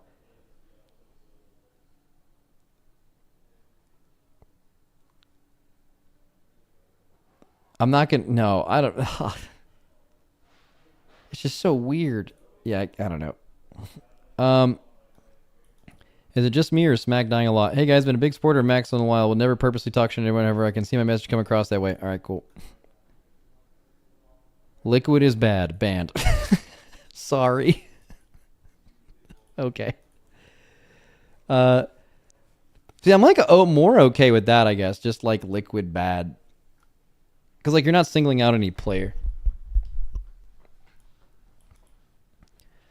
I understand it from Googling someone trying to... Someone ban is fair. Okay. Hey guys, I know there's a tight leash with 30k people in the chat. I was just terribly shit posting. I'm fired up throwing. Yeah, it's usually just going after a specific person. Stop copies echo, bro.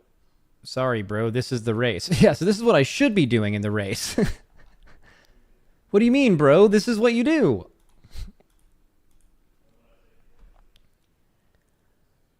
Huge boner. And then banned. Why did I get banned? Mod comments. Oh, they posted a link. I don't know what that is, but... Well, now I want to look at it.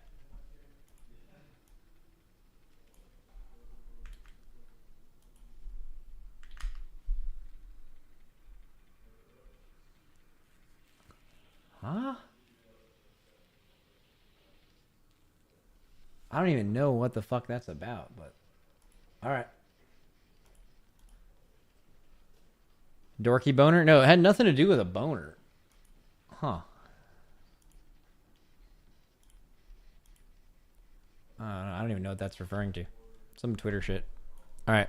So is this guy the cuckold? Please unban me. I also like watching through lockpicks. Alright. Hey mods and Max, I sincerely apologize for my behavior. What do you say? I know it's hard to accept that you're currently in denial. Eventually it will pass. Lol. Changes no subject order to be had. Clear straight. Oh yeah, no. I lost my head and let my nerves get the best of me due to the abusing it. And wait, when was this? When was this? That was during this race. I realized I got completely rage baited. That's on me. I regret how I handled the situation. Oh, okay. W. Damn, what did I do to get banned? When was this? Banned during July of last year. And I banned you? Pretty sure this is a crossband from a cat stream. I don't know, but unban.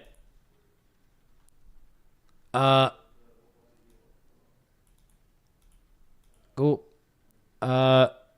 Roger and Scripe still the goats. Why would ban that? Come on, I'm reading for TL. Echo our pussies. Banned. Okay. Just don't do that. Echo greater than liquid. Hey guys, I'm sorry for my having. Can I be part of the chat again? Yeah, all good, bro. Bro, I'm fucking flying through these things. There's 100 more, though. I don't want to do that many. Echo gonna win. NA sucks. How'd that work out? Please let me back in. I didn't say anything bad. What happened again? What a disaster. Echo's gonna win since these guys can't get it together. Come on, man. I was just joking. Try to push them to do better. Okay. You've been gifted a free cock. Sorry, I didn't know the copy pasta was bad. All good. Garbage got beaten by method. When? Oh, was this in Sepulcher? How's deep?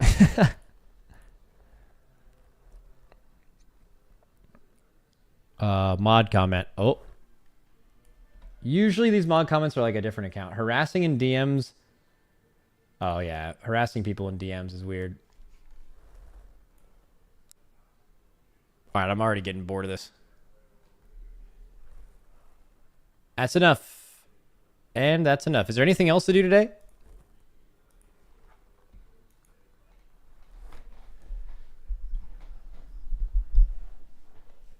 Call your mom? Yeah, I'm going to call my parents after this.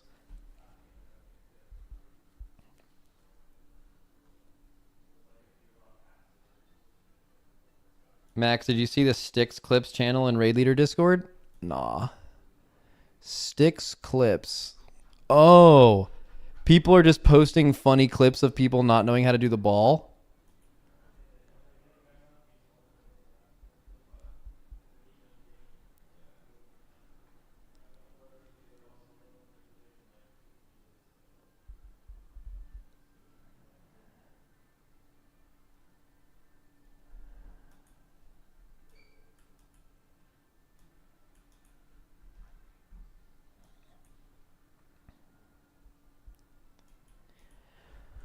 What kind of games do you play when the race isn't coming up and going on? Just basically any good game. You know what I actually started playing recently? I was playing Astrobot with my girlfriend last night, and that game fucking owns. It is not a surprise at all that that game got nominated for Game of the Year. That game was fucking sick.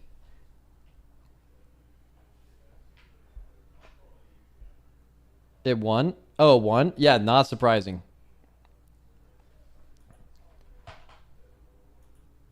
Max, Split Fiction with girlfriend. Wait, is Split Fiction out?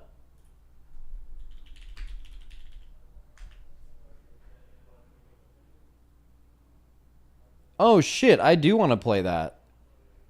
Because we really liked It Takes Two, and it's from the exact same developers, I believe.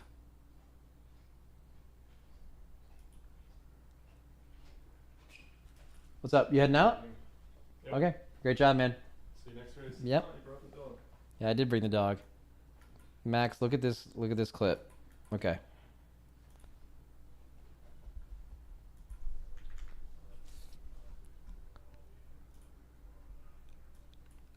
All right, watching clip. RT3. Okay. So far, so good. Oh, no, missed a small. Oh, no. Oh, no. Dude, Oh, I can't pick up this Think of this fucking spell on Gilly? Scrapmaster. Look at this, man. Now, the only way this clip gets better is if someone asks them why it happens and they say it's bugged. 5, Do we just wipe or? 4, Yeah, we wipe. Just 3, die, man. 2, 1. Thanks, man. What are you supposed to do there? Baited by the weak auras anchor? How so? We burnt on There's a rep paladin, he gets picked diamond side of the room. That makes sense. 3. So you should be lining yourself up over here. You know where your Scrapmaster is. That's fine. So best case scenario here, you get some hyenas. But you just have to line yourself up. So he gets 1. He gets 2. He thinks he gets 3. and then he misses 3. He doesn't see himself get any bigger. He's clearly not medium. Yeah, that's tough. No, I think he thinks he's picked up for a while on his horse. Wait, what? Oh, interesting. Like, he sees that he's getting picked and he thinks he can pre-run over. No, I don't think so. He just missed the one.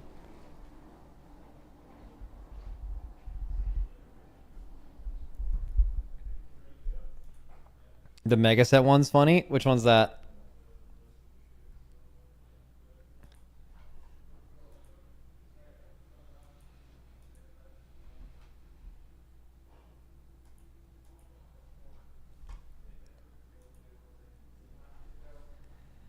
It's on her Twitter. Okay.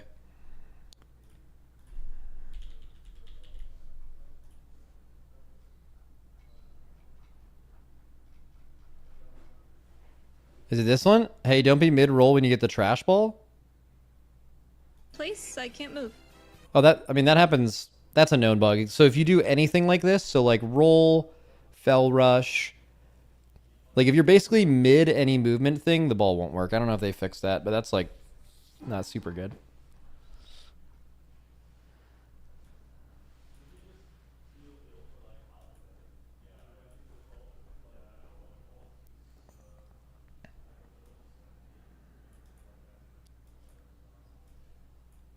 Max, what do you think about Method regaining momentum? What is that? Can you be more specific? What does that mean?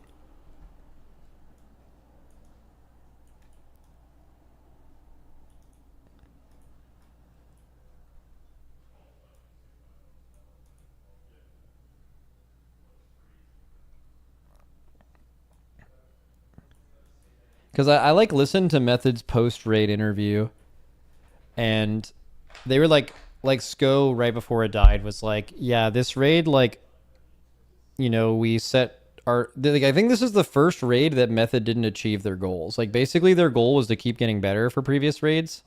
It wasn't, and I think for this tier, their goal was world first or world second, I believe, and they didn't get that. So like, I think they had higher hopes of where they would finish this time.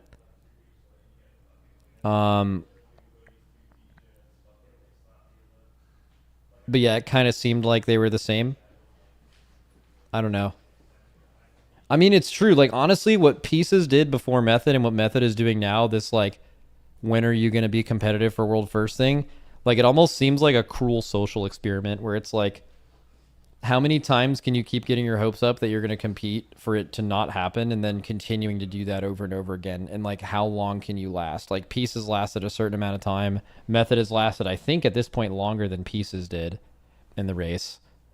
Because like, not only that, but it's also cruel. Like, you're getting your players stolen.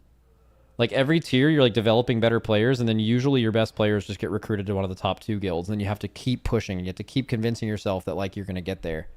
And it's really hard, man. I don't envy that.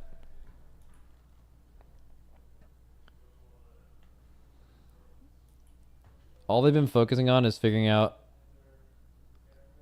how to do figured out strats faster and haven't done that any better. I mean, like, you can only do that so well. Like, I don't know. I don't know if that's like a fair criticism. They also sometimes go back, like Thaner. Yeah, Thaner leaving Echo and going to Method is very interesting. I don't know the story behind that.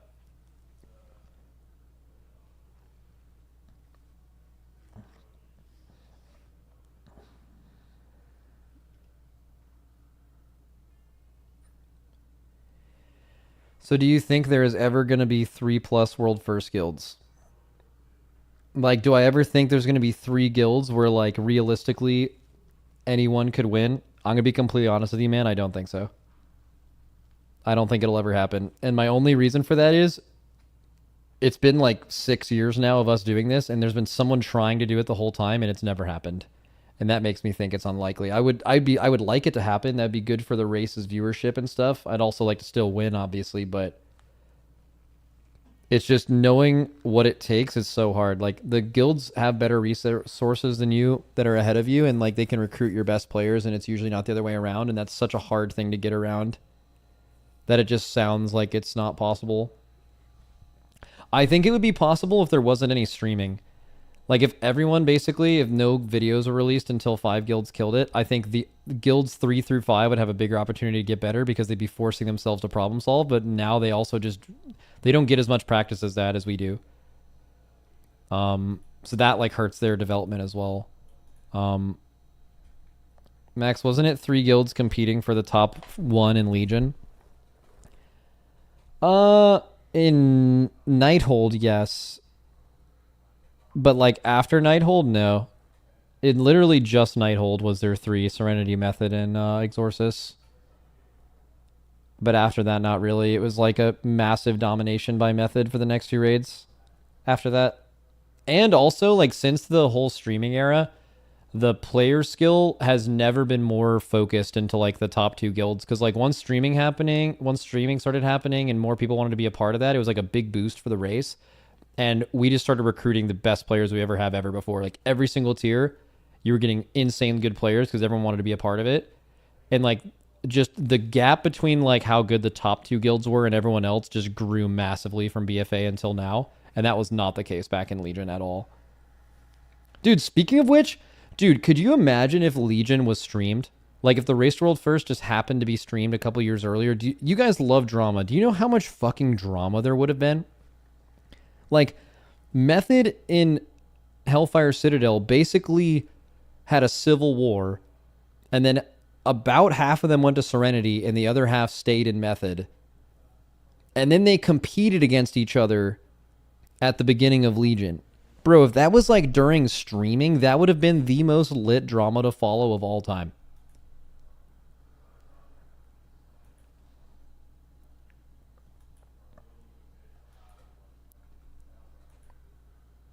Like, could you imagine if, like, Echo had we had, like, a civil war that created 2 different guilds, and then those guilds were both in heavy contention for World First? How fucking interesting that would be to watch as a viewer. That would be insane. That's what happened.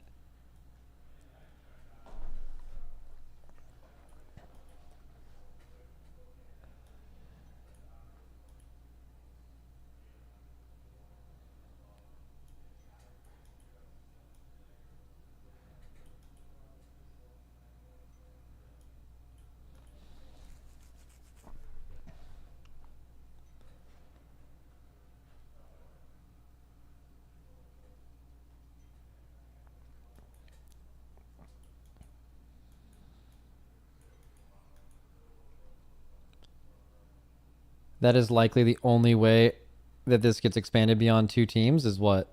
Yeah, actually, probably true.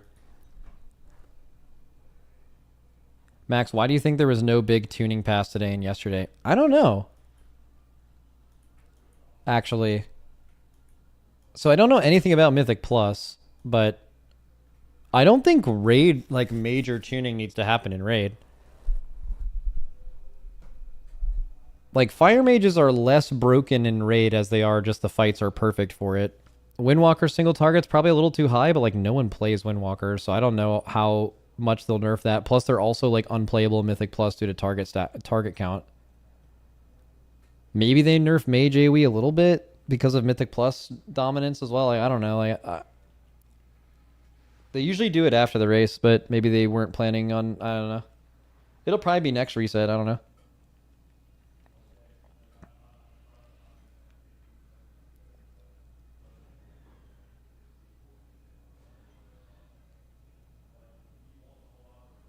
Have you seen the MDI changes? No, to be honest with you, I'm like completely uninterested in any MDI TGP thing. I haven't watched it in a long time.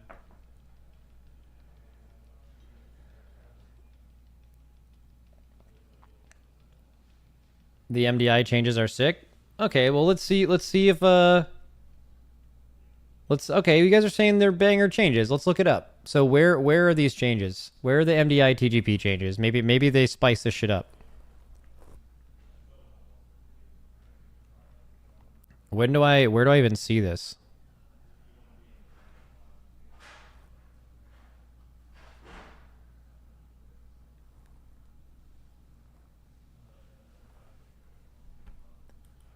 Alright, Dorky linked something. Maybe it's this.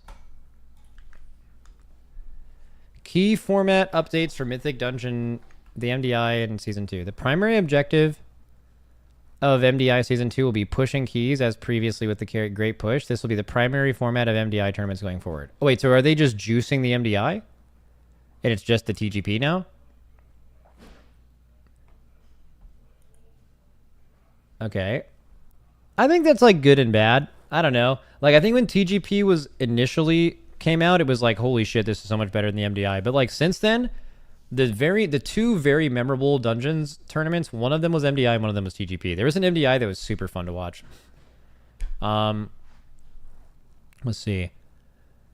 So time trials will follow the normal pushing keys format with completing the keys at base level, making teams eligible for the new prized banner of the Elgari. What? For time trials, the top 24 teams will advance to the MDI group stage. Okay, so different than 18. Are they doing 4 different group stages? MDI group stage. 3 groups of 8. Okay, no, so still 3, just 8 teams instead of 6. In each group, teams will be divided into sets of 4. Dungeons for each day will be revealed 1 week in advance of the group. New spec variety rule. During MDI groups only, the top 3 most played specs by a team at the end of the competition day will be restricted for that team for the final day of that weekend. Wait.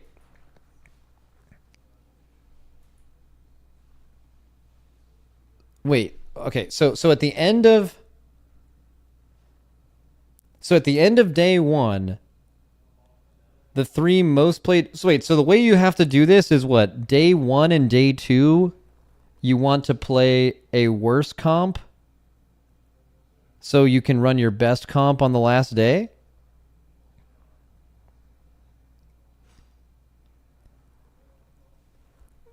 But then what happens if you just get eliminated, right? What if you play a shitty comp and a better team plays a better comp on the first day, and then you just get eliminated first day? So I understand why they do this. Like, dude, there's no, like, if you look at the complaints during chat and when you're watching an MDI, it's like same comp. I mean, obviously, I tried to fix this. I proposed a dungeon tournament to Blizzard with a 10K prize pool that just basically made people pick different comps based on like making them cost a certain amount of dollars, and you can only spend $15 on a comp. You know that thing, like you've seen them on Twitter before. I never ended up following through with it, but the idea was just to make that a little bit more interesting at least. Here's my guess. I think the first one of these will be really interesting to watch just to see how it plays out. But this sounds kind of annoying to play around. Also, this, like, I feel like this is going to make the competition really lopsided because, like, the best teams right now are obviously the best for a reason, but they're going to be way better if it requires a lot more multi-classing. You know, like, I remember this got talked about before, and people were like, yeah, well, if they remove the meta, then, like, other teams will be closer. And you're like, dude, you don't understand. Like Echo and Mandatory are better than you now. But if this involved a ton of multi-classing, they would be like relatively a lot better, like way better than you, right? I'm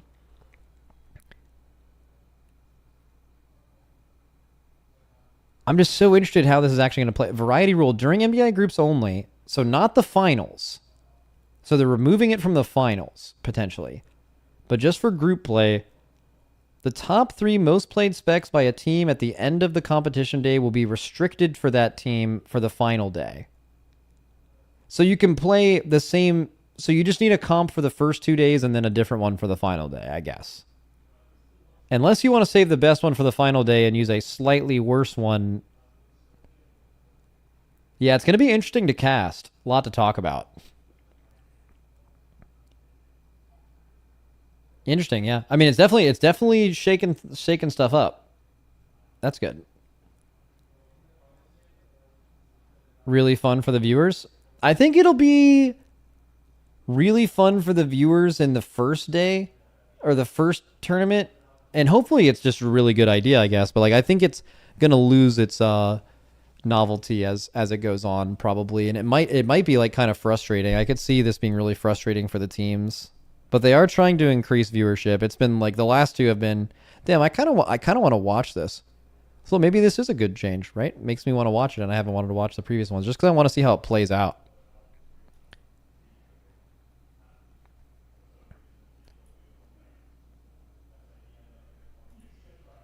I'm interested to hear what some of the competitors' takes is on this.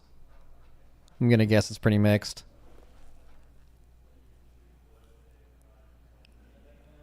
Smells to me like it's artificially increasing the amount of specs played so people can't say their class is unplayable. I mean, it's definitely artificially increasing the amount of specs played, but probably for the reason of having viewers stopping complaining about it during the broadcast, because it's just every message.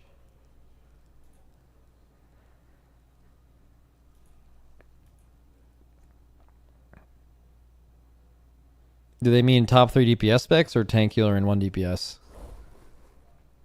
It's probably any spec, I guess. Sounds kind of confusing.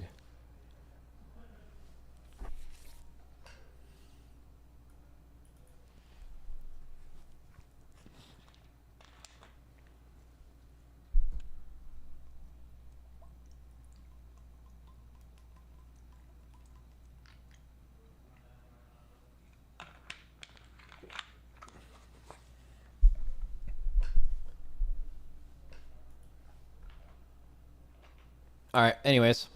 I'm probably going to fuck off. I'll see you guys when I see you. I need to... What are like things I need to do? I need to like review the raid with Dratnos. Because we like did a pre-raid prediction. I don't know, just some other general shit. Gotta call my mom? Yeah, definitely gonna call my mom. I'm gonna do it like right now.